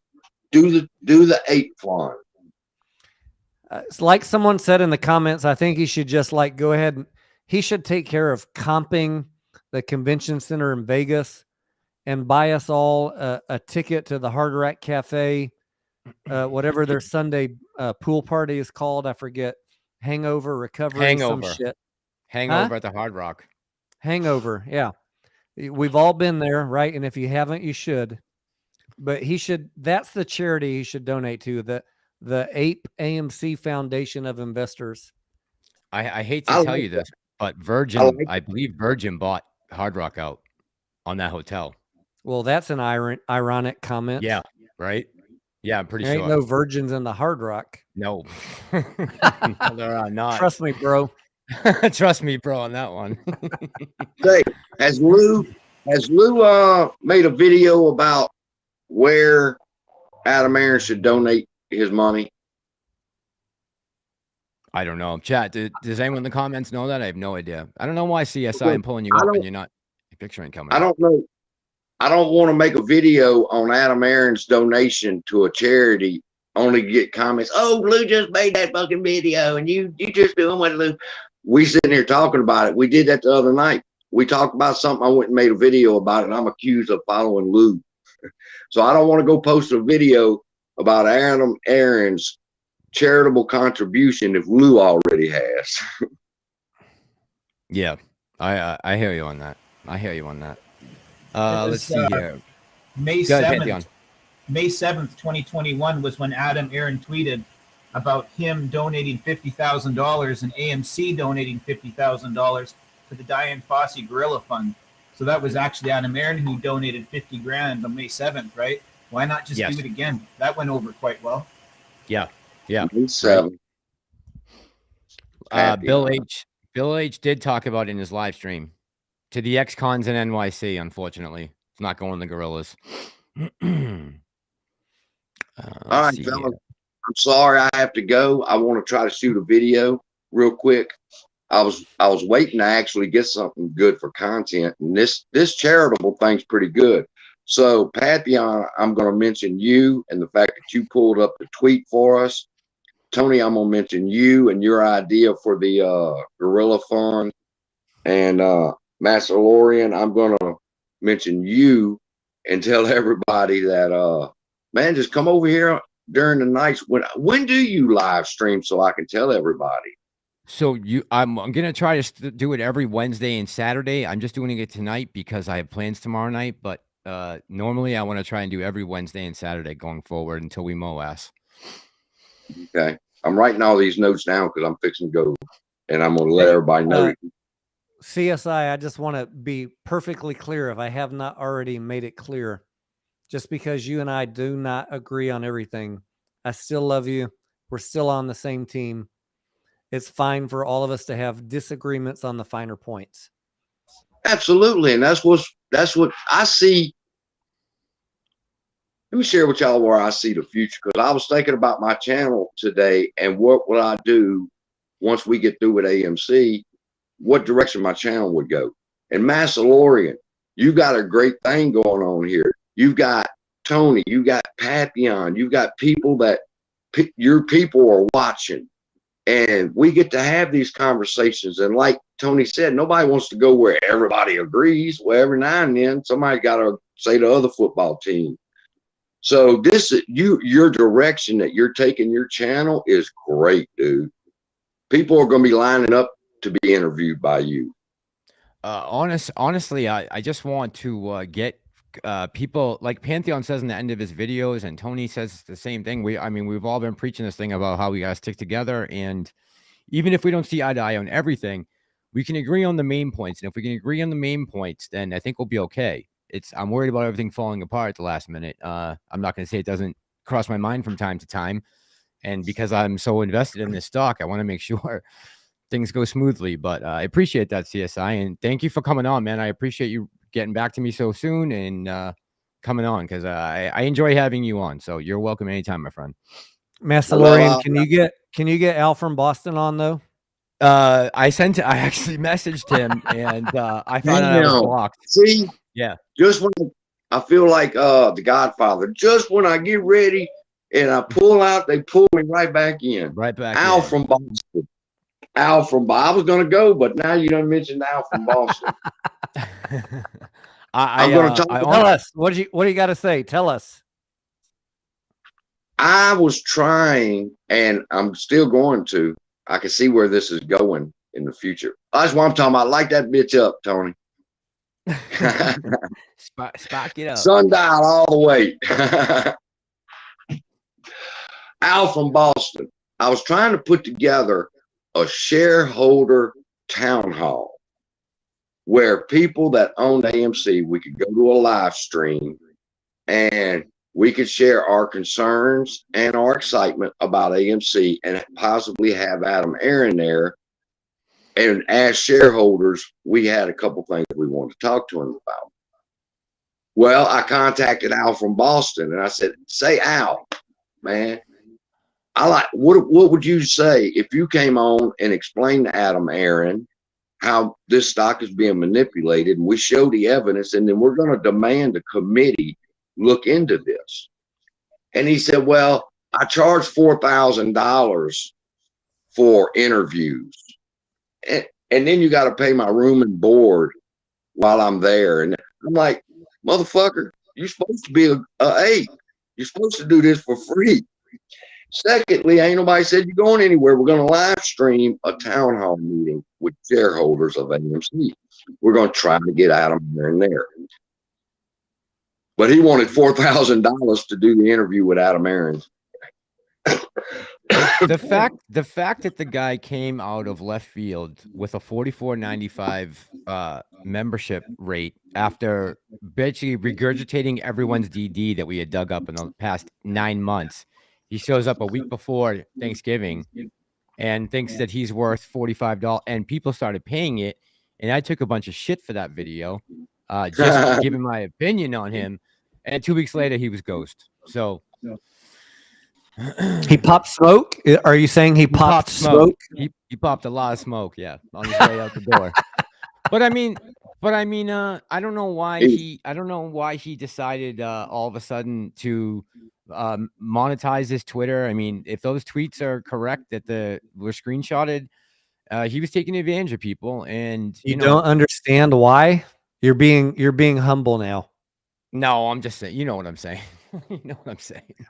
I can't stand that shit.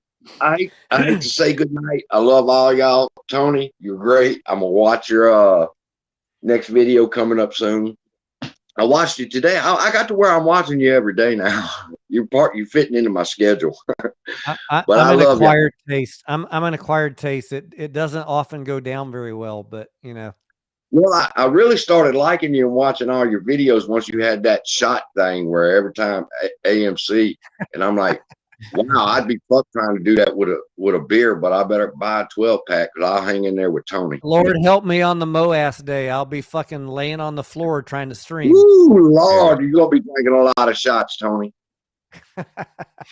I think we all will be. Y'all, I think we all. y'all have a blessed night. All right, you too. Peace, Thank brother. you for stopping by, CSI. Bye bye. Thank you, CSI. Now Pantheon, that he's gone, I just want to say again for everybody who's listening in, we don't all agree on everything from moment to moment, and that is perfectly fine. Don't get it twisted, like Phil says. We all have the same end goal. We all have finer point disagreements. That is perfectly fine. In a community of millions of people, we're not going to agree on everything. You guys got to get that through your head. But we all have the same end goal. We're all pulling the weight in the same direction. So don't think that we don't all get along. Other than that one guy in New Jersey that wants to fight with everybody, most of us get along just fine. Pantheon, you second that notion? This is the first time I've actually talked to any other AMC YouTubers. I just make my videos and post them. This is the first I've ever had a direct conversation with any of you guys, and I've had a real. I don't hope it's not over. I'm having a lot of fun here tonight, but I would definitely second what Tony's saying. That yeah, we're all in this together. We come at it from different perspectives. At the end of the day, as long as we all come to the same conclusion that we're going to have this thing pop and we're going to make some serious money, I'm happy. Yeah. Yeah. Pantheon, did you ever expect that we would be hanging on this long, or they'd been able to kick this can this long? No. Yeah. No, I didn't think it was going to be a year. I didn't. But like I say in all my videos, I'm holding on as long as this thing takes, because this play is too big, too important, and I believe in it 100%. So didn't think it would be 13 months, but let's keep going. I'm in this till it's over. Yeah. Agreed. Tony, when did you ever speculate and assume that we would be over and done with this at a particular time, like way back in hindsight? I honestly thought it would be over a long time ago. Yeah. But as I say in my live streams every day, most of the investments that I make are long-term investments. So I'm perfectly okay if this takes years. I would prefer that it not. And I don't think that it will. But if it does, hey, that's just one more on the chalkboard that is a 2 to 5 year play. Yeah. Yeah. I know a lot of us are asking about where the money is going, right? Where is your money going? And man, I don't want to look like a fool when this is all over, but I don't think we will. I think certain people will get in trouble. I think certain people will make mistakes depending on who they're listening to, what content they're taking in, and just stick to your guns. Like I said at the end of Pantheon and Tony's videos, always they say, "Fine, Pantheon, what's your line there that you repeat every night? Can you say it verbatim?" I can't. Sure, I say, good God, how can I not remember my own line? It's something to the effect of surround yourself with those on the same mission as you. Yeah, exactly. That was embarrassing. Exactly. No, I know. I was like, I almost know it. How do you not know it? Let's see. I haven't listened to enough Pantheon. I listened to his Project Ion video. That's the one that I listened to, and that was a great job, my friend.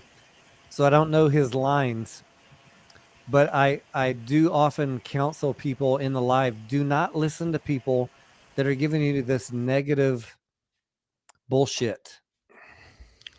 The ones that are telling you the price is going to drop to $8 or the market is going to fall 50%.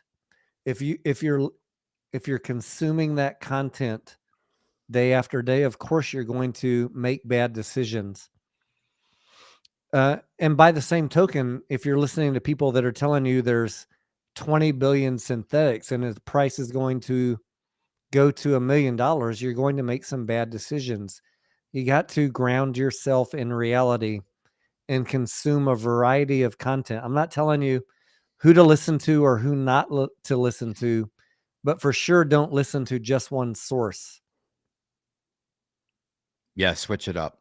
Switch it up. Find like-minded people that agree with you at least on some things, or if maybe you don't have set brackets. Maybe you're gonna do it the wild way, and like some of us are. And don't be upset if brackets don't match. Everyone's holding for their price. We have taken enough of a beating that I think we deserve to hold until we decide those shares, that we're going to sell those shares at that number. And when it gets to my number, I'm going to sell. And I think everyone should keep that in mind, that, when it comes down to it, when this actually pops off and happens, people are going to go in a lot of different directions. So the more we can stay interconnected, the more we can game plan, the more we can keep this thing afloat, and maybe, hold out longer than maybe we thought was ever possible after seeing the last 6 months and what the price has done for AMC, just falling and falling and falling. Let's see here. Webstars is saying, yeah, I see my press minimum 10K. Pantheon, I've never heard you talk about brackets or prices or dates like that. Are you against that as well? I wouldn't say I'm against it. I don't work with brackets on my channel. I don't give prices and I don't give dates, and I'll explain why. I think it's extremely dangerous to the community when you start talking about 300 a share, or you start talking about 100,000 a share. You're setting expectations for people when we don't really know what's going to happen, right? It's important to have a plan and be willing to pivot. Think of it like a UFC fight. You see your opponent and you're thinking, I can take this person down with wrestling, so I'm going to do a wrestling camp on this. But you have to have in the back of your head, if you try and take this person down 7 times in a row and they stop you, you can't keep repeating the same thing. It's not working. So you got to go to your plan B. Maybe it's the jab, right? So, it's important to understand from all the different sources what people are saying, synthesize it, see what makes sense to you, right? And then come up with a plan of action. And to lock yourself into a specific price right now is absurd. Nobody. Everybody thinks they're a badass till they get punched in the nose. And it's only going to go to $100,000, right? We don't know where it's going to go because we don't know how many synthetics exist. We don't have that particular knowledge, right? So we can work with certain pieces of information, but we've got to be willing to pivot, and we have to be able to find sources of information we can trust. The way I look at it is a 3-pronged approach, okay? So I've done this in a previous video, but I'm happy to describe it here. And it's 3, which seems funny, three tiers and all that, but it's 3 different segments. My first is, what is my number for needs?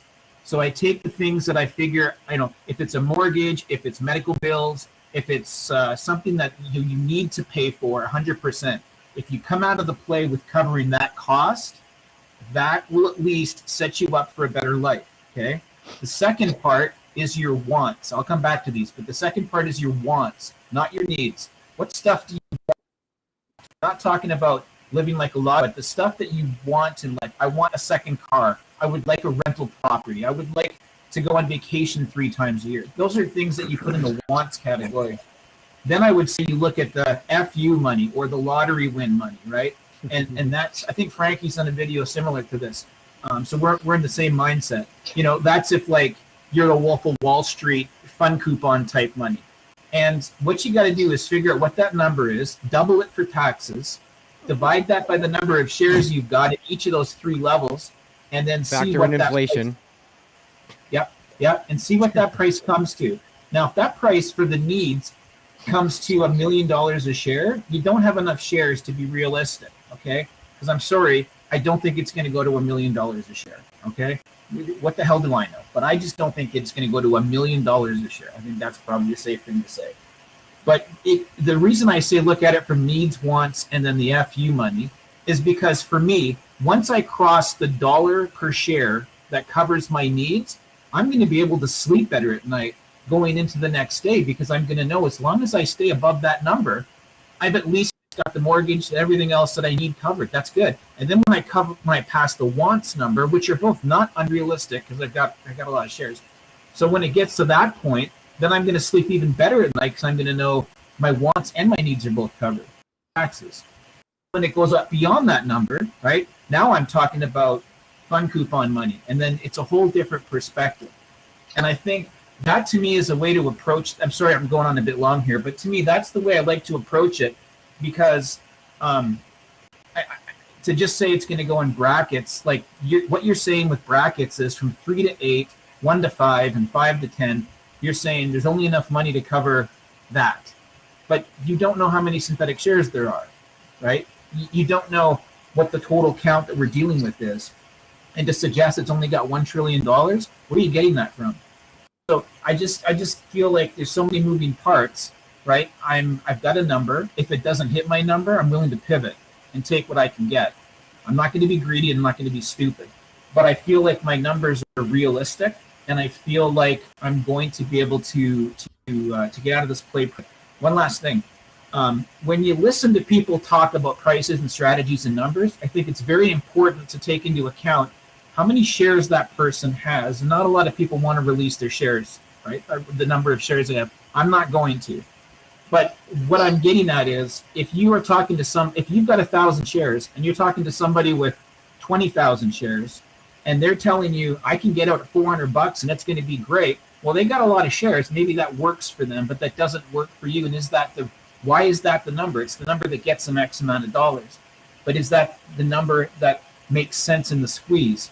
Only you can help determine that, right? And a lot of people then get stuck on saying, well, how high is this going to go? They're worried about trying to figure out the peak.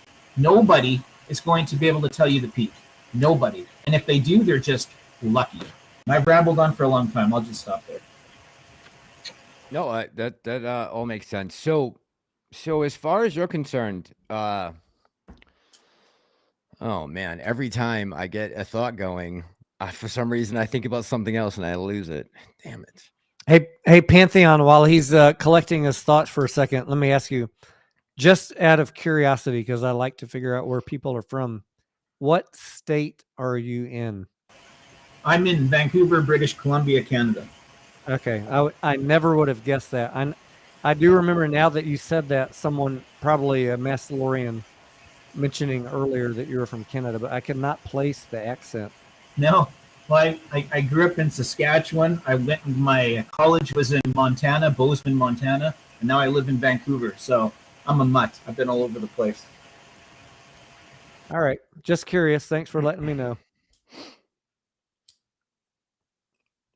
So Pantheon, do you what are you using? Do you guys have so you're on the Canadian dollar, huh? I was wondering about that because I have a friend in Vancouver who owns AMC shares. How does that? Can you guys transfer to? How does that work up there? Like what? I know you guys you're not allowed to lend out shares, correct? Has that been banned in Canada? That's a fascinating topic that you brought up. I would love to touch base on this. First question, I think you were asking about your account, whether it's in Canadian dollars or American dollars. Yes. So you can have it in either one. If you leave it in Canadian dollars, it does the transfer, the exchange rate transfer when you buy and the exchange rate transfer when you sell at time of the deal, which may not be advantageous for you based on the Canadian dollar. So what I like to do is you can have the U.S. side of your account and the Canadian side. I transfer to U.S. dollars when it's a good rate, and then I just buy in U.S. dollars and leave them in U.S. dollars, right? Gotcha. So okay. That's how I do it. Now, as far as the loaning of shares, yes.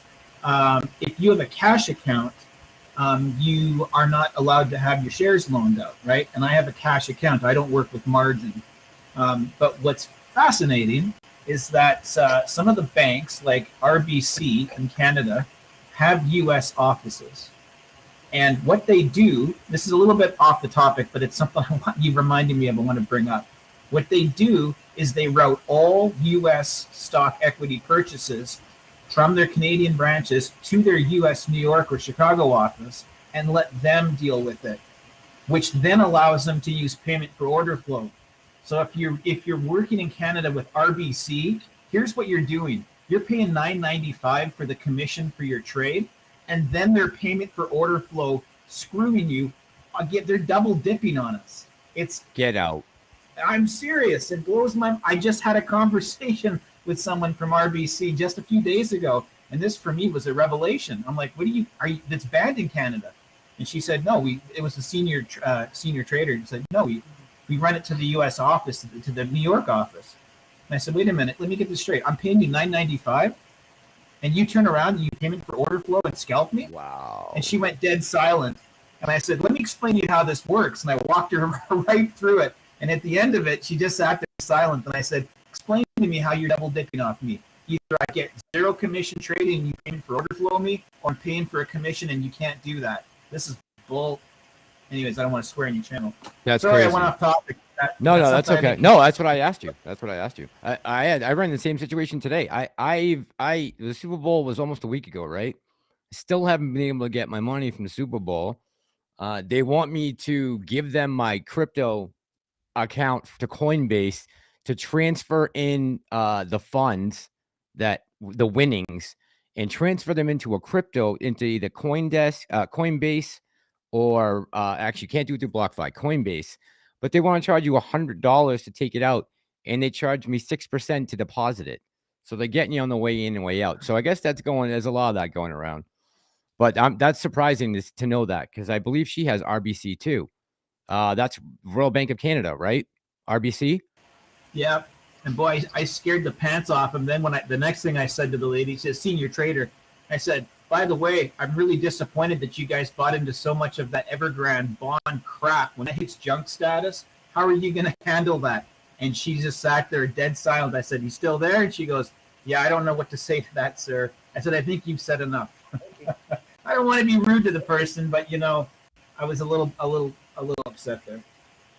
What is your take on the market going forward? Assuming if we were to be in the same place on Tuesday morning that we are right now, let's say nothing happens over the weekend. The convoy is still in Ottawa. There's one heading to DC. We have issues with the inflation and with Russia. Do you see a more of a correction coming, or do you think that all these things have been factored into the prices that we are seeing, as of 4:30 today or 4 o'clock today? Yeah. I'm going to give a shout out to Tully in the comment section. Tully and I are both in the Boss Blunts Discord. And I'm going to say I'm a bit more in the camp that I think we've got a little bit more depreciation coming in the stock price. I don't think it's fully all priced in yet, assuming there's no news that comes out this weekend one way or the other. But I feel like there's maybe some downside to come yet, because I think we're going to move with the market, and I don't think we're quite done with a bit of negative pull at this point. I'm not saying I'm following Boss's recommendation at $10 or $12. All the love to Boss Blunts. I think he's fantastic, but I do think we're going to see a little bit less before we start to see a rise. That's my take. Tony, what do you think? I don't know. I was playing with the kitty cat. So I was asking Pantheon, does he believe that all of the negative catalysts in the broader market right now have been factored into the prices that we're seeing, as of 4 o'clock today? Everything except Russia and Ukraine. Yes. So if they were to invade, I'm just looking at the news right now, and this just came up on The Guardian that Biden is convinced Putin's invasion is already planned and that 40% of the Russian forces are in attack position. This guy's out of his fucking mind. You know that? I mean, I know he's out of his mind, but he's really out of his mind. I've had a lot of difficult conversations with people over the last couple of days about the U.S. government, media manipulation, Russia, Ukraine, U.S. Look, I have no idea what is really going on, and I don't think anybody does. Even the media, I hear them questioning themselves, like, do we really know? Do we know who to trust? Do we know what to believe? Nobody knows what's going on. But no. I honestly think that the Ukraine-Russia, if something were to happen this weekend, that is not factored in. We'll see a gap down on Tuesday if something happens. AMC, the whole market, the whole market, the whole market, okay, the whole market, and there will be zero exceptions, including AMC. Everything will gap down if something happens in the next 3 days. Pantheon, you think the same? Pantheon, let me ask you this, because you're not in the U.S., but what are your thoughts on Russia, Ukraine? Just throwing it out there. I just one sec. I just saw somebody noted in the comments that RBC shut down their online services. I just logged into mine and it works. So I'm not sure. Oh, I see that. Now I know they were having issues yesterday, right? After they tried to freeze the truckers' accounts, is that correct? A bunch of banks went down. I don't know. I'm not sure about that. Okay. I haven't had any problems. I've been dealing with the pension fund transfer, and I've had no issues. There was some issues a day or two ago with their mobile login, but I think that I haven't seen anything in the past day or so. Well, sorry, going back to your question. Yeah, I don't know how. I don't know enough about what's going on, because everywhere you turn, you get a piece of news saying that they're going to attack or they're attacking, and you get a piece of news saying nothing's happening. So, it's dangerous. Do you understand the geopolitical fight that's going on? Like why what's happening is happening? You understand that part, right? I understand the narrative that's being told to everybody at this point, and I'm not believing that this is anything more than a smokescreen. And that's a dangerous thing to say, because if they invade this weekend, you guys can say I'm the moron, and I accept that. But I think this is posturing for other reasons. Do you think it's to try and take attention away from inflation, and the banks are doing terrible, and the market is over? There's too much funny money, or do you think that? Tony, what do you think? Well, I agree that it's a distraction from something. What the something is, I don't know, but generally our government has two reactions: either start a war or fire a cruise missile to distract people from something. Tully is saying Russia is pumping the gas. Earnings did move up to, I believe, March 9th. I saw that. Sabotage the mainstream media. Yeah, I saw that already. So I'll just tell you guys what I've been able to dig up on this conflict, and if you want to call it that for now. But basically, there were stipulations put in place after World War II that NATO, when they formed NATO, that NATO would not encroach on sovereign motherland of Russia, and Ukraine. From what I gather, the only people that really want Ukraine in NATO are the Americans and the Brits. Other than that, a lot of the European countries do not want Ukraine in NATO. So the fact that we are going to go and put boots on the ground, or, provide them with the equipment to fight, when Russia is just protecting, her natural borders that NATO keeps encroaching on. I mean, every year however long it is, we get more countries come into NATO, closing in around Russia. And I just feel like that's driving them right into the arms of China. And if that happens and the petrodollar becomes unstable, that's the biggest thing that worries me. I don't know if the fight will happen, but I'm worried about the petrodollar no longer serving its purpose because China and Russia are on a different level. George, good morning. Good morning. Where is George? Where is George joining us from? It's almost already? 2 a.m. Holy shit! Yeah, it's only 12:37 in my time zone, so the night is still young on a Friday. Pantheon's only 11:30, right? Or 10:30 there? Yeah, it's 10:30 here. I'm good to go. Yeah. Let's keep this going. Pantheon, you're in where? West Coast? Yeah, I'm in Vancouver on the West Coast. Vancouver, okay. One of my clients has a condo in Vancouver, but I have not been up that way. Oh, I have a question. To either of you guys, you can answer this. As far as this, the market next week, let's say that there is some type of movement and things escalate. Is AMC going to track with the rest of the market, or is it possible that meme stocks will go in the other direction of the market, broader market? My feeling is that AMC and the meme stocks are going to track with the market for now, especially if bad news comes out and we start dipping. I think we're going to dip with it. And then once we have enough margin calls take effect and the meme stocks are able to roll up, I think then they separate. I think for now we're going to pretty much track more or less with it, in my opinion. Yeah. Yep. We will track the market until we don't.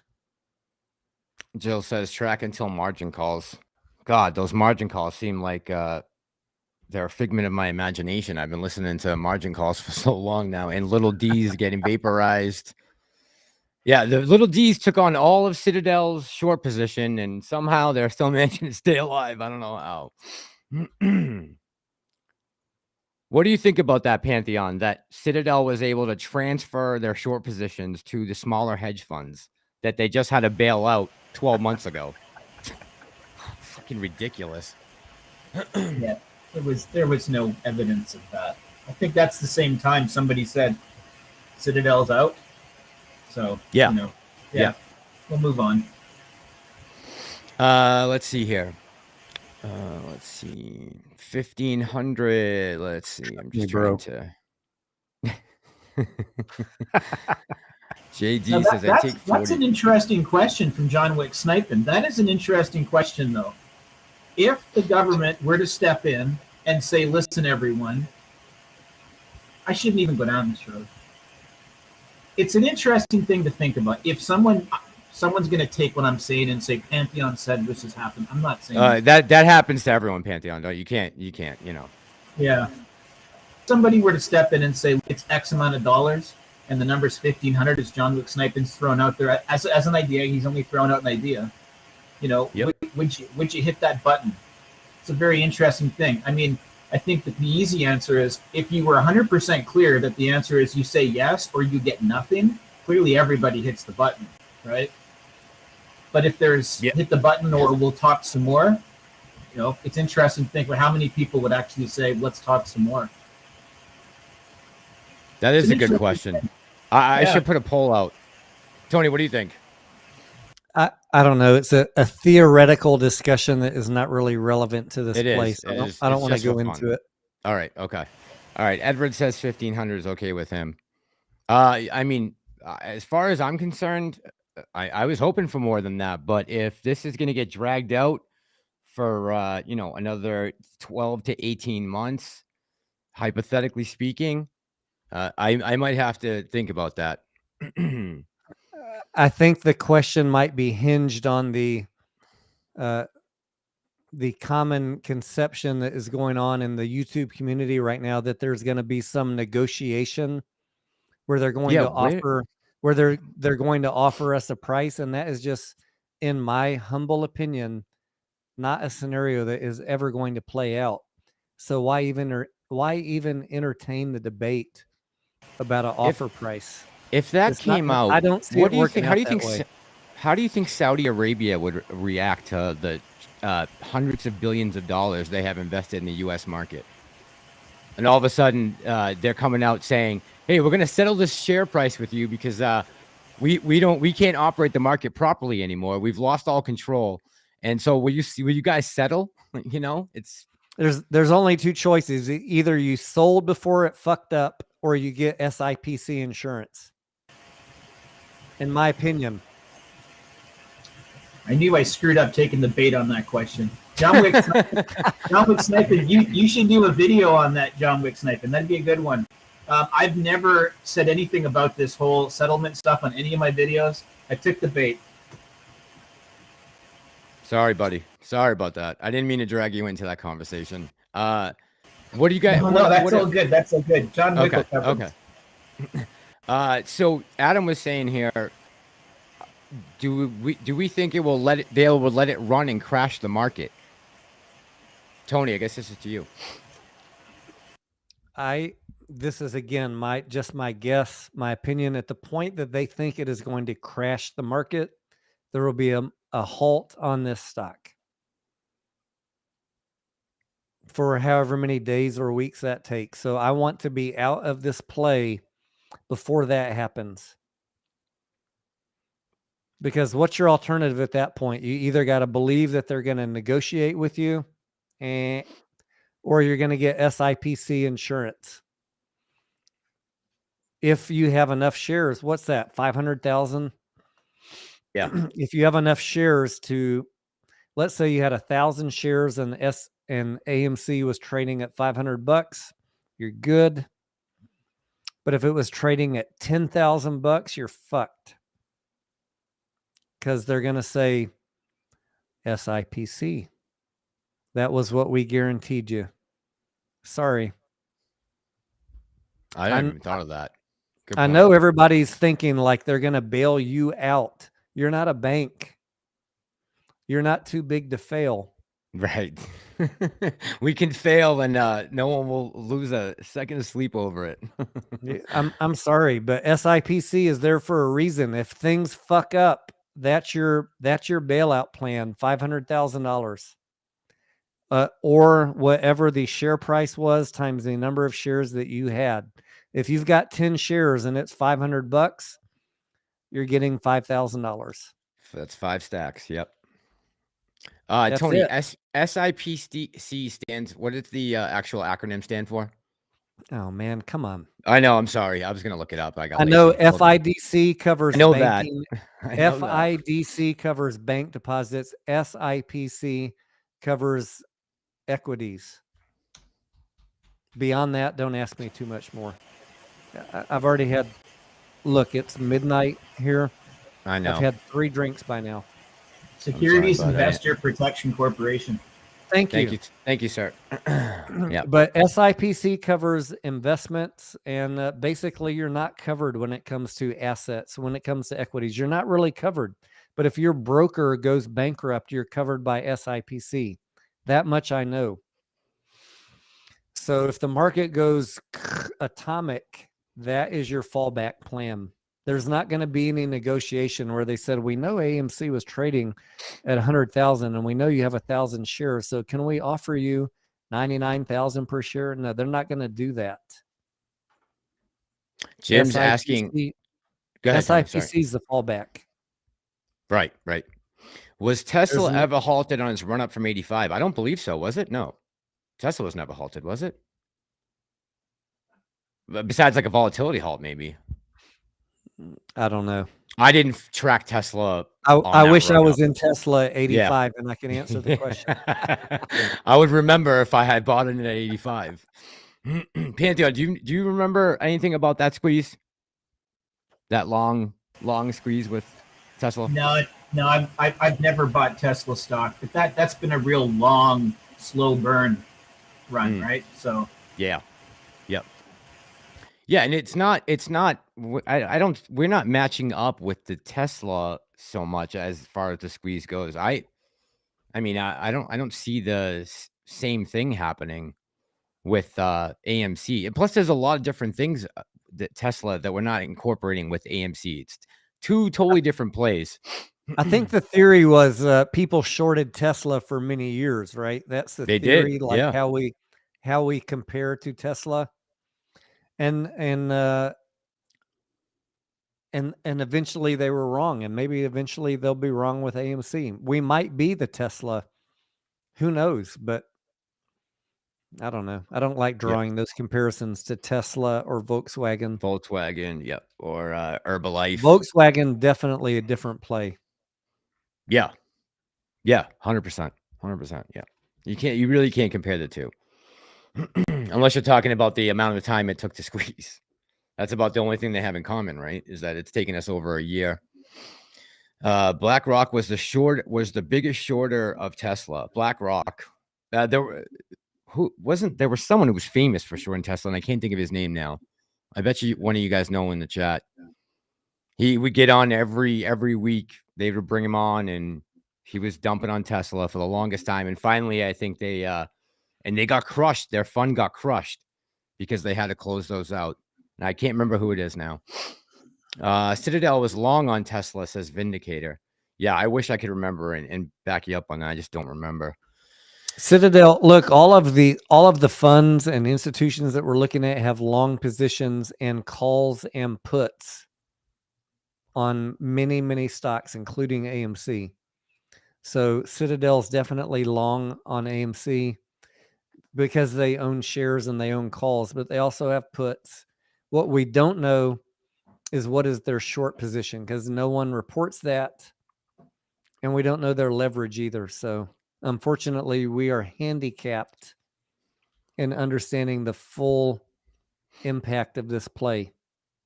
Retail is basically screwed by Wall Street. The SEC, the transparency thing, when is that supposed to kick in? Supposedly? Sometime in the next 12 to 24 months. It's ridiculous. Not March 3rd, sorry. I know you wanted me to say March 3rd. I did. I was hoping. Someone is asking. Go ahead. There's many proposals to improve transparency. They're all in the proposed regulation status. And they've been pretty clear about that. I haven't seen any fluctuation on their determination of that. They are saying anyone who has vociferous disagreement with that, please comment in my SEC video from last week. I happily will entertain your discussion and counter arguments.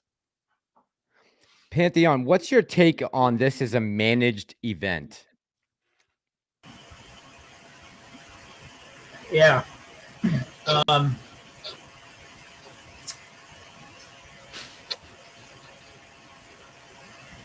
I'm still here. You haven't lost me. You're fine. That's a dangerous topic, and I'm going to explain why.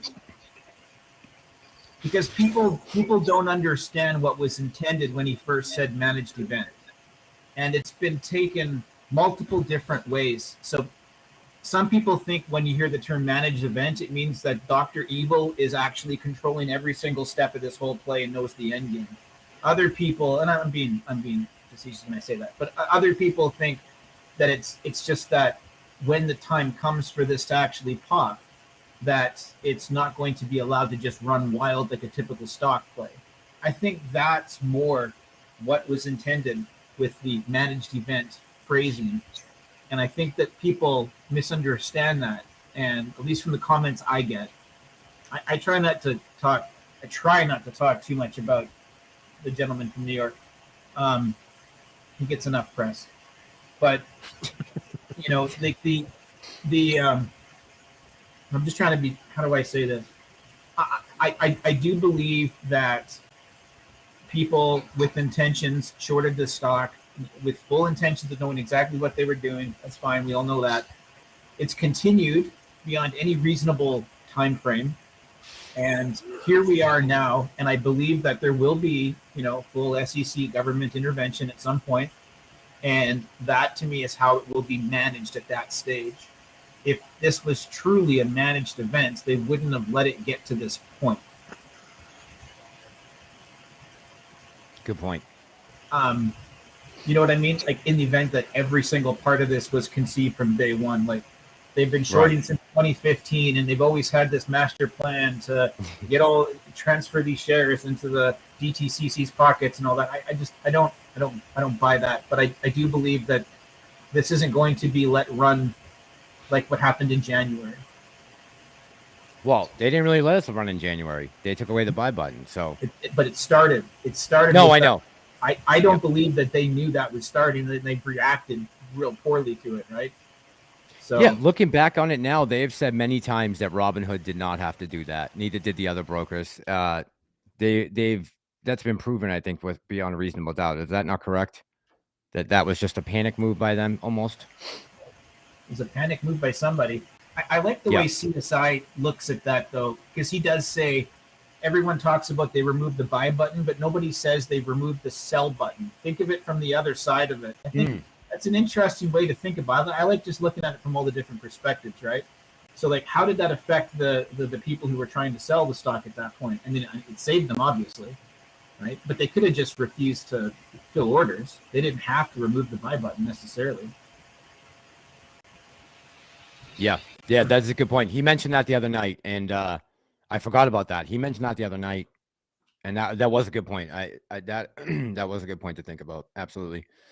Someone saying this became a managed event when it dropped from 72.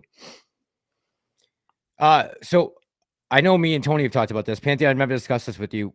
The shares back that were on the market back on June 3rd, the ones that went to Mudrick and those 20 million there. Have you ever looked into that? What's your take on that? As far as if they were supposed to be voted on or not? Well, those shares were already voted on and intended to be part of a executive compensation. And when they decided we're going to do what's best for the company, we're going to forego this compensation and just give them over to Mudrick, I believe that's a change in what the intention of those shares originally was and would therefore require another shareholder discussion. I mean, there's another ace up his sleeve that nobody really talks about, and that's the New York Stock Exchange 20% rule, right? Like they could drop 20% of the float and short it right now. Adam Aaron could drop 100 million, and then people are going to say, "Hey, you're giving lots of FUD." I'm not saying he's going to do it. But the possibility exists that the New York Stock Exchange 20% rule allows them to drop 20% of the shares without shareholder approval. So AMC, in theory, could drop 100 million shares on Tuesday, and drop them through the equity market to any hedge fund. So that's a piece that exists of current current rules and regulations that allows them to. Will they do it? I'm not saying they're going to do it, but I guess I got off topic. Sorry. No, that's all right. That's fine. Those shares back then, yeah, they should have been, they were first intended purpose. They should have been revoted on if they were going to change the purpose. That's my stance on that. And Tony, I know we've talked about it, but in case anyone's wondering what your thought was. Someone asked me about that. Someone asked me about that again in the live today. And really the question that I have is, what is your definition of a managed event? I can't really answer that question because everybody has a different definition of what is a managed event. Okay, so I'm thinking to myself when I hear that they're going to manipulate, they're going to dictate when we sell. And in my eyes, you can't manage when I decide to sell or any of the other millions of investors out there. So I don't see how you can manage something that's unmanageable unless you do what you did last year. I interpret it as they're going to manage what the maximum price is, and I just don't see that happening. They can't manage supply and demand. When it's a runaway train, I don't see that happening. What they can do is manage the strings, right? The marionettes. They can manage turning off the buy button. They can manage halting the stock. Yep. That they can do. And I would never put that past them. No, at this point, no. If they don't push those buttons, this thing could run as high as anybody can imagine. There's no managing a short squeeze unless you put your thumb on the scale. CSI, what do you think? Managed event. What's your definition? I think when we're talking about this managed event, we need to stop for a moment and step back and look. We right now are discussing the managed event of the AMC squeeze, right? But what they are managing or trying to manage is all the squeezes: GME, AMC, Sundial, COS, Bed Bath & Beyond. Step back away from AMC and realize, I mean, we look at AMC and go, oh shit. But if you step back and look what they really have to deal with, you go, oh fuck. This is serious. We have to do something about this. So they've come up with a plan because they have to control it all, not just AMC. Without crushing the entire market, right? Without bringing everyone down with it. They're not going to crush the market. I have my theories on that. The market's going to be fine if the market moves in any direction, it'll be dealing with the Russia situation and so forth. It's not going to have anything to do with the squeeze. It's going to be, if the market moves, it's going to be because of the world event that's going on right now. It's not, the market's not going to react to AMC.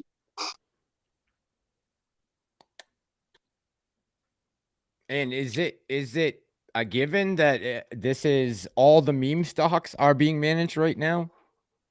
That's a lot of strings to be pulling at once. You know, exactly. That's the whole thing. When you talk managed event, we're talking outside of AMC too. I mean, don't forget when Facebook fell, boom.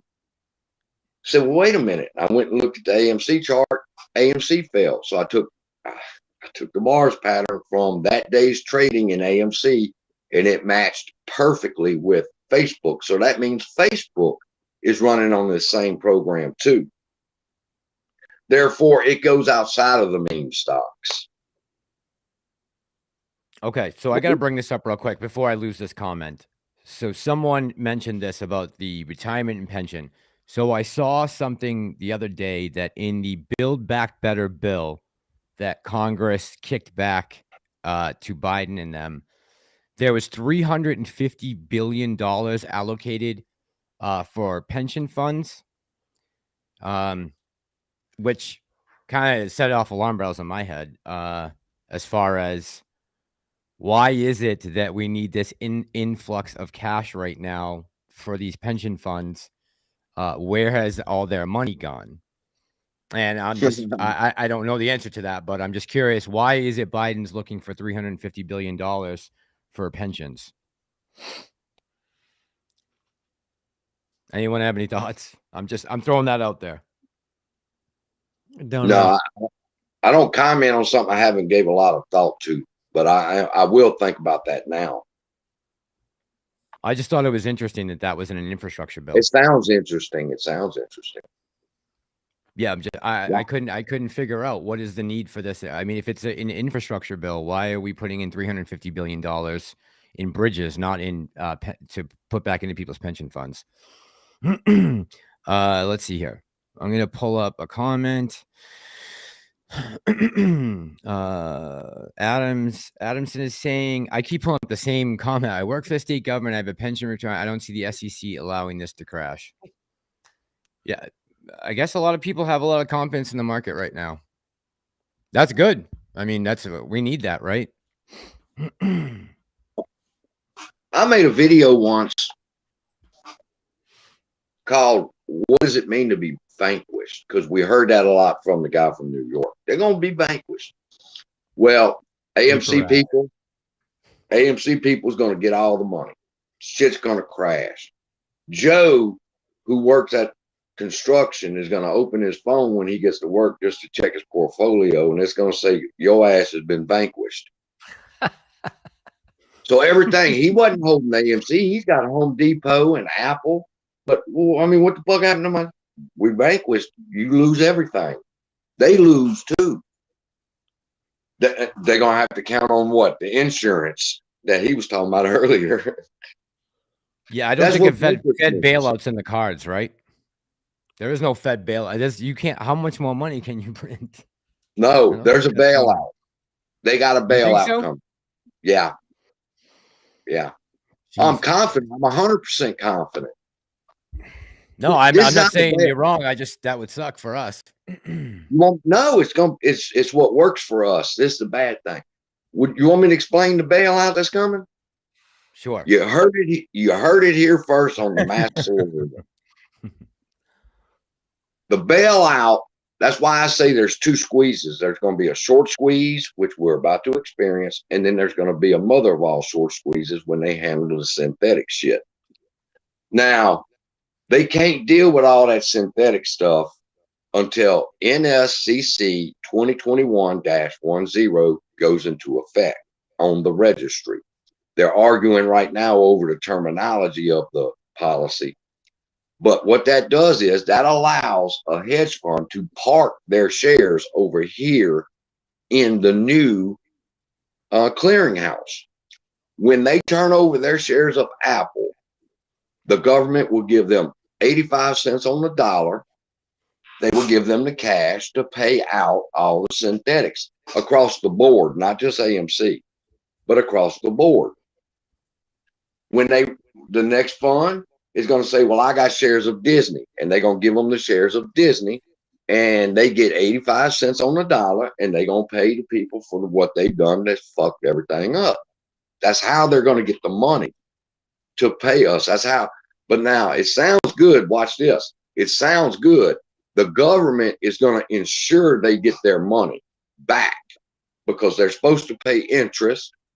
And if they miss the interest payment, it belongs to the government now. Now the government can sell or auction off those shares. And who you think is going to be the ones to buy them? BlackRock and Vanguard. But your bailout's going to come when NSCC 2021-10 goes into effect, and they can start moving shares from the hedge funds over here to the new government clearinghouse. They will receive the money to pay everybody with. And if they default on those shares, the government can sell those shares to whoever auction or whatever auction they're doing. It's all in NSCC 2021-10. That's how they get the money for the bailout. Maybe I missed something in 2021-10. I did a video on it 6 months ago, and I would invite any of you who believe that that is our savior to come in, watch my video, and then have a discussion with me. Maybe I missed it. I read the document 100 times and did a video on it. And I welcome discussion, CSI or Lou or anyone who thinks different than me. Watch my video and come in and have a discussion with me in the comments. Pantheon, what's your take on that DTC ruling? DTCC ruling, the 0-010. Yeah, I've done at least 2, if not maybe 3 videos on the updates to that. The next update's coming in April, I believe, is when it's ready to be coming out of question period. I don't believe that it's necessarily mandatory for them to actually have to do that. So they're going to have the choice to whether or not they want to sell their stocks. It's intended, in the wording at least, to help avoid a market catastrophe by allowing them to transfer them in exchange for cash, right? So it is designed to avoid market catastrophe, but for corner case funds. On the surface, it appears as if it's to avoid a market crash. That's not what the purpose of it is, but it will avoid a market crash. And yes, they will have the option to sell it on the open market or give it to them with the promise of paying an interest. But that's just the surface. The purpose hasn't anybody asked why would they have allowed this to go on for over a year? They let the fund deeper and deeper and deeper into the hole. If you bought today, they just went in the hole deeper. What does that mean? When the time comes, when the piper plays the music and you have to dance to it, you're going to have to turn over even more shares. So the deeper they go, the more shares get transferred over to here.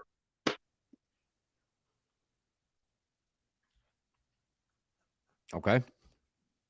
I'm just curious if we see that happen, and where is that number coming? The 85% percentile number that you're talking CSI. That's kind of like I think I might have heard that in another video, but there's also like it's going to be run like a pawn shop, they say, where when they turn over, they can't get 100% because then the government's not benefiting anything. So they're going to turn over a share of Apple for $100 and they only going to get 85 cents. They might get 90 cents. I don't know. 85 is like what you get from a pawn shop. So I used 85. But it could be 90. Okay. I was just curious where you got that number from. Okay. Tony, you have anything, Pantheon? Anyone want to jump in? Well, I don't have anything to say else about that specific regulation other than I've already covered it, and I welcome discussion in the comments on my video after you've seen another perspective on it. I already know the perspective of it's going to save us and cause the MOAS.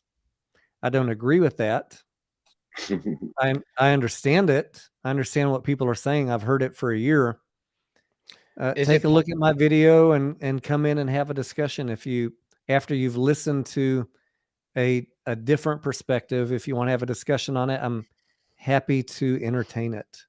Do you have a date on that video where I can go look it up? I don't mind. I'll go look it. I have a playlist on all the SEC regulations. Awesome. It's pretty short. You can just go to that playlist and it's right in there. Awesome. So someone said here, can we really consider this a short squeeze when it's taken over a year? Should we redefine what's going on right now? As there's no date. There's no date on a short squeeze. That would be my simple answer on that. People assume that you say short squeeze, it's going to happen in 30 days. No, it happens when there's a catalyst and when there's buyers. Agreed. Someone saying they will be forced by margin calls. Adam Simon International, we've been thinking that for months, and so far, no margin calls. Barely, right? Have we? Let's talk. Why would there be margin calls when the price isn't going up?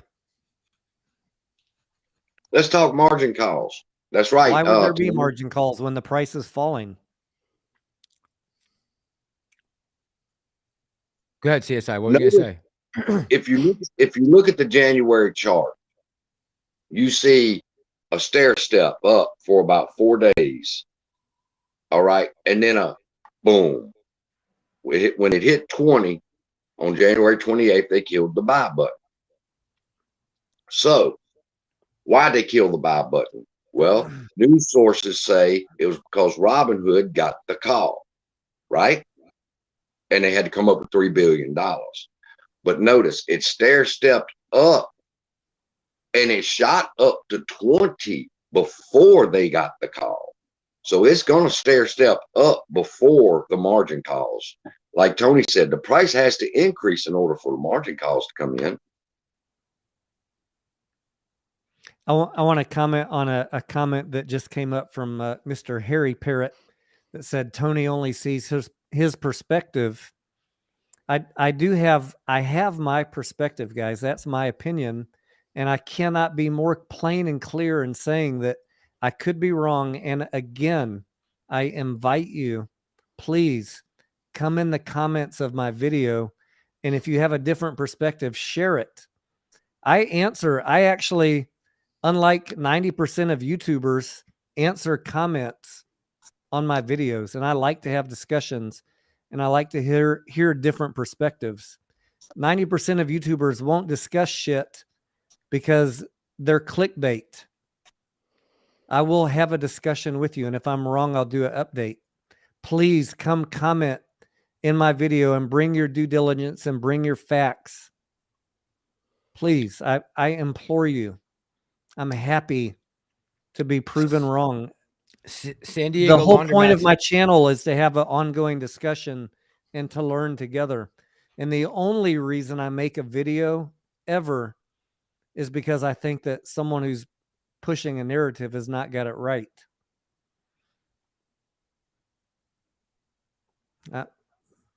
I don't say I'm right on everything. I want to have a discussion. Come have a discussion, please. I will engage with you. Yeah, maybe this is something we can do, set up for, a couple of days from now. We can all go back, do some more research into this, and then come back and have a discussion on it and maybe get to the bottom of it, possibly, if we all put our heads together. So I'm willing to, we can all email and talk about that. But that would be something.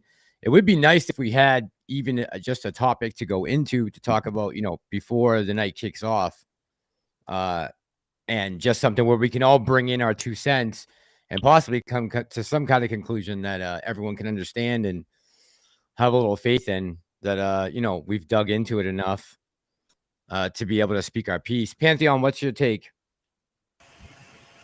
I think the conversation about why would a margin call take place while the stock's going down, I think there's some really good stuff that's been brought up from Boss Blintz and others regarding executive orders. And Tony, have you seen any of that stuff come up yet? Are you familiar with that conversation? Not regarding executive orders, no. So Executive Order 13959 was signed in by Donald Trump on November 2020, and then it took effect the day before the January 2021 squeeze took place. Okay, and that basically is dealing with addressing threat from security investments that finance communist Chinese military companies. So basically, all of the investments that are bought really cheap that have higher value because they devalue their currency were being used as collateral. And when that took effect the day before the January 2021 squeeze took place, it eliminated all of that and it became not allowed to be used as collateral, right? Then the next day, things popped. Then we look forward, the executive order got signed into a delay and it got reissued, and that came in effect in later 2021. The day before, we had the June pop to $72, $73. That executive order then went into basically hibernation again, and it's been changed to be now replaced by Executive Order 14032. This is not my DD, this is Boss Blunt's. And that Executive Order 14032 now has a new date of June of this year. But there's at least there were discussions over last weekend that the think tank was looking into regarding this being adjusted to be sooner. And if that takes place sooner, we could have potentially, so you look at that, either that's one hell of a coincidence, or the fact that they're turning all this this money that's flowing into China that's helping, address money going in there to help finance them for, war or military issues. When that gets shut off, then all of a sudden they can't meet their minimum margin requirements. So that's another perspective that had nothing to do with the share price, but triggered. If you look at those two dates, it's either one hell of a coincidence or that's something that helped us out, right? And I'm leaning towards that's a pretty damn good piece of DD by Boss Bluntz. So I saw that tweet from Boss Bluntz, and I messaged him. I tweeted back to him because I didn't quite understand it. I did see the tweet where he was commenting about the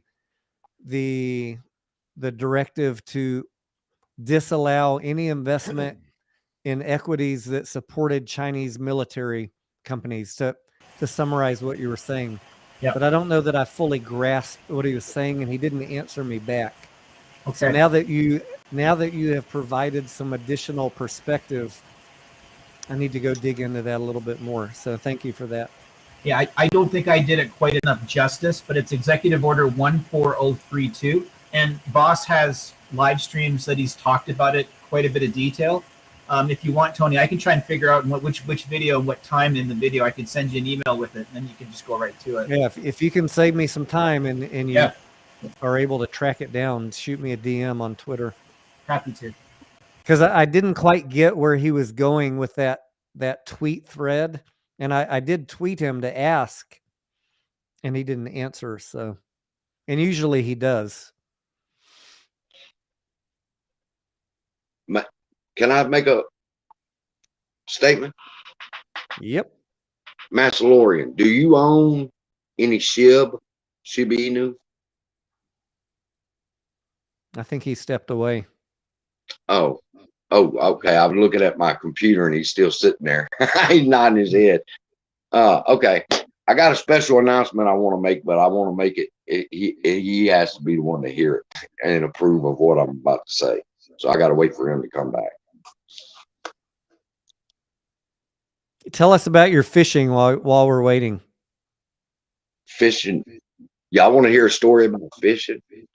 It's actually, I would use fishing to get drunk down by the river. And the girl that taught me how to fish and my other best friend was there. And we're drinking and having a good time and fishing. I like to say we casted. We didn't fish. We cast. Fuck the fish and go to drinking. Well, I'm looking across lake there, or the river there. And the more I drink, closer to the other bank is coming to me. And I tell my friend, I swam this motherfucker when I was 19, and I can still do it. I'm 48. And he said, "Oh yeah. With 2 more drinks in," I said, "Fuck that." I dove in and I started swimming across the Amc. And about halfway, I realized, oh, shit, I'm in trouble. At a little bit more, and I went down. And it's just like they describe in the movies and stuff. I went down, I came back up, and I was going down for the 3rd time. And I knew. I said, "Oh, this is it." I said, "Lord," and I swear to God, this is the truth. I said, "Lord, I'll be there in a minute." And I went down the 3rd time. And as soon as I said that, a hand reached through the water and grabbed me and pulled me out the water and set me on his jet ski. He just like in the movies. Just like in the movies.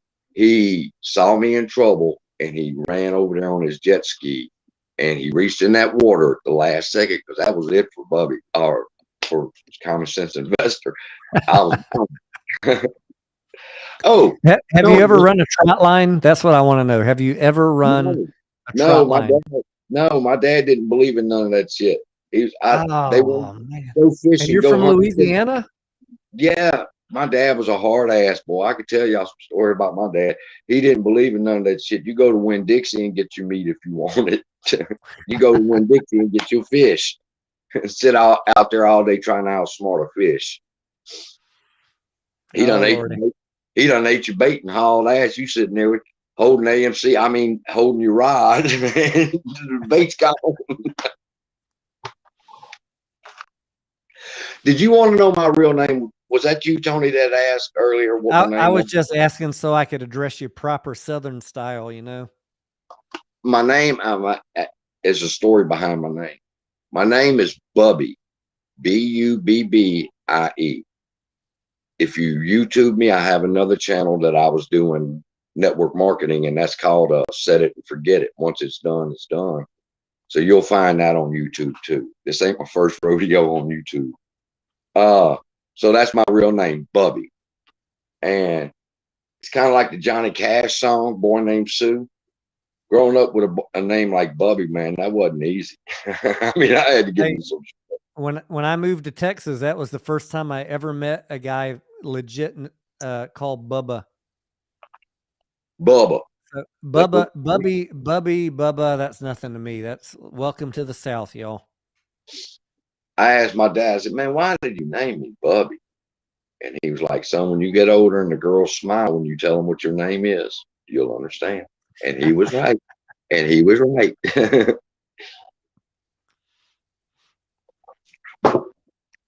Where did the Massalorian go? Is he out smoking? No, yeah, I am. I'm having a nicotine fit. All right, 5 hours he's in. Listening. Shit. Bubby, he's listening to you. Go ahead and tell us your Sheba story. He's got to mute to smoke. Well, I had to mute to smoke. I had to mute my camera to smoke earlier too. But I mean, he allows the people in the chat to smoke, but he's got to turn his off. You guys are making me feel like a degenerate now, smoking a cigar on camera. Yeah, you're smoking cigars. I'm smoking cigarettes, and Massalorian's hiding like he don't want nobody to know he smokes. Man, you smoke. You already been demonetized, bro. You may as well turn. I know. This got demonetized in the first 5 minutes. I'm not even sweating that at this point. This was over at the 5-minute mark. The video I just uploaded. When I mention a particular guy's name from New York, my shit's flagged, and it's flagged tonight. And I didn't mention him. The only person I mentioned the Massalorian, Tony, Feel For Real, and Pantheon. And my shit's flagged. I'm like, what did I say? Look, if you're drinking or smoking on camera, you're going to get flagged. That's just how it is. Oh, okay. They can see the smoke or they can see this, and they will flag you. Okay. So you can hear me, Massalorian? Oh, yeah, I'm right here. Yep. I had a question for you. Go ahead. Do you own any Shiba Inu? Yes. Okay. Here's what I'm doing. I got the idea from Matt Perry. I create burn videos, and with the ad revenue that comes in on those videos, I let it build up, and then I want to burn that amount of money in ad revenue in SHIB. And the more YouTubers that are catching on, the more SHIB is going to get burned faster. But what I want to do, I promised my subscribers that I was going to burn $100 a SHIB, and I just looked it up. It's 3.5 million SHIB that could be burned with $100. So I'm going to burn $100 as soon as the ad revenue comes in around the 21st. And I want to do it on your channel. I want to do the burn on your channel and show 100%. Everybody we're burning Shiba Inu, to lower the circulating supply. When did you get into Shiba? CSI? I got into SHIB when it was starting its first run up. I got in at about 35, and then it had its great run up, and I should have sold, but I held. Tony called that, man. He really did. I gotta say. I want to highlight Chris's comment in the chat right now, because I don't know, for whatever reason, when I'm a guest, I can't see where I can comment. I want you guys to take a deep breath and step back and think about the math, and go watch my Shiba video about the burn rate. All right, hey, I don't want to get into a Shiba discussion. I'm just I don't. You can do that on my channel, CSI. We're talking trillions or quadrillions. It's hard to imagine that burning 1 million don't make a shit bit of difference, but it don't. Well, down here in the South, when we have a leak, we put a bucket down there to catch the water from the leak, and it's just a dripping drip, drip, drip. But if you leave that son of a bitch alone long enough, the bucket's gonna fill up and it's gonna overflow, even from a drip, drip, drip.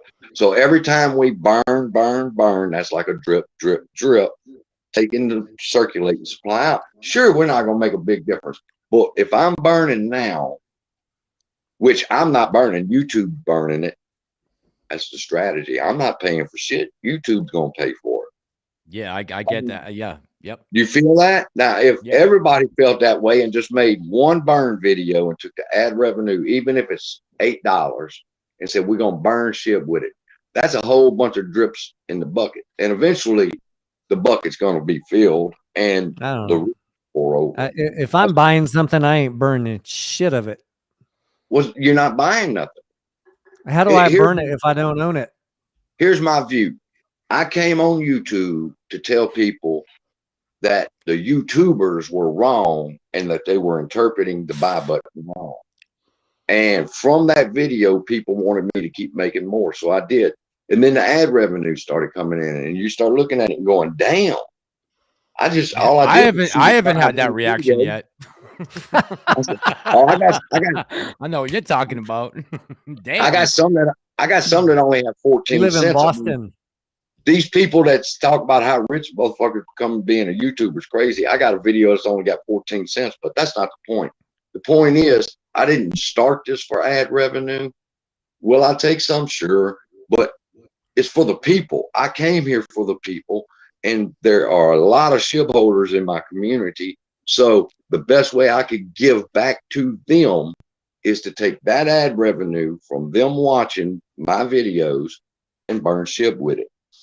That's just my perspective, though. Dr. Zeno, have a good night.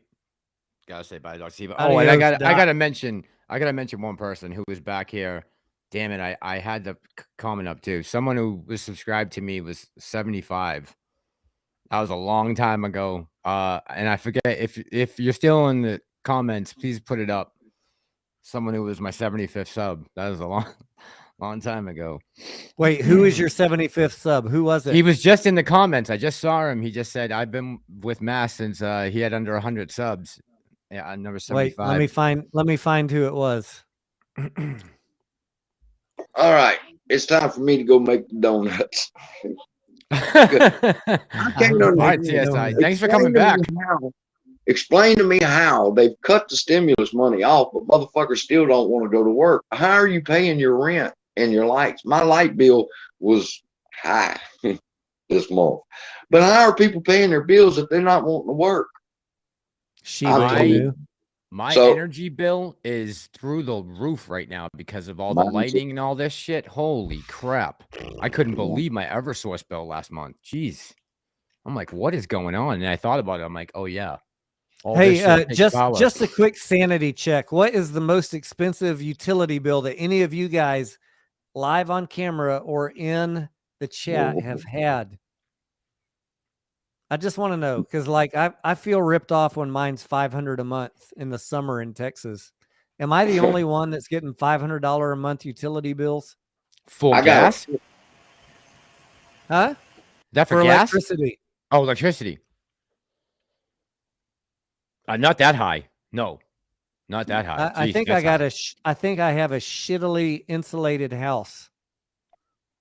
That could be it. I live in an old building. This thing is horsehair plaster, and it is insulated. And I'm on middle floor, so and that's included. I don't know if it's my electrical bill that is out of control right now. I couldn't believe it when it came in. Normal in Texas, I feel, would be about 300, but I think this house I'm in, either maybe because I'm working from home now and I want AC on 24 hours a day, or maybe just because this house sucks. But in June, July, August, when it's 108 degrees here, we're looking at $500 a month. That's crazy. Pantheon, how is energy up there? Yeah, it's ridiculously expensive here in Vancouver. You know, it's a milder climate compared to the rest of Canada, but we've had in the last, say, 7 years, much, much colder winters than we're used to having. And everyone here has been set up for electric baseboard heating. So when you're not used to temperatures getting to zero, you know, and we end up with temperatures below zero, everyone's got their electric heaters cranked up, and your bill can get up to $600-700 in a month. That's crazy. In the winter, just to compare, we run off of gas in this house. In the winter, my gas bill for heat might be $100 a month. It's the freaking AC when it's 100, 110 degrees that kicks our ass here, because your air conditioner is running 25 hours a day. But to be fair, it will never catch up. It Vancouver, will never catch up. It will never cool your house down. To be fair, most Vancouver apartments are like 600 square feet, and this is an 1,800 square foot townhouse, 2-level. So I mean, it's your friend out here, Mass, probably wouldn't be paying nothing much. Yeah. I'm making an assumption. So she lives out past Surrey. I want to say Langley. Does that make sense? Langley? Yeah, Langley. She's probably got a bigger place out there than It's newer. Her condominium's newer. She bought it like maybe 5 years ago, and the thing's already tripled in price. The real estate in Vancouver is insane. Yep. I believe. Should we call it a night, you guys? Yeah, it's 2:30. We've been on for 5.5 hours. I think that's that's crazy. I've uploaded my video. Should you watch the Mandalorian? So y'all can check that out. Hey, you may have set a record for the longest AMC live stream in the last 12 months with multiple people on. We might have. Yeah. Did I see correctly that Trey was doing a 24-hour live stream this weekend? Did I read that incorrectly, or was that correct? For charity? I don't know. I just saw he posted a schedule, and it looked like a 24-hour schedule, not covering AMC, but he's doing like Tinder and gaming and a little bit of AMC. Did I read that correct? Did anybody else see his schedule that he posted? I didn't see I don't know. I'll see y'all Wednesday. All right, see you, my friend. Good night. You too, buddy. Yeah, I didn't see that, Tony. What did you? Where did you pull that up? Did you see that on his videos? He had it posted maybe in his community tab or maybe on Twitter. there was an hourly schedule of what he was going to cover on Saturday. Oh, interesting. It's from his fail wheel. Someone's saying, Stephen. Yeah, I see that. Yeah. Okay. It looked to me like he was planning on streaming for 24 hours, but I don't follow him, so I don't have the context to know if I was interpreting his post correctly or not. He should have every AMC YouTuber on for 5 minutes to speak their piece in that 24 hours. That'd be awesome. That would be a great way to get traffic coming in. I mean, if he was going to say, every half hour on the half hour, I'll have another AMC YouTuber on and we'll, take questions or whatever. Mike, you're welcome. Well, I mean, if I understood his message correctly, I'm only going to tune in for the Tinder part. So what you saying? Tinder, Tindr, as in the dating site? Yes. Really? Okay. He had a variety of topics he was going to cover in 24 hours. Okay. I'll look forward to that tomorrow. While I'm trying to go look back at Insane Gains. Who's the guy I'm looking up? I didn't write it down his name. Extreme Gains, Who is right? the guy? His name's Trey. No, I know that. Who's we were saying we were going to look at Extreme Gains' channel, right? Extreme Gains. We're going to check out. I don't know that we said another one. No, that might have been it. Pantheon, did you talk about that earlier? That you watching Extreme Gains? Did you say that? No, I checked. I've watched one Pantheon video, which was his Project Iron, which I think he did a great job on. Thanks. And as far as Extreme Gains, I have not looked into him in a couple months, so I'm not really up to speed. And I really apologize to anyone that does YouTube videos, but my time constraints have become tight. Yeah, same here. So, I mean, there's no room to breathe. I do try and check in on everybody that's on my radar from time to time, but Extreme Games has not been on my radar. Nothing against him. It just I need to get him back on it, and then I'll make a decision. Pantheon, any YouTuber you would recommend that we haven't talked about at all tonight, or someone maybe that's more obscure that isn't getting his voice out that you think is, Yeah. And first, I'd say to Tony, most of my stuff is so below where your level is. It's more for introductory, getting your toe dipped in the water of information. So there's no levels here. There's no levels. Don't say that.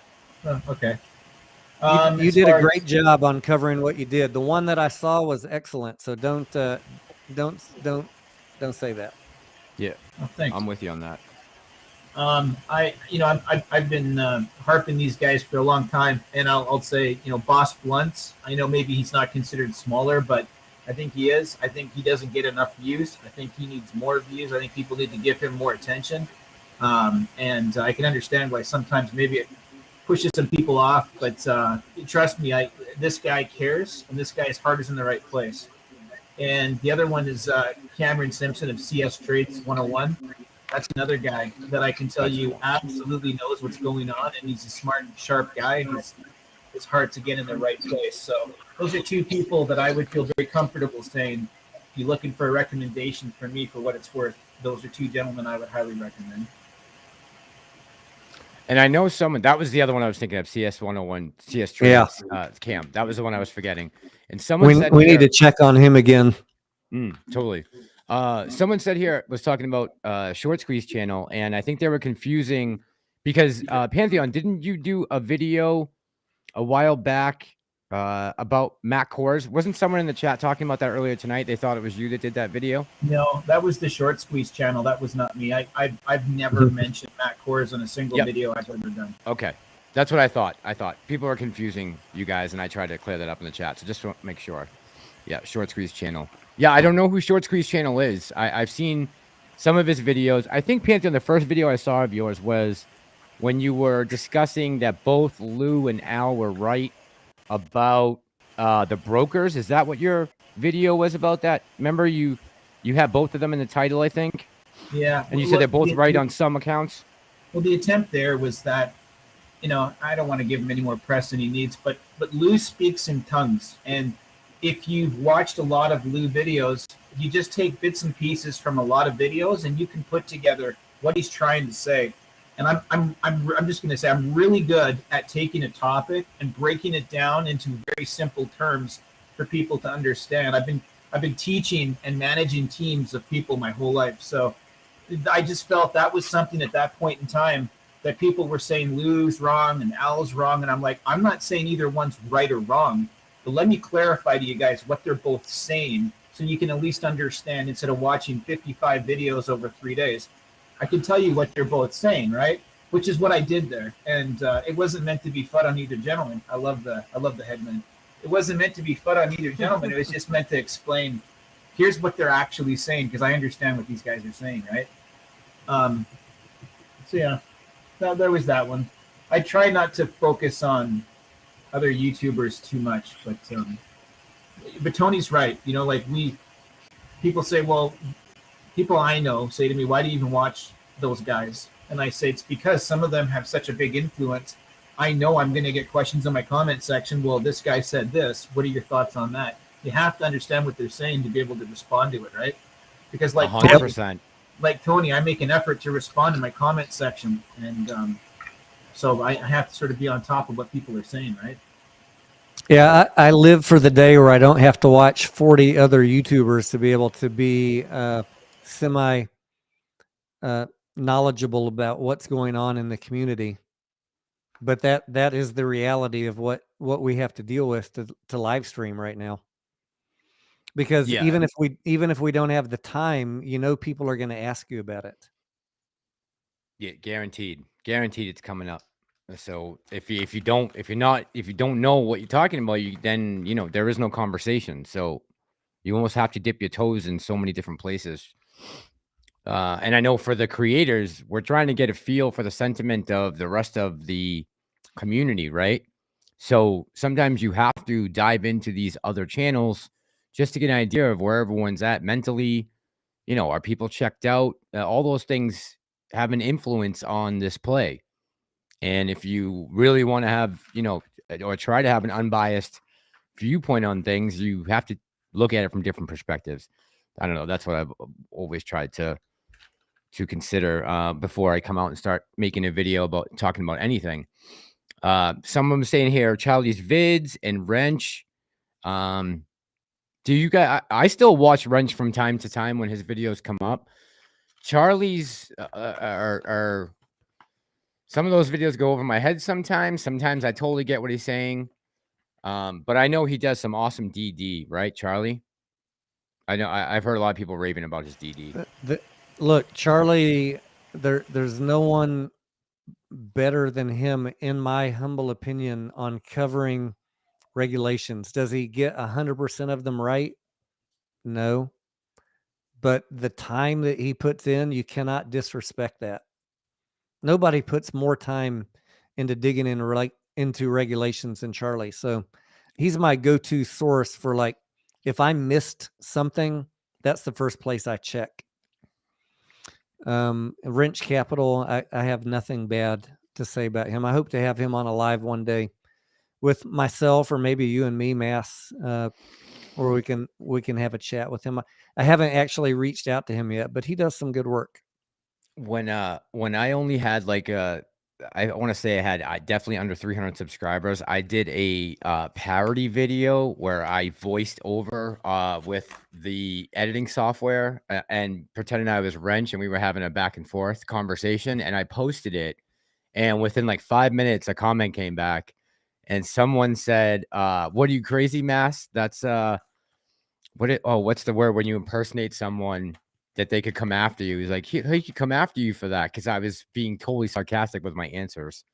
And so that was I wish I got that up, because it was really funny, and maybe I'll go back and make it again someday. But now that he's been exposed, we can see him. It's not as funny anymore.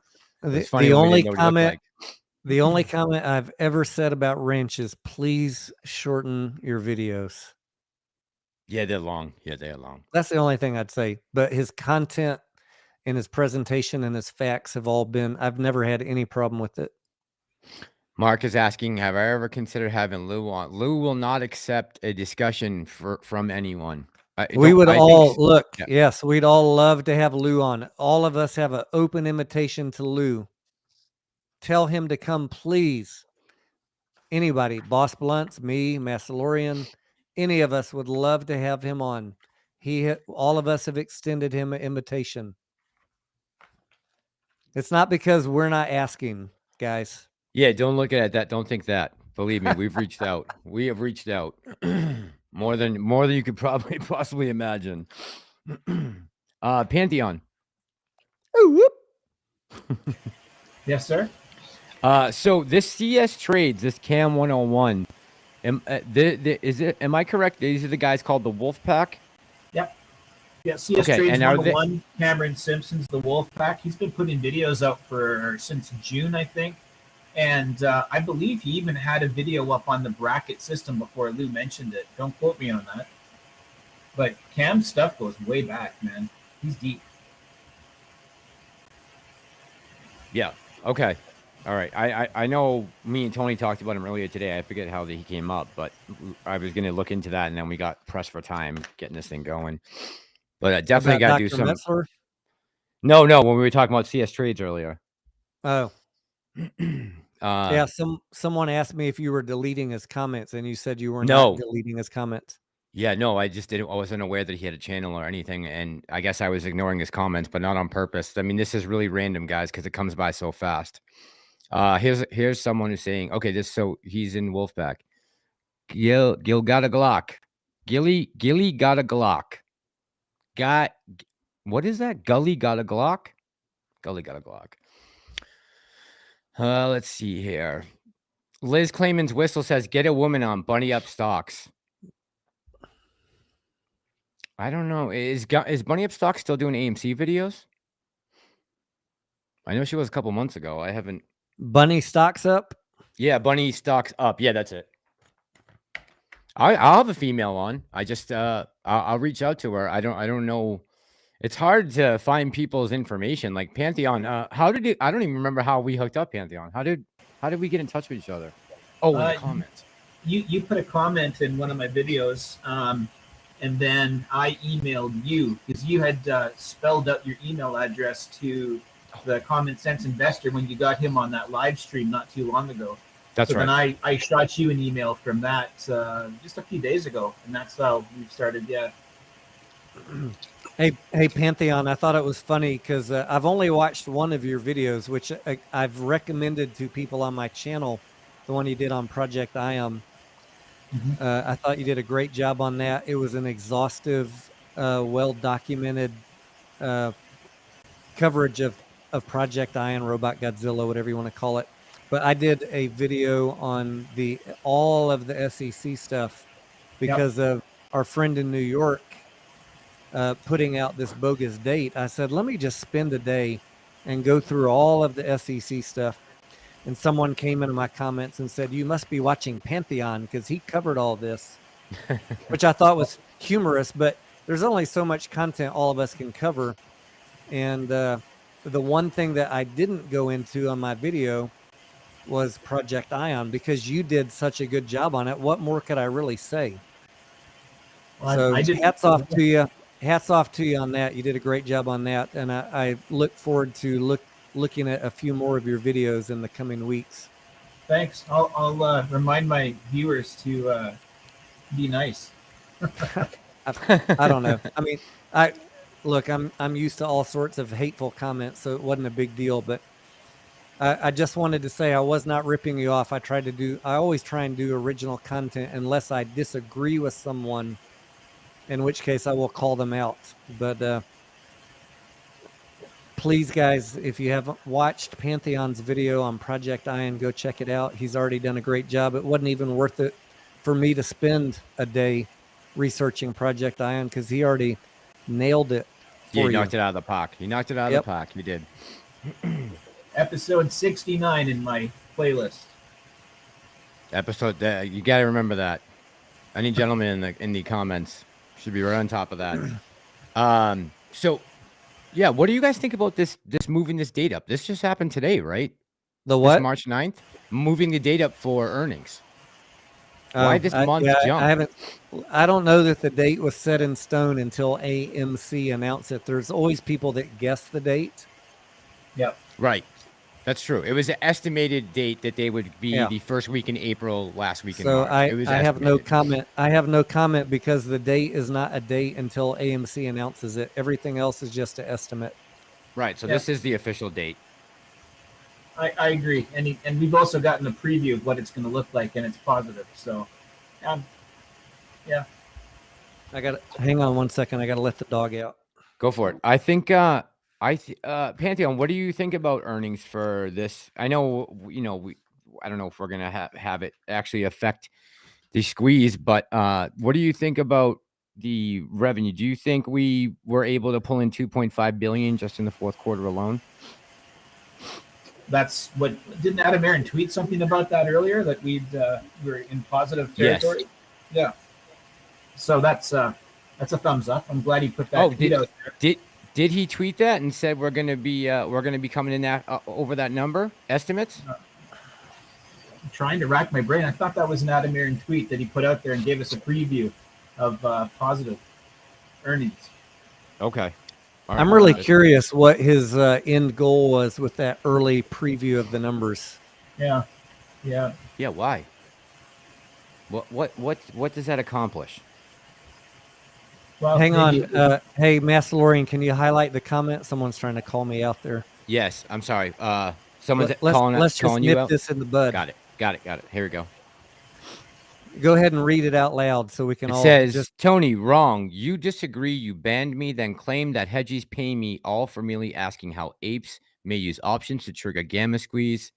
Textbook shill actions in my opine. Hey, my friend, I'm happy to unblock you. I can't ban anyone from watching my channel. You're always welcome to watch. But if you're being negative towards the stock, I'll block your comments. That's the only people I block, if you're being negative towards the stock, or if you're just being hateful in the comments. If you got something constructive to say and you want to have a discussion, more than welcome to do it. And I'll take a look at you, my friend. And if we need to unblock you for making comments, I'm happy to do that. All I ask, look, there are shills and haters in my chat every single day, and we laugh and have fun with them. I have no problem with people that disagree with anything I say. But if you're being disrespectful, insulting, hateful, spiteful, you're not contributing to a positive discussion, then yes, you will be blocked. Yeah, we have enough negativity to go around tenfold. So it's like, we have this one small platform and this one small community, and it's not a lot of people. It's few and far between. There's not even almost a need for regulating people in the chats. It's and it's not because I can't. It's not because I can't take it. I'm a grown ass man. I can take whatever fucking shit people can dish out. People in the chat don't want to see it. Right. You're affecting thousands of people. Right. So if you can't be positive and you can't contribute to the conversation, then people don't want to see that shit. But if you got something constructive to say and you move the conversation forward, we're happy to discuss it, and we do it every day. The evidence is there. I don't block people that are contributing, but if you're like every 5 minutes saying something negative over and over and over and over and over, people don't want to hear that shit. Yep, agreed. Apezilla, I invited Ape Father on. He did not want to come on. I was going to try to patch up him and Tendie time. I think they both need to move on and get back to basics, but that's just my opinion. They're two grown-ass men, and I think this bickering has to come to a stop at some point. Go ahead, Patreon. I can hear your mic. Well, no, I'm just waiting to hear. I was going to jump back onto Dave's comment about positive profits and refinancing debt. Please. Okay. Yeah, he's right. When AA tweeted, it was about positive profits and a rumor of refinancing debt. But Liz is correct. The debt has since then been refinanced and pushed back to either 2028 or 2029. And the worry at the time was whether the bonds could be converted into shares, and the answer from AMC directly was no, they cannot be. Yeah, that was just a couple weeks ago, right? Not even like 10 days ago, 14 days ago? Yeah, very recent, relevant. Yeah, February 1st, it looks like. February 1st. We've had a lot of people throwing in here questions about options. Can we just take a few minutes and talk about options? Yeah, go for it. Yeah. So, yep, the narrative that I keep hearing is that options are bad and we shouldn't be using options. But that's not the correct statement, right? It's weekly options. Weekly expiring options don't help. And that's when people don't understand what they're doing. First off, if you've never done options before, and by the way, if you've never done options before, Tony has got some great videos up on his channel introducing you to the topics of options. So check those out. Okay, he's put a lot of work into those. But if you've never touched options, you shouldn't be buying weekly expiring options in the money, right? Or not in the money, weekly expiring options, period. Especially people who buy far out of the money thinking this is the week it's going to pop because somebody said it's going to pop this week. You're throwing away your money, okay? But options as a tool are not useless to us. They're very important to us in this play, okay? So what we need to look at is proper stacking of the options chain. So every Friday, the share price is manipulated to magically work out for max pain. We can set our watches by that, right? The hedges keep the stock under a certain price for that week to collect their premiums, and we're basically funding them for the next week of activities. And the use of dark pools allows them to flow the buys and sells to make all that work. We're all familiar with that. But the key for options is to use far out expiration dated options that are higher, okay? And this is not financial advice, but if people stacked both at the money and in the money options far out, then what we can do is build a wall that they can't just max paint us around. And what we need to look at is a loaded options chain backing various strike prices from month to month. That would be a long ladder attack in theory. If we all looked out 6 months and loaded the option chain at every level from top to bottom, we'd leave nowhere for them to hide at max pain for the hedgies. That's how we could use options as a theory to push something down the road. But to think you're going to buy options Tuesday for Friday, you're throwing your money away unless you are just extremely lucky. That's my blurb on options. Yeah, that's that young investor mentality. I want money now, and I'm willing to risk whatever it takes to make it. I would just like to insert for consideration the amount of times that we've been told that the options chain was going to make a fucking difference and it didn't. I don't disagree with what you're saying. Options chain can cause a gamma squeeze when the stars all align. Yeah. But how many times have we been told that the options chain was going to make a difference and it didn't matter one fucking shit? Because the people that were saying that don't understand how this needs to work, and retail doesn't understand how the options really need to work. If we had a cheerleader who could actually pull all this together and explain to everybody, which we can't do that would be manipulation. But if we could do that, we could stack it up in the road down the road and say, well, we hope we squeeze before date X, but if we get to that date, we know this wall is going to be there. You know, like, well, we have a couple cheerleaders. There are a couple people that are pushing that narrative, and I don't necessarily disagree with them, but they haven't sold me on their argument just yet. So I'm still open to it, but like when I hear them pushing, we need to buy in the money options. Yes. There's no negative about buying in the money options. Right. Except here's my thoughts on this, and I'm open to a discussion on this topic with you guys or any of these guys. If you buy in the money options, you could have just bought the stock, right? It's the same effect. If you buy in the money options a couple months out and then the stock price goes down, what is that market maker going to do? This is where you guys can answer. You know, when you buy in the money options, they're going to hedge, right? Yep. If the stock price goes down, what are they going to do next week? They're going to sell. They're going to sell the shares they bought for hedging, right? Because they don't need it to stay flat anymore. Do you agree or disagree? I'm sorry. I agree. That just totally went mad. I agree. If you buy in the money options and the price goes down, if you buy in the money options and the price goes down, and you were counting on the market maker to buy shares to hedge, and the price goes down, they will sell their hedging because they don't need it. But if you had just bought the shares and you weren't planning on selling, you were better off just buying the shares in the first place. That's my number one point. The other point is, if you're buying in the money options and they come to expiration and you're not exercising, what was the fucking point? You just wasted money. Yeah, threw if it you're away. Just buying the shares and then selling them prior to expiration, you did zero. But if you hold them till expiration and buy, hey, we're on the same team now. But I don't think that everybody's getting the full message of this. I don't ever hear anyone saying all of this. I'd be a lot more on board if we talked about all of this. And if I'm wrong, let me know. Sounds like a good topic for next time, Mass. It does. It does. Let me ask you this real quick, Pantheon, because now thinking back to late April, early May, when Trey's channel and Core's channel were blowing up, and they had 500,000 subs combined, and they bought those $40 calls for June 18th.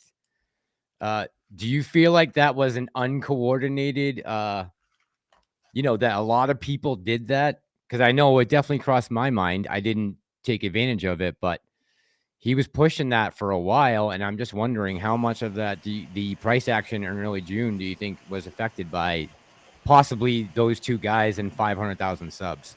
Is that possible? Yeah, I don't know. I'd have to go back and refresh my memory as to what the options chain looked like then. I'm really not in a position to comment on that adequately. No, I know. It's just something that popped in my head. What was the question? So back in late April, early May, when Trey and Core's were really taking off, I mean, I'm trying to think back when they had maybe like 500,000-600,000 subscribers combined, and they were pushing those $40 calls for June 18th, and they were able to exercise them because we had to run up the first week in June, right? Yeah. And I'm just wondering, how much do you think that Ape Nation and all those 500,000 people, do you think a lot of people bought those $40 calls for June 18th, and that's why we saw some gamma squeezing back in June?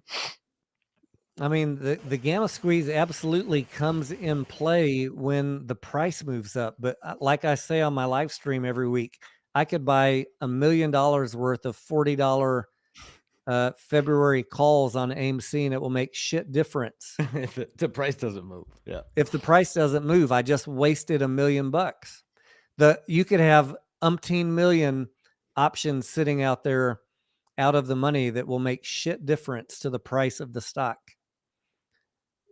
I think that's where the confusion comes in, right? That's where part of the confusion comes in. What I'd like to see is people buy the stock, and then maybe if you want to throw a little adder in for options, knock yourself out. And that's what I was saying in the live stream today that got a lot of people mad, people that were on Rico's stream. I said, if you don't have 1,000 shares of AMC, at least don't waste your money right now buying options. Buy shares because the price of the stock is cheap. But if you've got a shit ton of AMC and you want to up your leverage and really knock it out of the park if the run happens in the next couple months, buy some April call options because they're probably a pretty good deal right now. But if you don't have 1,000 shares at least, why are you wasting money on options? 50 out of 52 weeks in the last year, they have not paid off. Yep. Yeah, right. 2 weeks they paid off, right? I mean, I don't know that those numbers are exact. I'm just estimating. But for most people, call options have not paid off in any significant amount. Someone asked in the chat, covered calls. Steve is asking. I do covered calls on every stock I own except AMC. Except AMC. because I don't want to risk them being taken away from me. Maybe that's paranoia, but in the US, your options, if you sell an option, someone can exercise the right to take your shares away, whether it's in the money or out the money. And I don't want to risk it. But I have people in my live stream that sell them, and they've made money 90% of the times selling covered calls. Okay, a couple people in the chat are saying the same thing. They've been able to ride out the storm by doing that. Too volatile, Dave says, for CCs. I mean, not that recently, right? Not that recently, what? As far as volatility.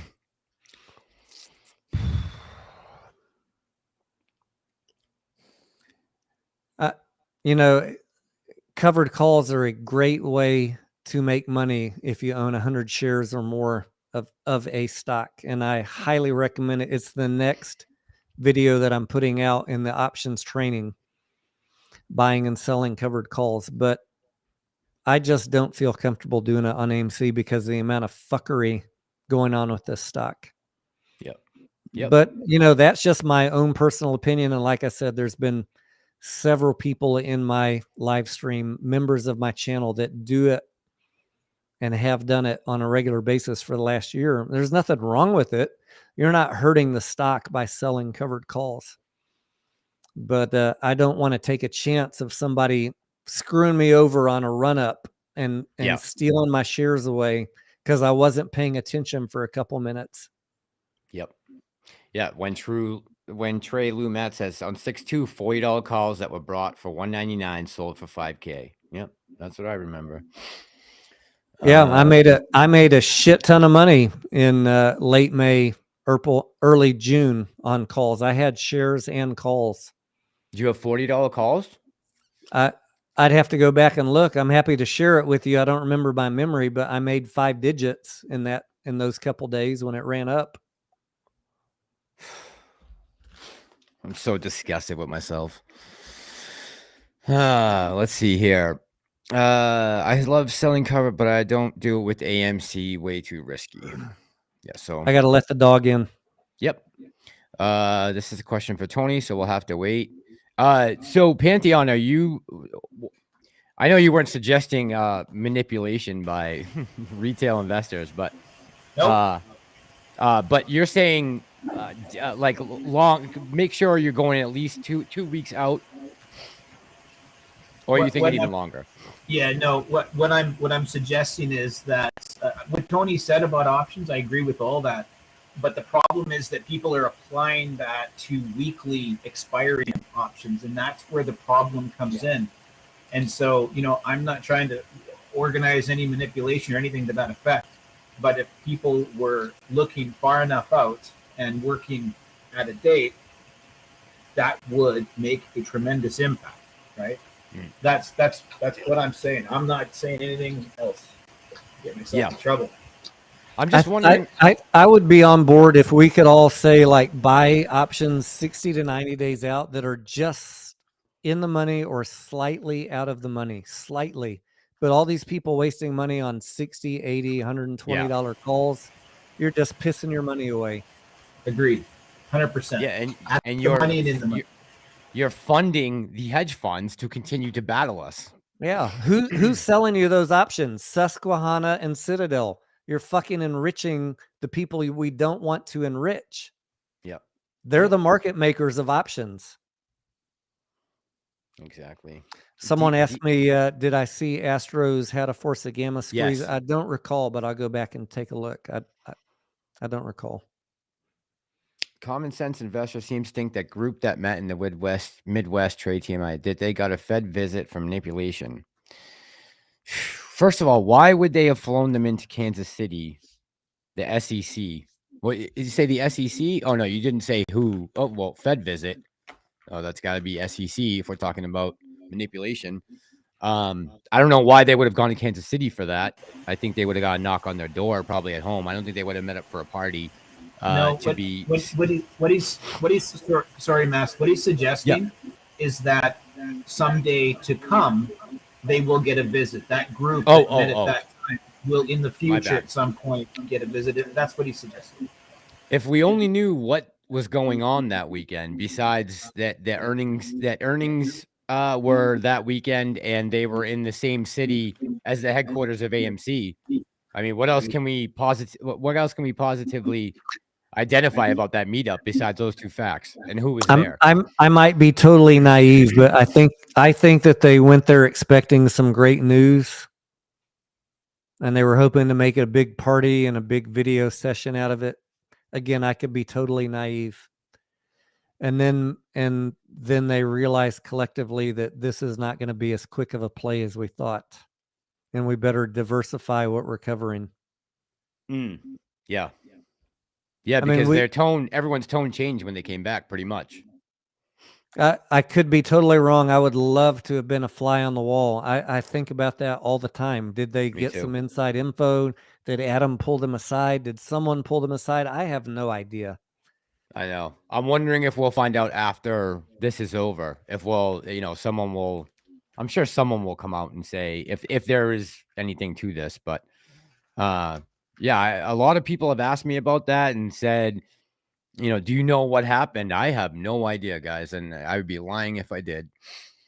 I can only tell you those couple things. And Tony Webstar here says Tony is probably spot on. Look, they've done other videos hanging out together. I think they all just wanted to go hang out, and I think they thought it was gonna be a party and a great celebration video opportunity, and it didn't work out. And then they all kind of like, well, fuck, man. We can't cover one stock for the rest of our lives. And we need to grow our channels. That's a hard conversation that all of us have with ourselves every day. Yeah. So I'm not throwing them under the bus for the decision that they made, but I do wonder, were they pulled aside and given some secret info? Of course I wonder that. I don't think they were paid off. No, I don't believe.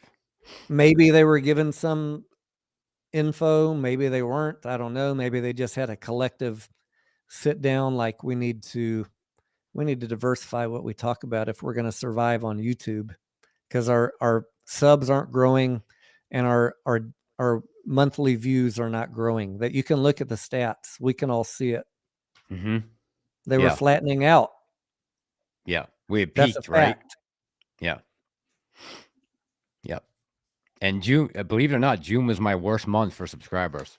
Go figure. We were at all-time highs historically for AMC, and I got no traction. What are the odds of this squeeze setting within the next 2 weeks? G. Kelly's asking. Yeah.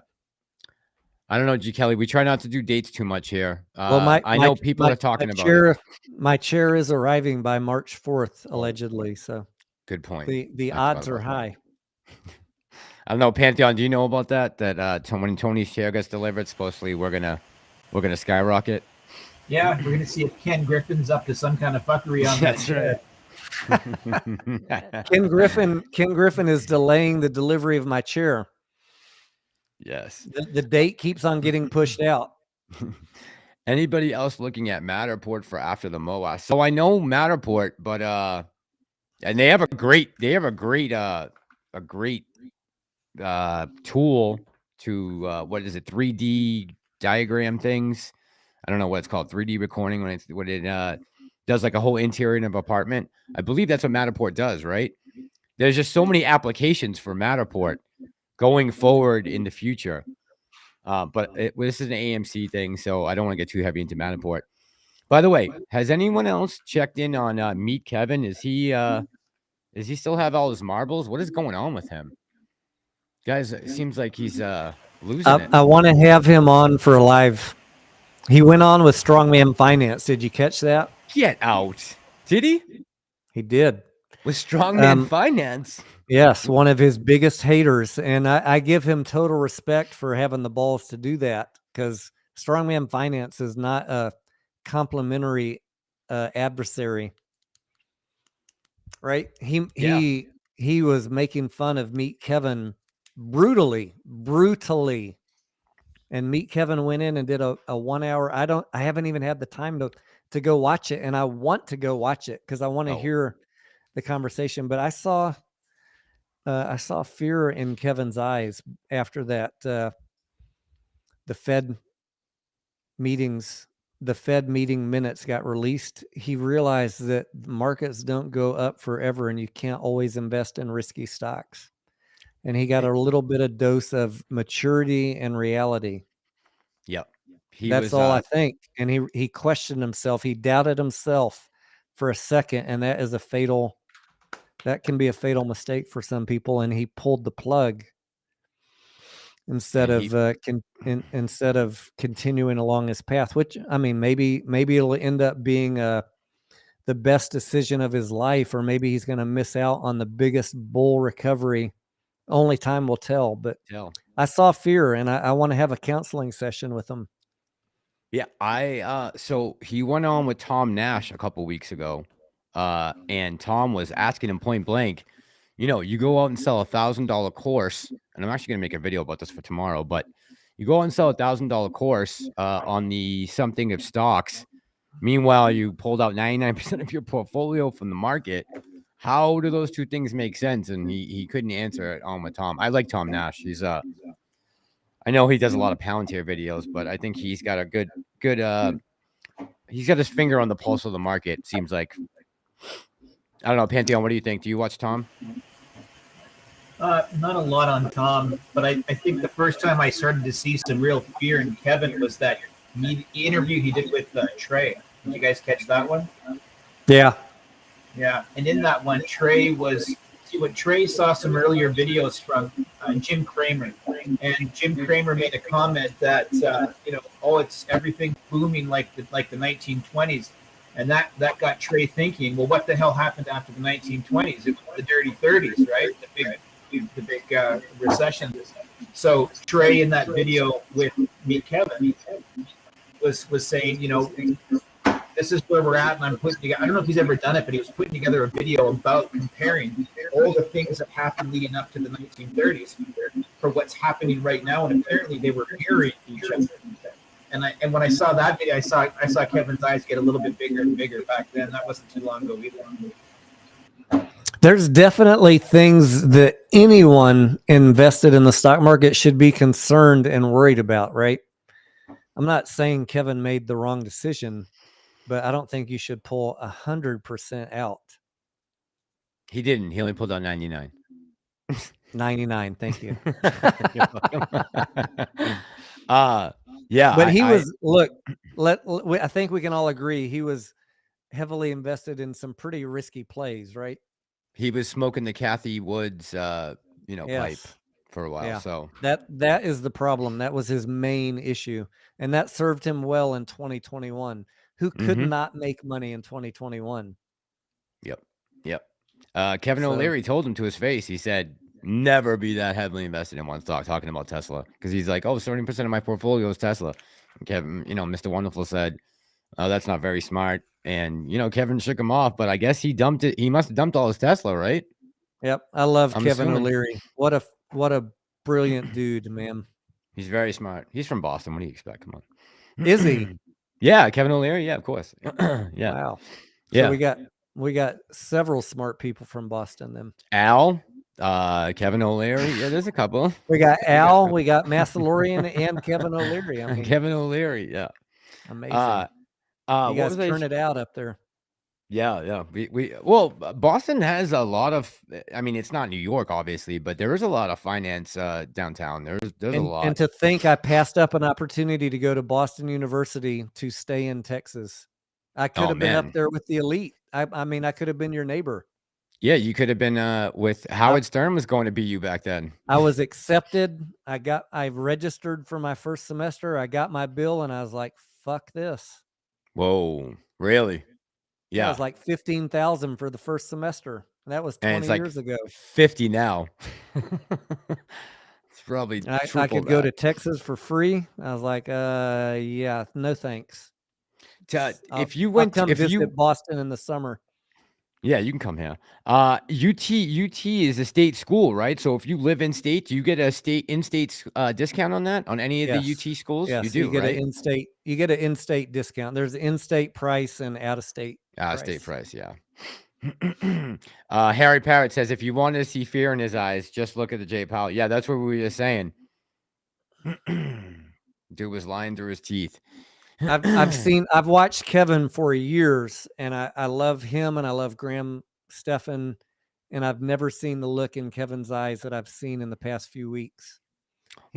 Something changed in his psyche. I honestly think, I don't want to throw him under the bus, but I think there's something else going on in his life besides the stock market. Because when I see people that scared, there's something else going on in life, business, personal, health. And the stock market was the final straw. Yeah. But there was absolute fear in his eyes. Yep. And yeah, that's so true. I definitely agree with you 100% on that. He definitely seems spooked out. Like he just never contemplated some of these things. And remember, Kevin comes from a real estate background. I mean, he had like a little training in school, but he was never a big player in the market. A real estate background in California, which has been on fire as long as he can remember, and pretty much the stock market, other than the Corona 2020. Than the Corona, yeah, exactly. He has he doesn't know. He has no basis for understanding pullbacks. Yeah, never mind a bear market, just a pullback. He freaked out. Sorry guys. As a Canadian, Kevin O'Leary is a Canadian. So Kevin O'Leary, he is Pantheon. Am I wrong about this? I think he might be a Canadian. Yeah, he was born in Quebec. Canadian businessman. He ran for a Conservative Party, trying to get into government after Trump got in. He tried to be Canada's Trump. Oh, okay. So now he just works in Boston. Is that what it is?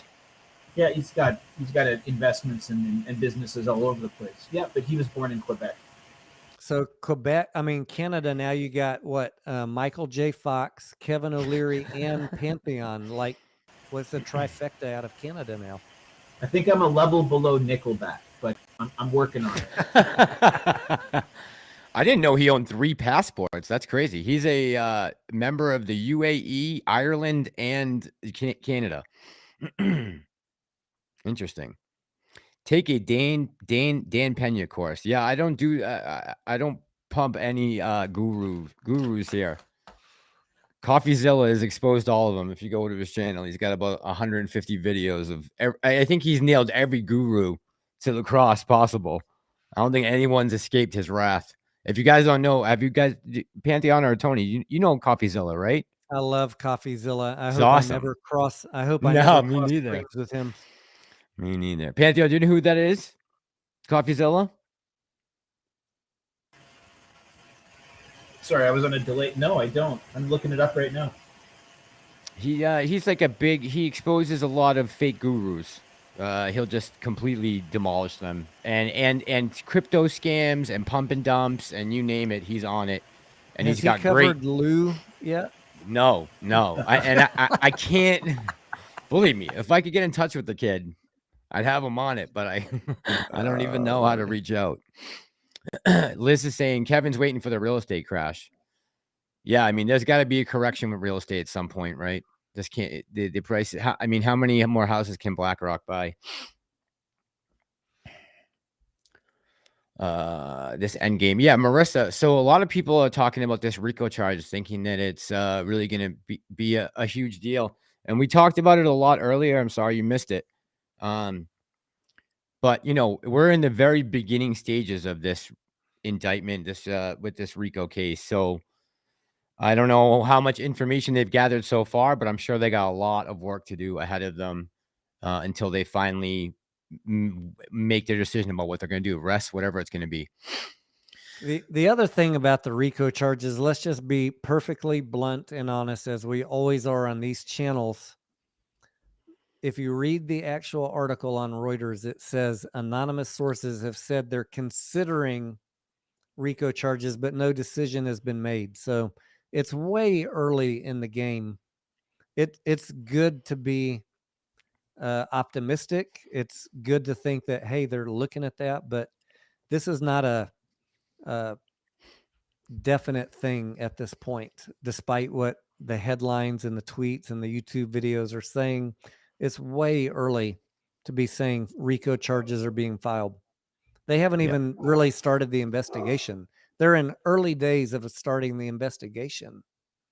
And a RICO case takes years to months to years to build and execute properly and make sure you get the results that you need. Yeah, so I have nothing negative to say about it, but I'm just saying, like, let's not get ahead of ourselves. We got a long ways to go to get a federal RICO case tried and people indicted. We're a long way away from that, but we're moving the right direction. They're saying the right things, but it's not going to happen in the time frame we want. I want the squeeze to happen soon, not 2 years from now when a RICO case gets tried. Yeah, I need a vacation now. Right? Today, yes. RICO was an attention drawing word. Yeah, it makes headlines, right? It gets clicks, and whenever you throw RICO into something, it makes it a big deal. But as far as immediate impact on anything we're doing, just, keep your expectations low, guys. And if anything happens, you'll be pleasantly surprised. That's my infamous line. All right. We've been on for 6.5 hours on a live stream. I am completely wiped out. And I'm sorry it's a different time zone where you guys are, but I have to go to bed at some point. I got a house to clean tomorrow, laundry to do. So I'm going to call it a night if that's okay with you guys. And I guess we'll let you go. At the start of this, I wasn't even calling in. I know, yeah. You Pantheon wasn't even going to be able to make it because he had plans already, and then all of a sudden he showed up. So that was awesome, man. Yeah, I really appreciate you getting back to me when you got freed up. It was great having you on. My very first live stream. It's been a lot of fun. Tony, thank you very much. Masslorian, thank you very much. And everybody in the comment section, you guys, this has been a real fun experience, and I'm definitely in for another one. So from me, just to thank you to everybody. And Marissa, I'm not here to kill hopium. None of us are, right? I mean, we all want to be but bluntness is just, it's the way we have to be with this. There's too much at stake to be pumping hopium up into everyone.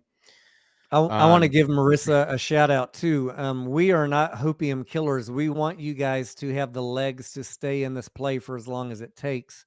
And as I've said many times, for me, the purpose of my channel was frustration at people giving false hope and fake dates and clickbait headlines, making people so irritated and discouraged that you leave the play prematurely. So I'd rather be factual and blunt and upfront with you and have you have the patience to stay in the play for as long as it takes than to false promise you and clickbait you. So that's where I'm coming from. Pantheon, you second that? Absolutely. I think Tony said everything that I would say, but better. Yep. Yeah, man. Clickbait's got to go. It served no good purpose for the squeeze. It's just gotten a lot of people a lot of clicks, and that's about it. And a lot of people with expectations of being let down. And guys, let me just say this right now: if we don't squeeze by March 3rd, that doesn't mean it's not going to happen. Do not get that date out of your head. Just forget it even exists. Wait till March 6th. I'll broadcast live from DC, and we'll have fun then. We'll get your mind off March 3rd not happening. All right. But if it does happen by March 3rd, it's because of my chair. That's because of Tony's Melville chair, right? Because there's no transparency on March 3rd. Thank you. Yeah. So thank you guys. I gotta get this done, but thank you so much for coming. Tony, CSI, Phil for real, Tendie time, and Pantheon. Thank you to everyone who showed up tonight. Everyone in the chat, thank you for being respectful and listening to one another and not, going crazy on each other. I appreciate you guys being respectful to each other. You guys have anything to say to close? Can I get an AMC to Pluto from everybody? Yeah, AMC to Pluto. AMC to Pluto. Even 8 Father, we still love you, but man, don't be fucking a hater. Yeah. Yeah, and Tendie time is he needs to concentrate on everything else besides you. Peace out, guys. I got to go too. Try and get some sleep and see if I can Enjoy do a the little long work weekend. for you guys tomorrow. Yeah, you guys have a great weekend. And Pantheon, I'll touch base with you. Tony, I'll talk to you tomorrow. You guys have a great night. Cheers. Good night. Good night.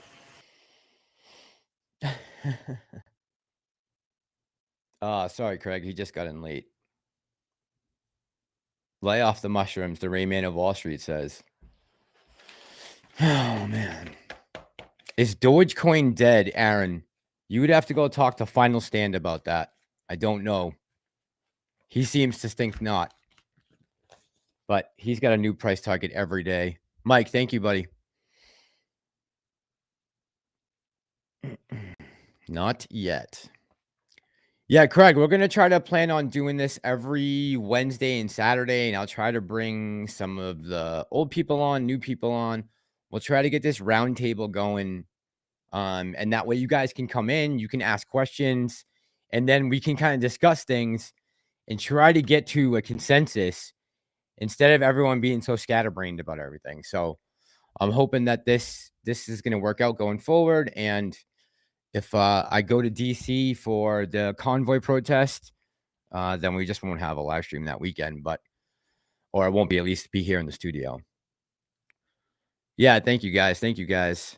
Future Whale, you just missed us, man. We've been going since 9 o'clock, and I am just wiped out right now.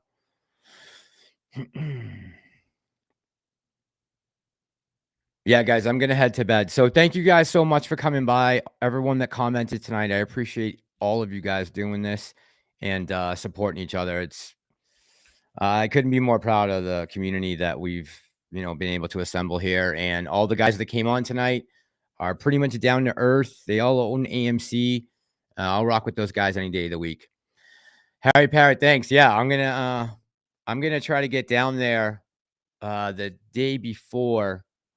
I'm trying to find a room right now and get train tickets or plane tickets to get down there. I really want to be able to cover this live to give a perspective to, it's not going to have a huge effect on the MOAS, but I think it's going to be a flashpoint in history. If we can affect the change that Canada is right now in this country, then we can change a lot of things. We can change a lot of things for the better and put the power back into the hands of the people like it was meant to when the founding fathers signed those documents for us. All right, guys, I'm heading to bed. I'm going to cut the chat right now. I'm going to say goodnight to everyone. Have a great weekend. I'll have a video tomorrow talking about courses and gurus before the evening is done. All right, guys, I'm out of here. Good night. And I will be careful.